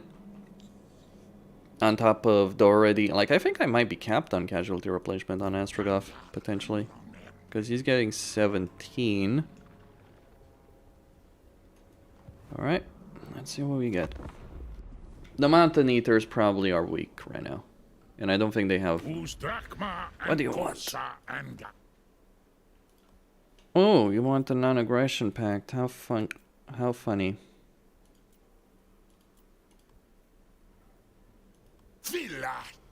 How about the non-aggression and a trade pack so I can benefit from that huge trade tariff benefit that I have?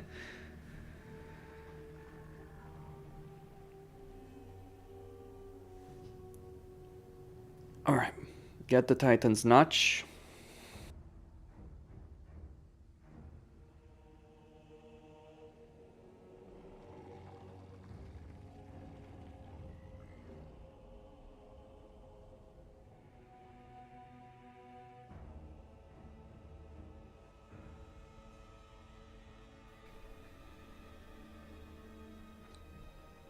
That's crazy. Wait, how am I allied with them anyway? Ooh, sweet. I don't know, 30%, maybe. Well, my money issues have been resolved, gentlemen. I'm gonna wait another turn though here and pick up the demon smithy. How strong are they? They are actually strong, so I'm gonna have a problem.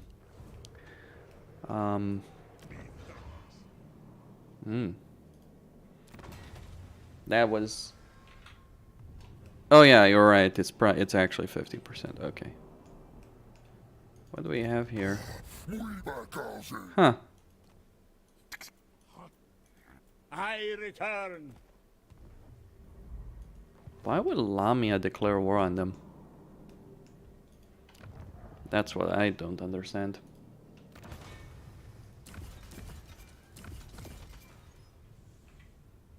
Yep, we're doing this. Because I just got the mountain of money that was delivered into my face. So, wait. We're gonna be even more malicious. We could declare war on these two. Get a truckload of money. Holy cow. I am not going in cafe. Agreed. And then raid their caravan and get even more money. Yeah.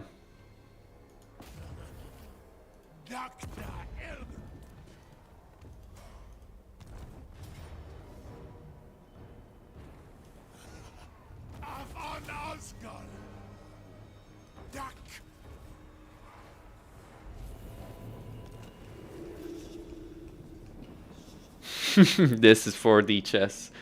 Of course it is for the chess. I make guides for a living, guys. I gotta know what I'm doing in my business. Okay. I think I'm going to... Oh, that's a pretty solid one. And it's the Lord of Hashut as well, so yep.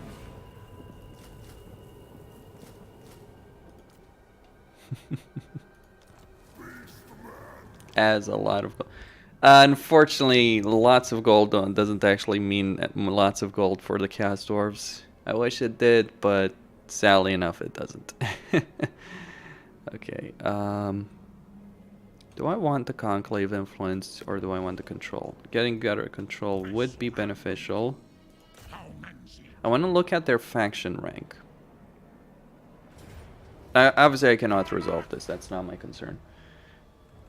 And hell, you know what? Maybe I want them to come attack me. Good luck. After what I just dealt with in this campaign, it's like... Bring it. More or less. Gonna get Gutter Fighter for the melee attack. Now, keep in mind, that particular move that I just did there is not necessarily the best move in every scenario. There's a lot of reasons why doing that shit could and will backfire in a lot of campaigns. Okay, so I'm going to use labor actions here to get conclave influence, labor action here to get more conclave influence. I do want to get a lot of it in this situation because I've got the gold, so I don't need it. Control is okay. It's not perfect, but it will hold. How much are you offering for Saber Mounter? Tell you what. How about you do this? You go to war with the Lamians. No, fuck the Lamians. I want the Lamians. Go to war against Prague. Burn them. You can have Saber Mountain, but just kill Boris for me and Prague. Colic. Why did he lose an outpost there? That's so bizarre. I do wonder if the servants of the Conclave are actually just going to wipe these guys out. Yeah, we're not doing that.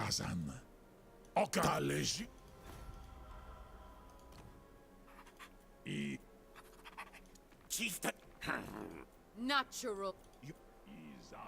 I could get that trade agreement. Fire and metal. I stand Okay. apart. You have So no how much right would to she dispose offer of me the for stolen war treasure. against Crix. Tretch? I am not taking that deal. That's a really bad deal. You 1,000 for a war against only by Tretch. Huh. and stupidity. Funny. You're funny, Miao Yang. You're hilarious. Now I know Cafe will win. So I do kind of want to make nice with them. The problem is making nice with them is probably going to be next to impossible because of the other factions.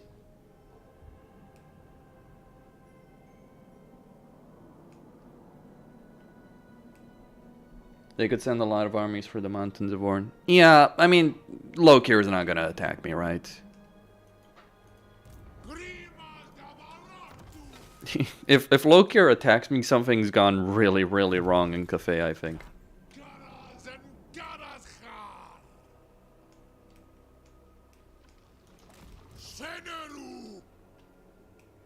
Alright, so if I move here, I can get the Granite Guard. I'm gonna give Gordas to this particular army. Why not just erasing Cafe from the campaign map? This is why. I need to kill Forgrim. Now, I could just decide to kill Forgrim and then swoop down and head east, sure, but it would not be a smart idea. Zaytan has the campaign victory condition to kill Cafe. As a short campaign victory condition. I think they all have a long campaign victory condition to... Like, obviously, this is only turn 19, and, you know, long campaign does require you to get the 80 settlements. But once I get the steamroller going in, I am gonna start getting in that particular direction. Over here very, very quickly.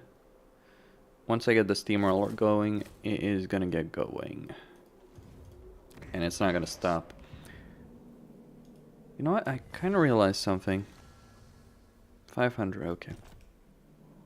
I am generating 200, so in 3 turns I'll be able to get that particular skill. So get Inspiring Presence, get Firing Drills. Okay. I'm recruiting a lot of units because I know they're gonna start heading towards me. I mean, if you want to play a campaign where you erase Cafe from the map, play Zaytan, I think, is the one. Though even then...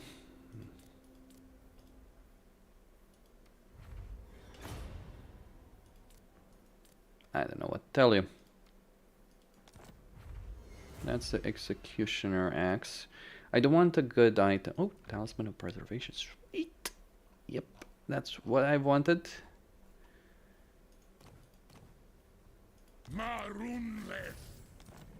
That's not bad. Now, let me just look at these guys. Once you're dead, I'm not.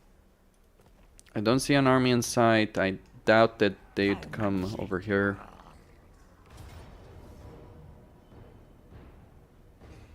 How strong are they in diplomacy?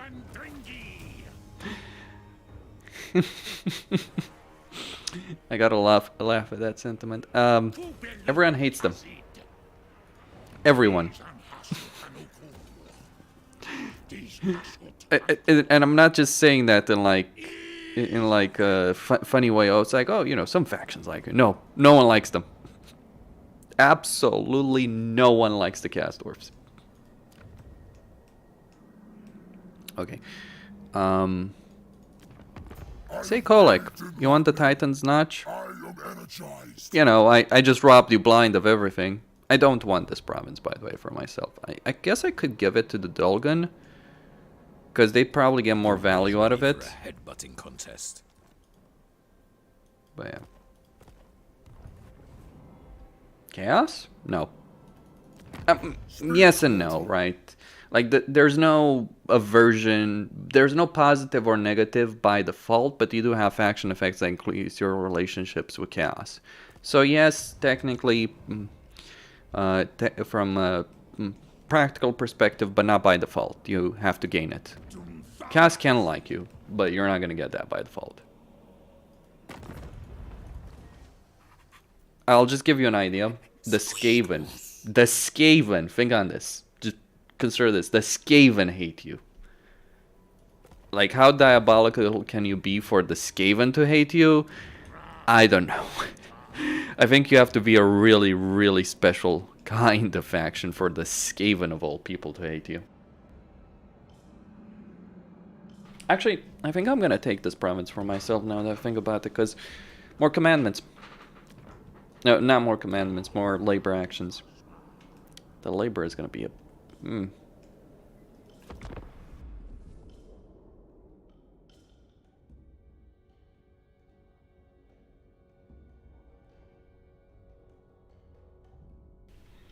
gonna go wipe out those beastmen there. Because I am not at all interested.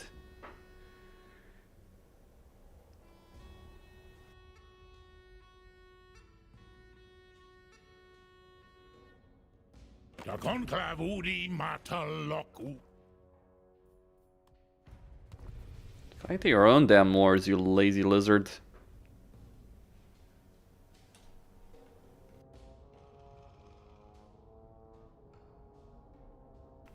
Oof.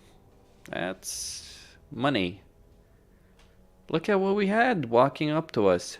Money. I'm not going to declare war on the western or northern provinces. By the way, another reason you don't want to declare war on Cathay is because if you do that... Tremble, for you have made an enemy of Cathay. Okay, that would be a pathetic level of money, so not worth it. Crix, The boss. Okay, yeah, you know what? Maybe. Maybe I'd be tempted to accept that. Maybe not. Cafe is a great resource that keeps on giving. To be honest with you, I don't even care about the... I don't even care about the money itself. I just want the laborers, really.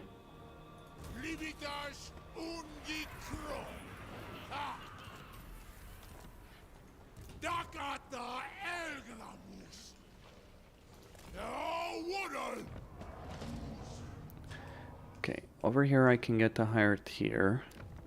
I do want to upgrade the drill because it does provide some significant benefits.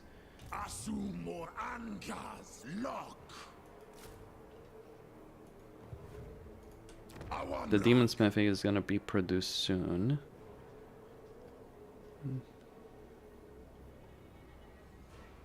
Should I get that to tier 3? Alright, Conclave and Influence 86. Let's just stabilize the control finally. I can finally use the control commandment. Though not in all provinces. I'll wait another turn so I can upgrade the drill there.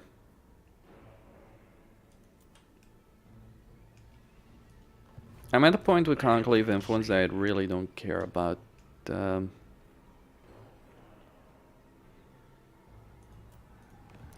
that much anymore.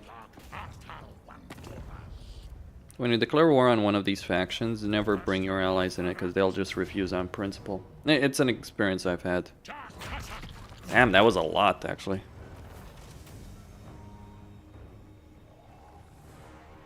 Okay, and a fair amount of money. So what, is Tarek's dead? Possibly. Alright, I'm just gonna rest him in this particular settlement. Let's see.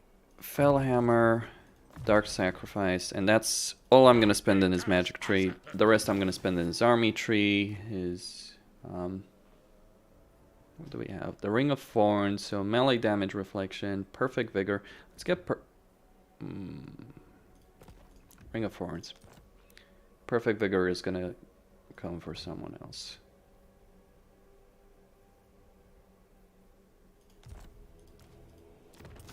Drazov could use that. Because I'll tell you bluntly, Drazov is... Drazov, what am I talking about? Astrogoth. Those names, though. Let's put that on. For him, get Deadly Onslaught. Is the game crashing, or what's going on here?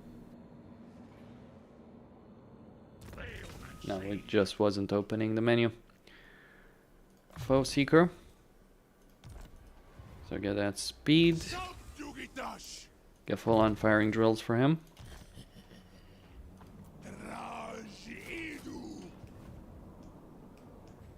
Now, normally I wouldn't globally recruit, but I think I can afford it in this context. Or I could just not spend my money on that, but I'm not too interested in necessarily getting the silver pinnacle there, but yeah, let's just get a bunch of laborers. If they attack, right? I just need the defense force here. I need time, more or less. And it's probably better to spend the money getting this one to tier 3. Do I have a landmark? I didn't even look. No, I do not. That is a significant portion of gold, but it will give me the unit recruitment capability. Or not. Let's not go for it, actually. Upgrade this to tier 2. When that finishes... Let's do that.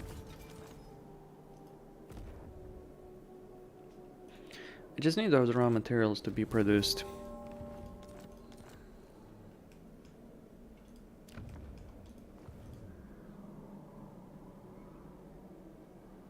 Come on.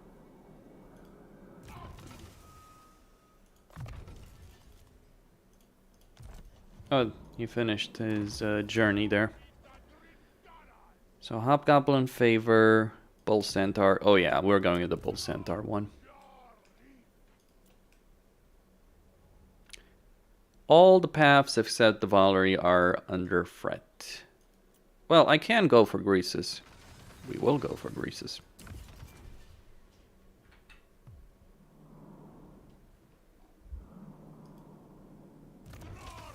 I should have gotten better cargo capacity, but so be it.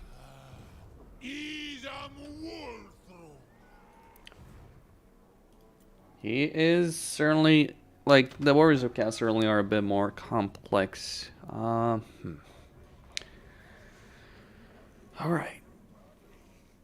Do I want to push to tier 2 immediately, or do I just want... The wall breach would be nice. I'm not gonna lie. And I don't necessarily care for armament reduction cost right now.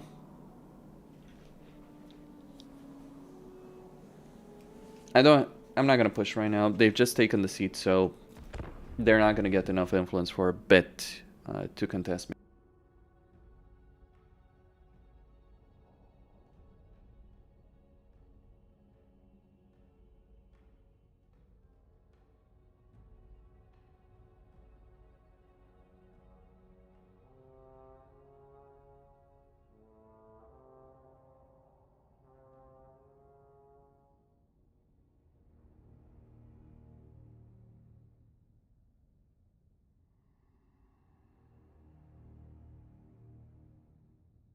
Well, Azag is gone. Things reality reasserted itself. Draika and Azag ended up in a war. Katrin survived thanks to that. Honestly, Katrin would be so screwed if Azag and Draika didn't end up fighting themselves didn't end up fighting each other in their campaign. What do you want? What the hell do you want?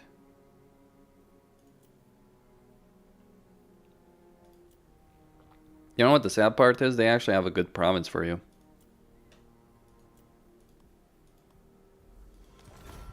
But it's better.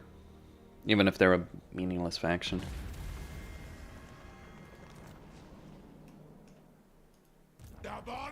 Alright, over here I want to be careful because this army is not as good as this army. I don't know where their main army is though. That's what I'm concerned about here.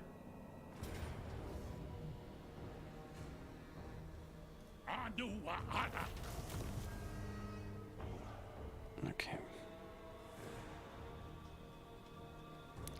Factory or outpost, factory or outpost. Tower? Okay, I just kind of realized. Tower, holy shit. Okay.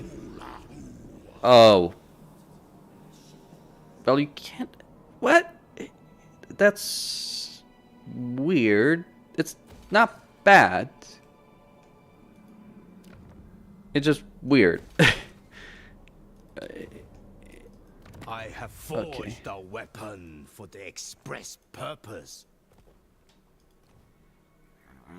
Escape! Squeak. Ghost! Talk quick before I get hungry again! I knew it! I lead! It is night.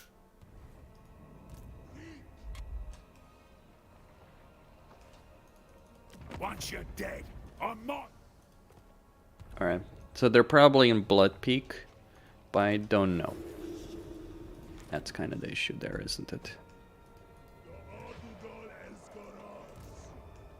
How is the Silver Pinnacle? Okay. The reason I asked that particular question is because knowing the answer to that question is important for what I'm going to do next.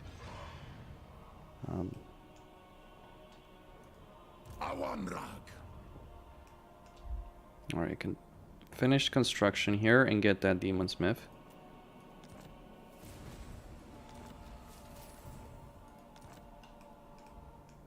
What does he need? Hold on. Alright, so there we go. There's the money. Some quite a few conclave, quite a bit of conclave influence. More importantly, I can get casters finally. This is going to be substantial, so he's gonna stay here on the defense. I can't afford all the heroes I'd want here, unfortunately. Could speed up.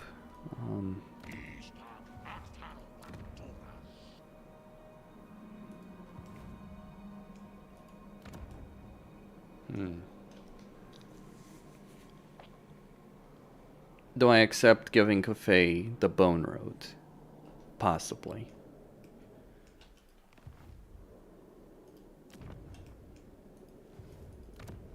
The great enemies. It's not even at war with the dissenters anymore. No, sorry, the dissenters have been wiped out. What am I talking about? Escape. Yeah, if I do that, they're gonna declare war on me. You there? No, sorry, if I do that, they're gonna march an army against me. But I'm interested. Do I pay the cost here and just recruit all the heroes I can? Tell you what, here's what I'm gonna do. I will disband these. Yes, I did waste money recruiting them, true, but it was a situation where I didn't know what they were gonna do. I already got a shoot, so what I want is... I just want 2. Not free, 2. Manipulative, let's get one of Hashut. And another Infernal Castellan here. And then I put them all in the entire army. And I start marching here. The goal is to reach my armies. That's the problem with fighting Grimgor. He strings you up. In the sense you end up with a lot of territory all over the place. So, Killing Fire, Curse of Hashut. More mobility, HP, piercing shots.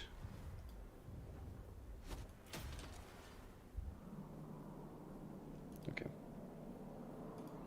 So 5 seats are available over here. Army ability versus 10% armament cost. Yay! Good stuff. So really exciting, guys. Subjugitash! Only one I'll listen to. Can I defeat that? Maybe, maybe not.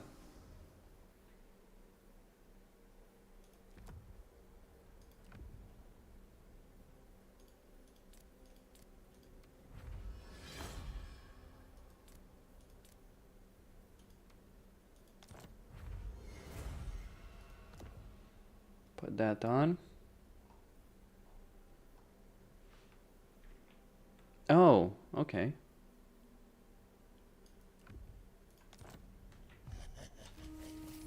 Hashut Sharmi Dadrin Garas.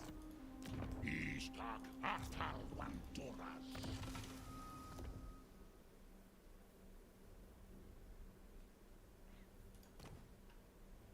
It's a shame that he doesn't have an item set, but so be it.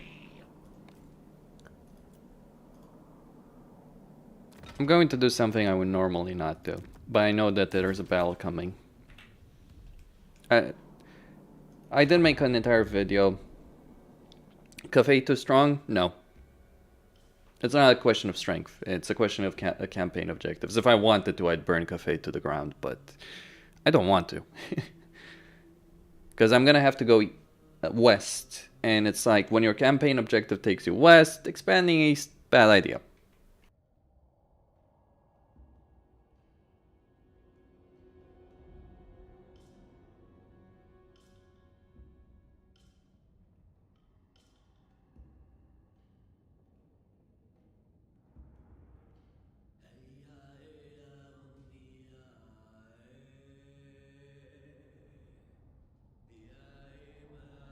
I mean, I already feel I overextended in this particular campaign, to be honest with you.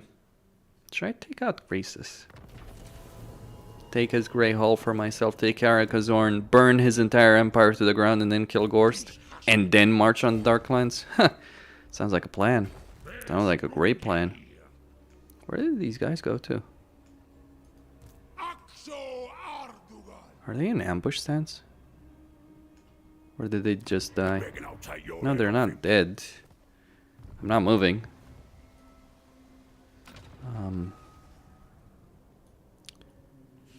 You guys can claim the seat if you want it. Alright. So now, we take every single hero here, and we put him here, and we start marching across the territory. The Silver Pinnacle is the only faction that's a problem. And they're just basically been wiped out. I don't expect any of their armies to show up. So.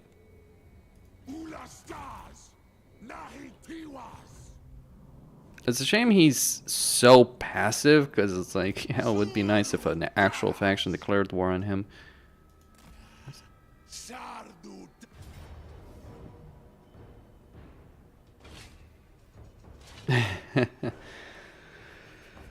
Well, I knew he was in ambush stance. Let's do it.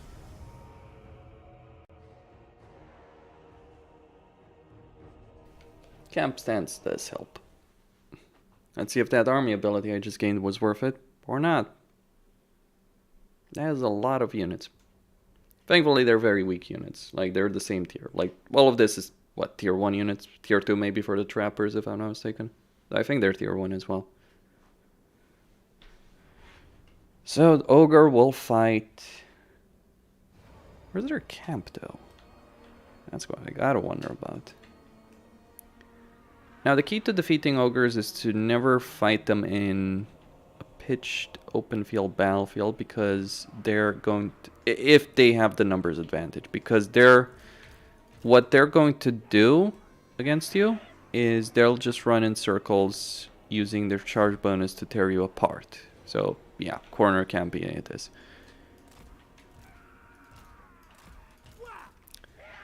It's a dirty word, but, I mean, armies have always fought historically in, like, strategic choke points.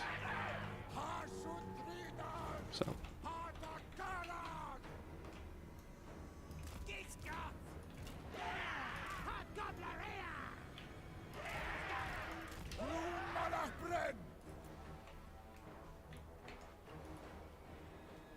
Huh. Should I go smash Slaanesh first? Don't touch Wolf 1. That's my advice. Get that. Just avoid it. And don't kill Nakari.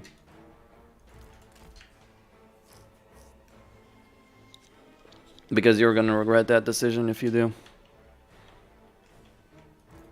You actually want Nakari to succeed as a Be'lakor if you're playing Be'lakor. Or you can invade Wolf 1. Like, you want to go north. To answer your question. Or east.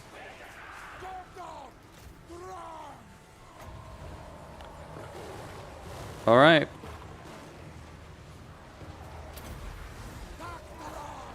Wow. That's surprising, I admit. I mean, I know their precursor weapons are powerful. I know Ogres don't have shit for... I know Ogre Bulls have shit for armor, but damn, when you see it in action...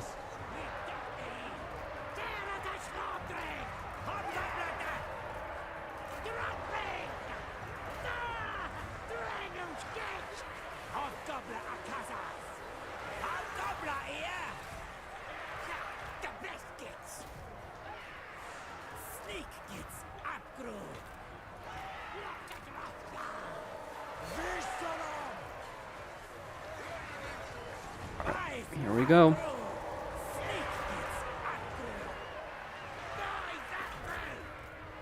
You know, I'm starting to think, just based on how I feel about playing this DLC, like, what I can say is I'm having fun, right? I'm enjoying this. I think one of the issues that certainly affected Immortal Empires and the declining player base, right? Because it declined. One of the things I believe one of the reasons I think that happened is like they didn't give us anything new with Immortal Empires that we hadn't experienced before. You can say, oh, they gave you the Warriors of Chaos campaign. I think the Warriors of Chaos rework. Yes, that was important, that was great, because Warriors of Chaos were awful. Fair. But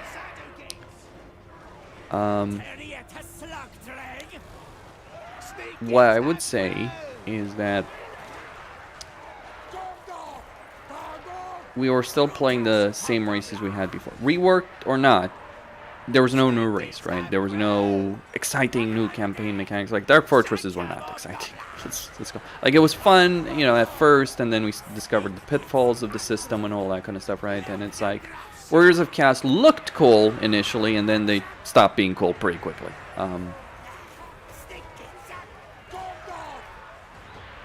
So, you know, like, it just created a situation, like, this has been my experience with Immortal Empires, this experience I've had so far is, like, I've just been bored out of my mind playing the campaigns. Like, there's some fun, of course. I wouldn't have done all the videos I've done over the last couple of months if I didn't enjoy the game in any way, shape, or form. I do enjoy it in a lot of ways, but it's like, where's the fresh feeling? Where's the new exciting mechanics? Where's, you know, something that keeps me entertained because I haven't done it before? I think that's what the Chaos Dwarves might offer people.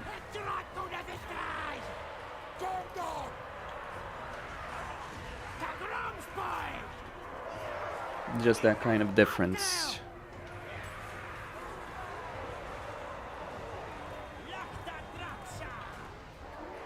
But I'm not gonna make, you know, I'm not gonna say it will. I think it's, like, my personal experience on the matter is... One of the things I think with YouTubers in general is that the perspectives we have on things aren't the perspectives of the... Sorry. The things we enjoy, rather, as gaming YouTubers are not necessarily the things that regular gamers enjoy. I mean, maybe it's a slice of the community, sure, absolutely, but there's always going to be huge differences. There.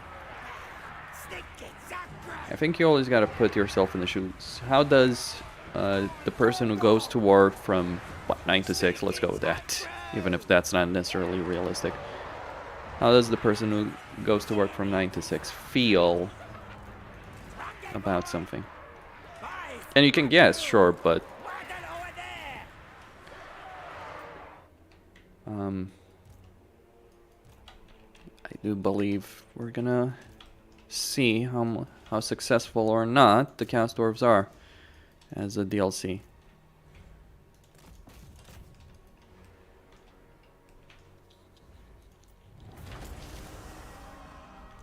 What I have noticed is that like, what was astounding to me personally was just how many views the Castor reveal trailer got. It was like, are we talking about the Total War game here or Call of Duty?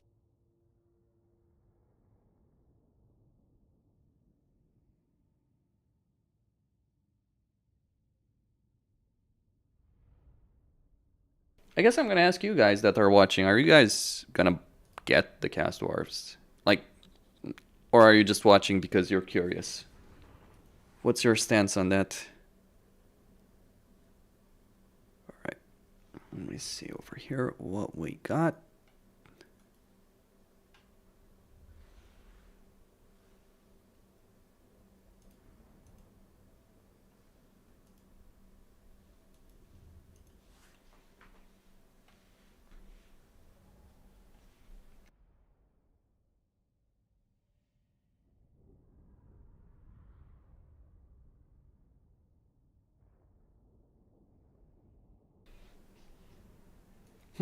That's an interesting sentiment. Okay, I might have gotten a crash here. Or not. There's always this weird situation where it kind of freezes a bit. Labor, money, labor. It's more gold if I sell these guys out, anyway. Could I chase them? Could.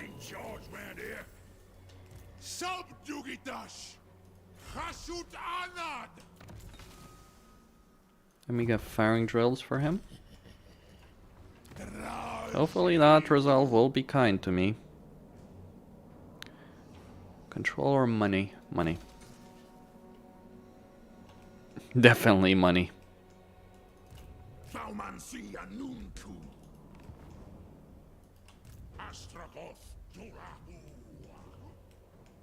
Alright.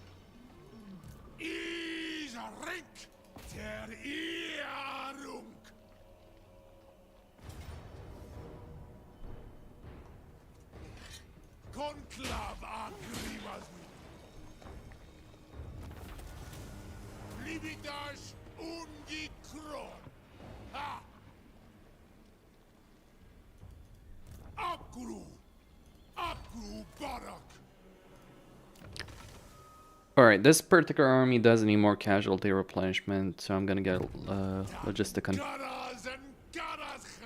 And then I'm gonna move on Firemouth and Veil of Titans. I've just defeated their main army. But my secondary army. Armaments or a random weapon would be okay. No, hold on. Let's not do stupid shit. Because I do need to get the seats at a higher level when I get there. Okay.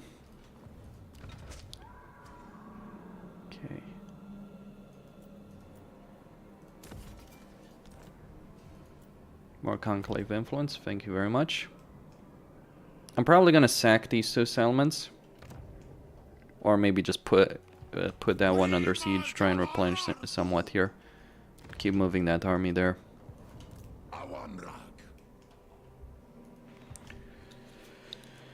Wait, has Tretch come over here? Yes, it looks like he has. Indeed he has. Sneaky Skaven. Alright. I'm gonna have to deal with Tretch. He doesn't hate me for now, but it's obviously gonna be an issue. There we go.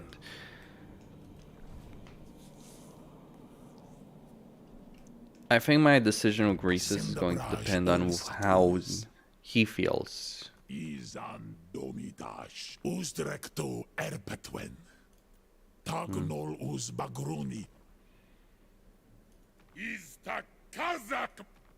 I guess war with Cathay is inevitable. So the best I could do here would be to sell this territory to Greece, I think.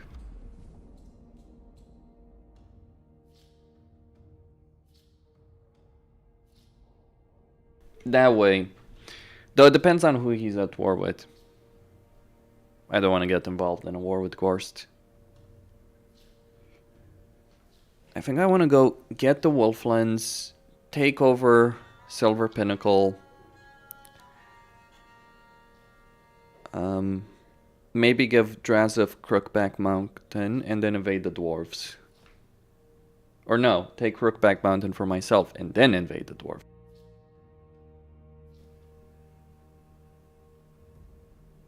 So like the Wolflands and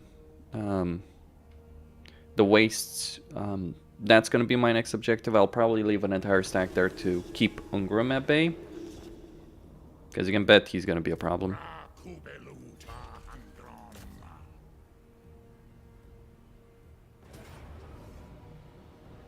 I also need to get artillery at a certain point in this campaign.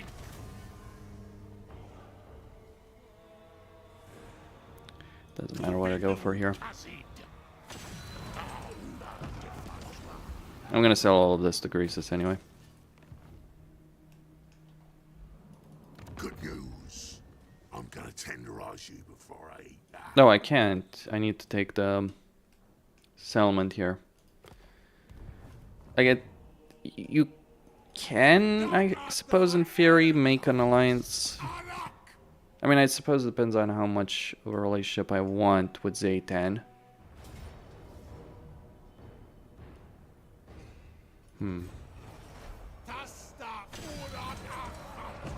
I'd win for certain if I fight it manually. Do I want to fight it manually? Let's just keep moving here. More sleep grows, I can tell. Yeah, they're really finished. They might actually be losing soon. What? Bring I up. Tribesmen, gather. I'm not gonna get the military alliance with them. Don't want to get involved in any of their foolish wars. Okay. So over here, we want Black Shard Bulwark.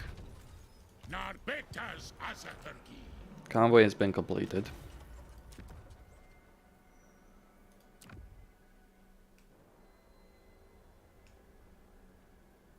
This is the only safe route I have. Safe, quote unquote.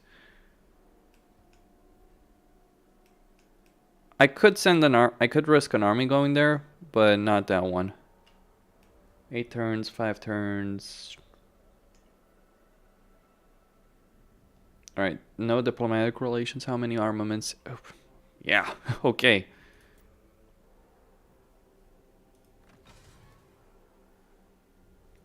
Or no. Let's not do that.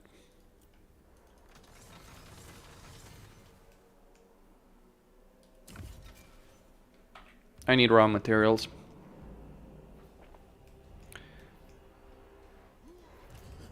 Right, so there's 9 units here. 8. So I can afford to lose 8 guys over here.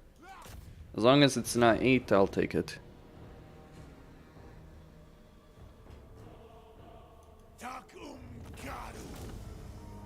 I need to reduce the upkeep anyway. What do furs do, I wonder? Oh. That's nice.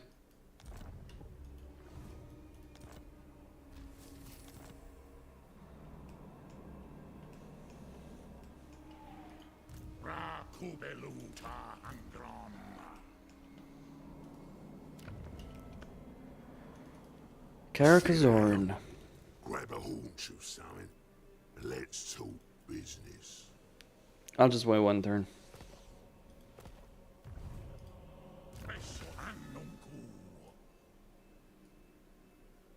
Greases should be able to beat Gorst since I've eliminated Grimgor for him. I hope.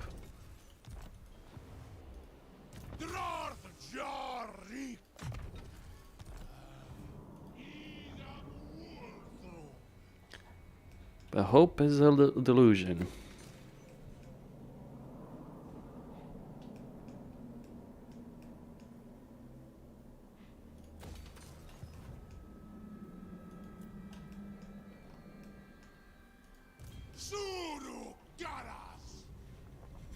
Okay, just gonna merge these two. And then these two. That will solve a lot of my upkeep issues. I also have Regiments Renown ready to go. Well, we're soon gonna be dealing with the Mr. Tretch.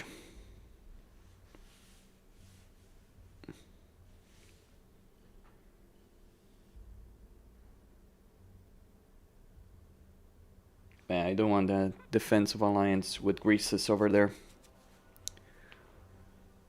I want to protect this entire flank. Now, it's not going to be full protection, but this is the main route into the Mountains of Morn. So, as long as I give this province to Greases, the rest of what I hold in the Mountains of Morn... Okay. If Meowing is allied with them, I don't take down that caravan. If she isn't, I do.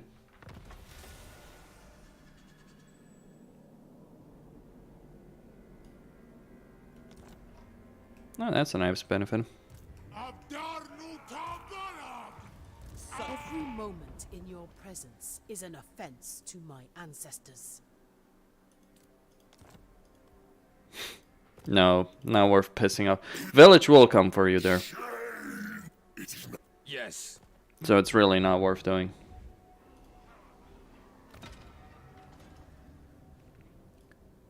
Alright.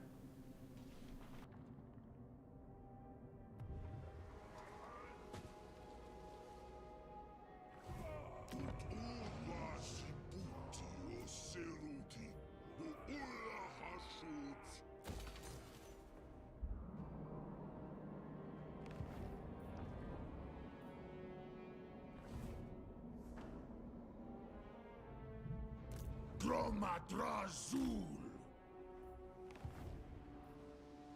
Alain of Deathwatch. Begastarak. Oh. Taumanzikira. Ital and Gringi.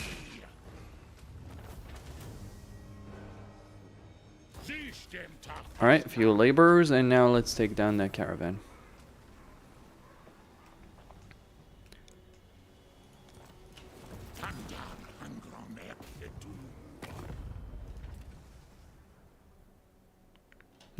Maybe I want Colic to go in cafe. Have some fun.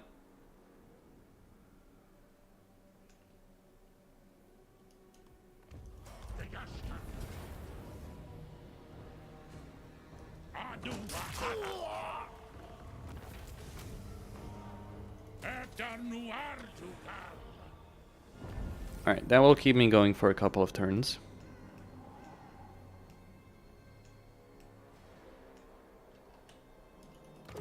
Now I just want to see... Any problem. Don't be a problem.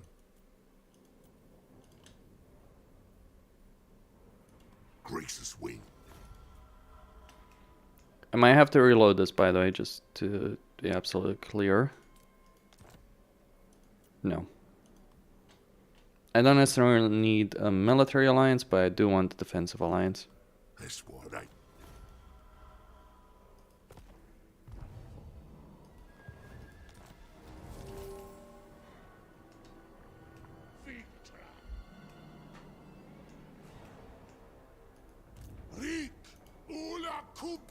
I could sell him the Titan's Notch if I really want.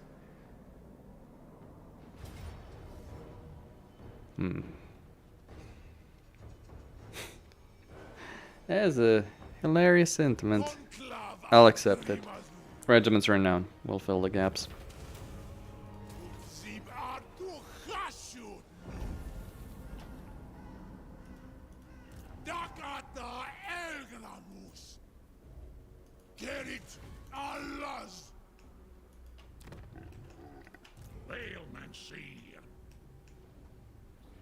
Alright, so I'm down in the Mountains of Morn. Drazov, you little... Oh! Of all the things he could have done, that one screws me the most. Well... It makes sense. It does make sense. He's winning against his enemies, so it obviously makes sense that he'll do. that kind of stuff. I only have 3 provinces. It certainly has felt like a lot more than 3 at this point.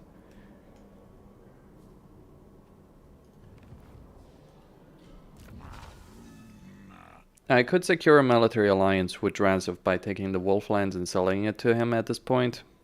I obviously don't want to declare war on him. I'm gonna get Deadly Onslaught. Full plate armor.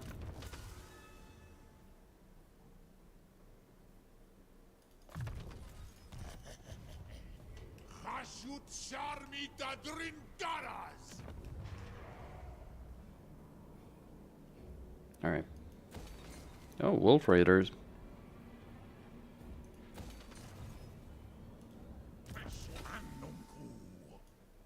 Alright, Opportunist. Let's get shoot him.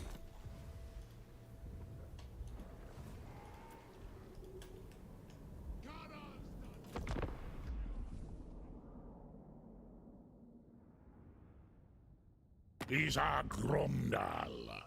Bash.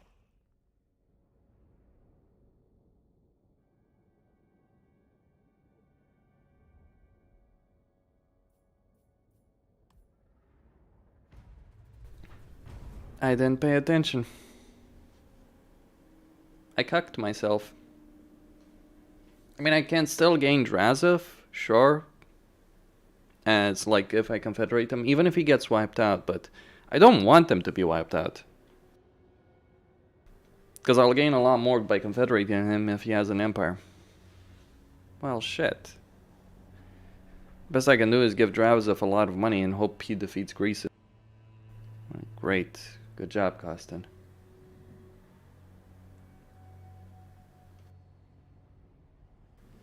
I really screwed the pooch there, didn't I? He wasn't at war with Drazov at that point. I wonder if Drazov declared war on him. As tempting as it would be to declare war on Miao Yang, not gonna do it. Alright, tier 2. We're there. Need that construction time. But I need a bit more influence. I can get it.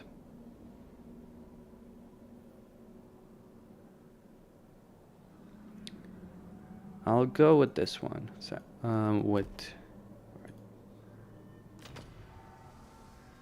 so construction time or conclave influence per turn or maximum cargo.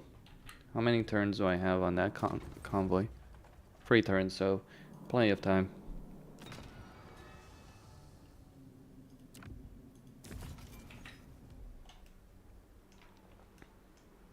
Not gonna touch Miao Yang. She is currently untouchable. But maybe it would be a good idea if Drazov ended up there.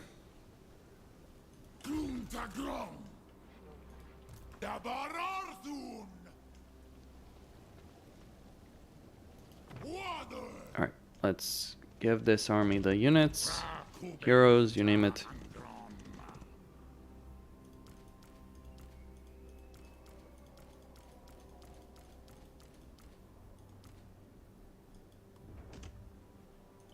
And then disband them.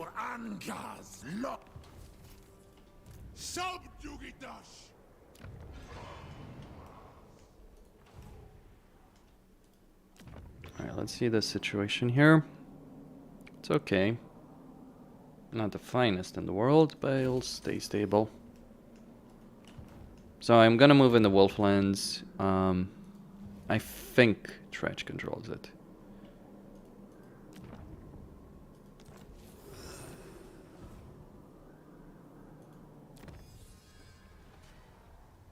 I do need a bit of conclave influence to get that control benefit.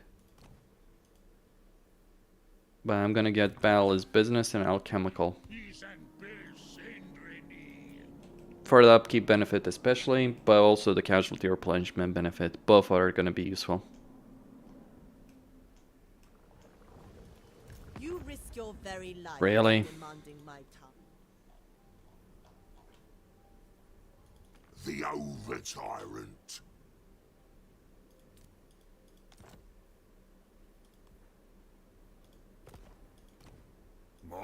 Tribal fury. Carve this night. Cons. Yo, what? Meat ritual. Let's see what the situation is here. He's at war with Karakazul.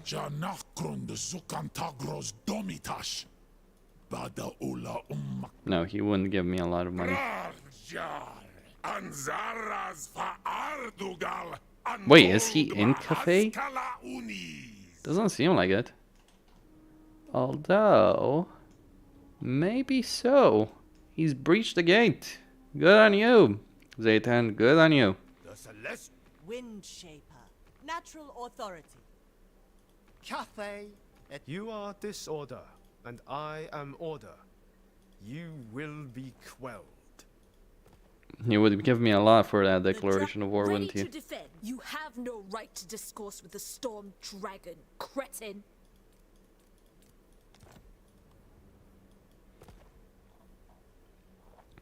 The problem is, True savages.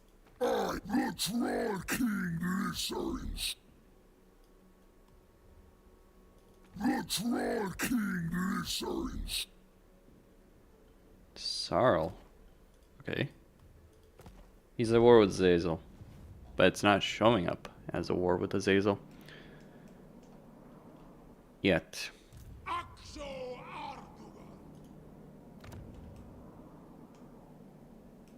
Alright, over here I do want to get this tower to tier 3, but I do... just one turn. 2 turns.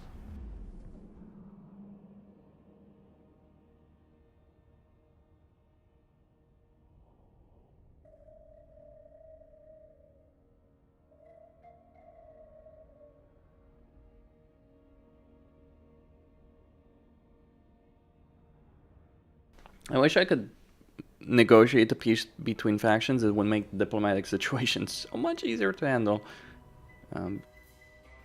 Because sometimes you just don't want people you want to be allied with to end up in a war with each other. I wonder what's going on over there with Azak and all those others.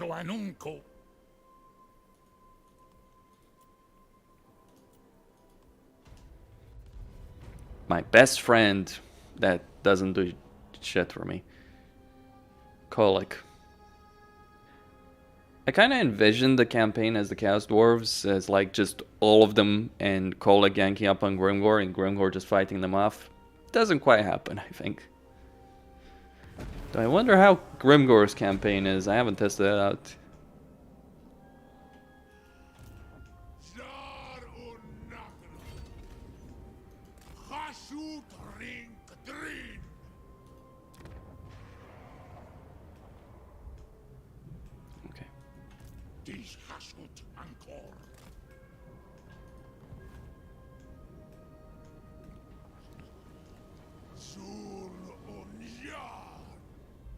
Well, I'm thankful that the territory is held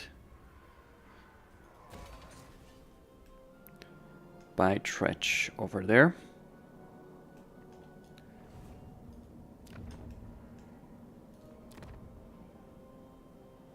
I could upgrade this to tier 2. I can also get more money. Smart plan, this.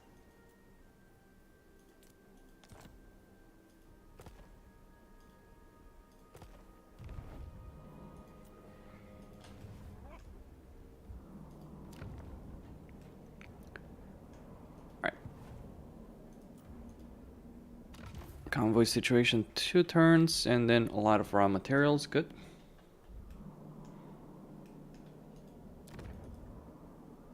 Speak up, or I'll take. I could ignore Tretch, in point of fact, and just go directly for the Dwarven lands.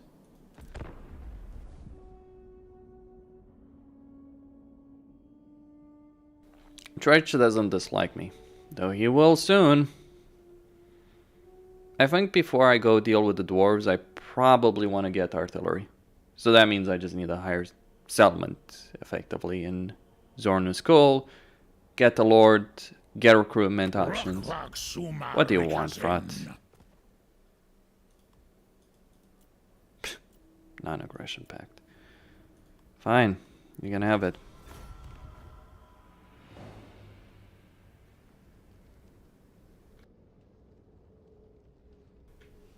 I'm so awe-inspiring for this cave and they want to be my friends right now. Oh, Gorse is finished. Oddly enough, I've never seen Gorse do well in a campaign. At least not on this difficulty. Then I watch other people play campaigns. Or rather do, you know, people who are playing like on lower difficulties. And then you see Gorse controlling half the world. Don't know what's up with that.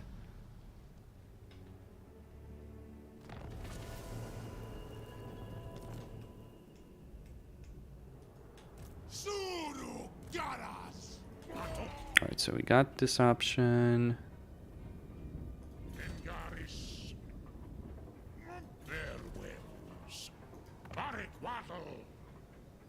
Okay, gonna take one Infernal Castellan, give him all of these, and this fellow, and then pick up all of this.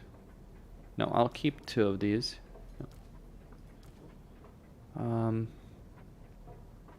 Might be a bit too heavy on the range there in the army.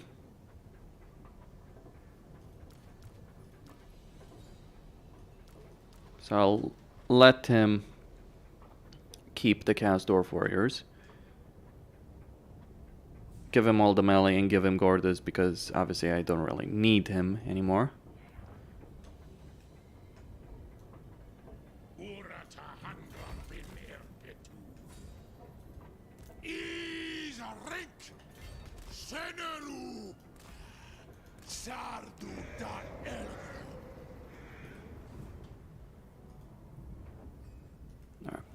Zorna's Skull awaits.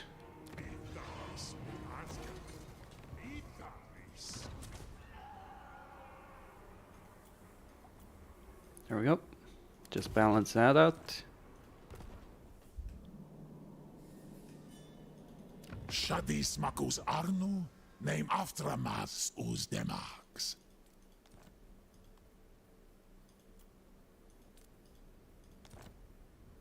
You won't even pay me for declaring war on.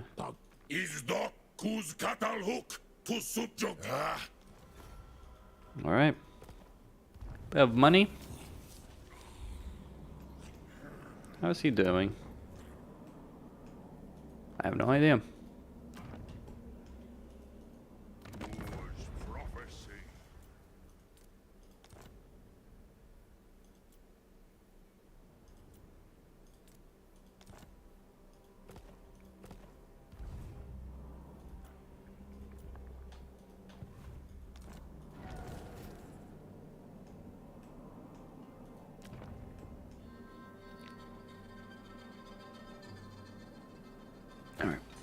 Gonna start getting that to a higher level and end the turn.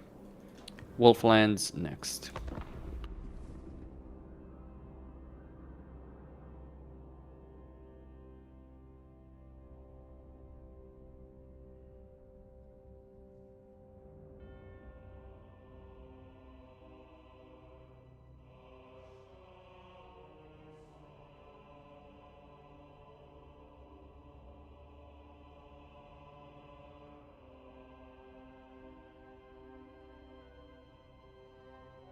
Okay, so Drazov has exterminated the vermin. Fair enough. It's gonna be a delicate balancing act between the two of them. I do want both Greases and Drazov. Like, I want Greases because I don't want to control the mountains of Morn. I want the Cafe and caravans to keep pouring in. But I also don't want to enter Cafe. Oh, you want a peace treat right now, you little shit. Piss off.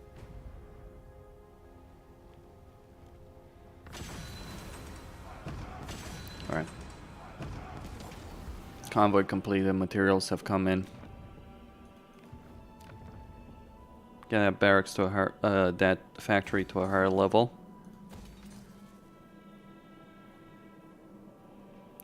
I could get artillery production here. Or I could wait for this to be finished and then start producing it there. I don't need it immediately. I could also benefit from getting more heroes though. I'm gonna do this. Build that there.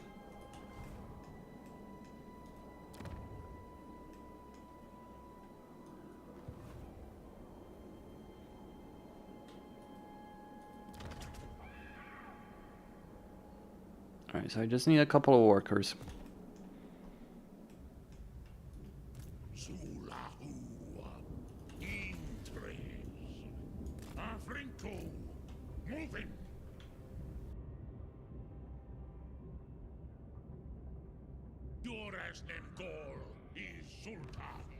Janakron the Zukantagros Domitash. But Apagruni. Anzaras Faardugal Anbolgma Haskala.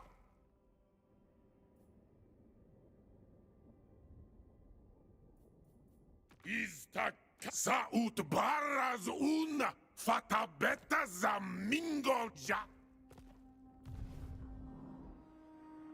It looks like Zaytan's got it all under control. Wow. Actually, he's got a lot of it under control. Is Chaos going to take over Cafe now? Impressive.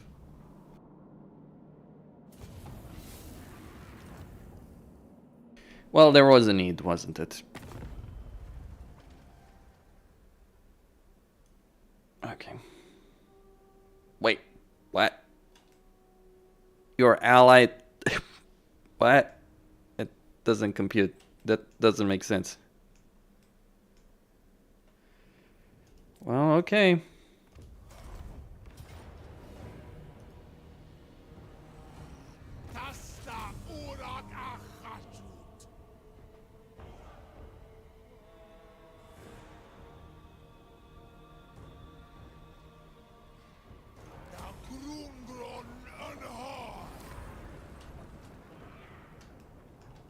I suppose I have no choice.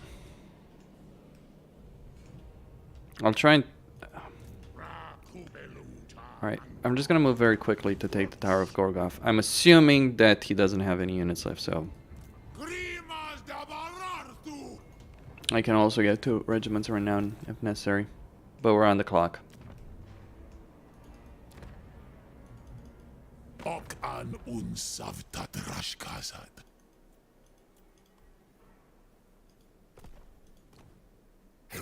Slop darkness comes.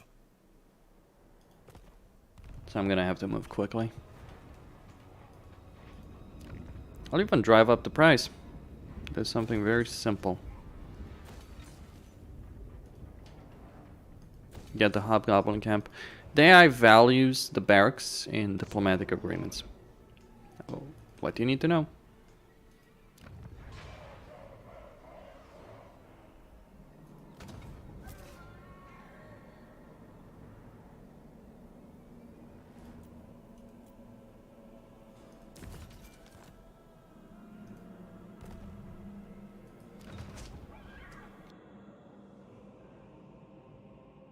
Alright.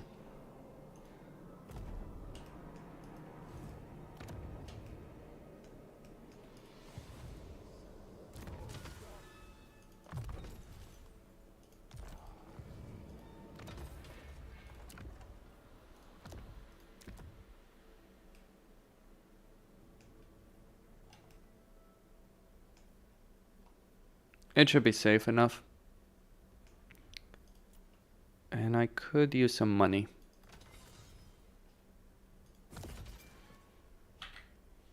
If we encounter Tretch, let's kill him. Besides, that's also going to give me vision to understand exactly what Drazov is dealing with. I guess with, like, everything I did, by the way, with Grimgor, the person who benefits the most from that wasn't actually me, because I had an entire province between me and Grimgor in that situation. So the actual beneficiary of that entire war was Zaytan, because he then doesn't have to turn around to defeat Grimgor while also fighting Village in the northern provinces at the same time, which seems to be a tendency for him.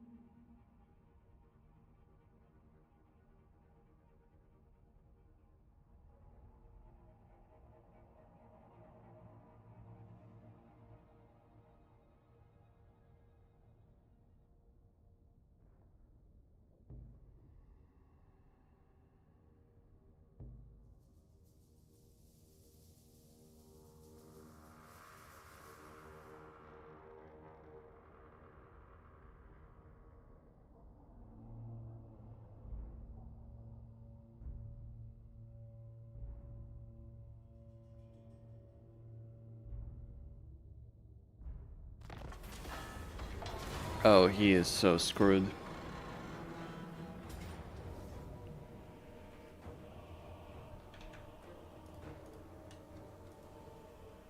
I mean, Drazov. Alright. Here's what I'm gonna do. I'd say that is enough for tonight, ladies and gentlemen. I've dealt with Grimgor, I dealt with the Mountains of Morn, I've stabilized my entire empire, and now we're gonna start moving west. That means dwarves as well as other things. So, Costin here, signing out. Thank you all for watching, and I'll see you boys and girls next time. Stay tuned for more.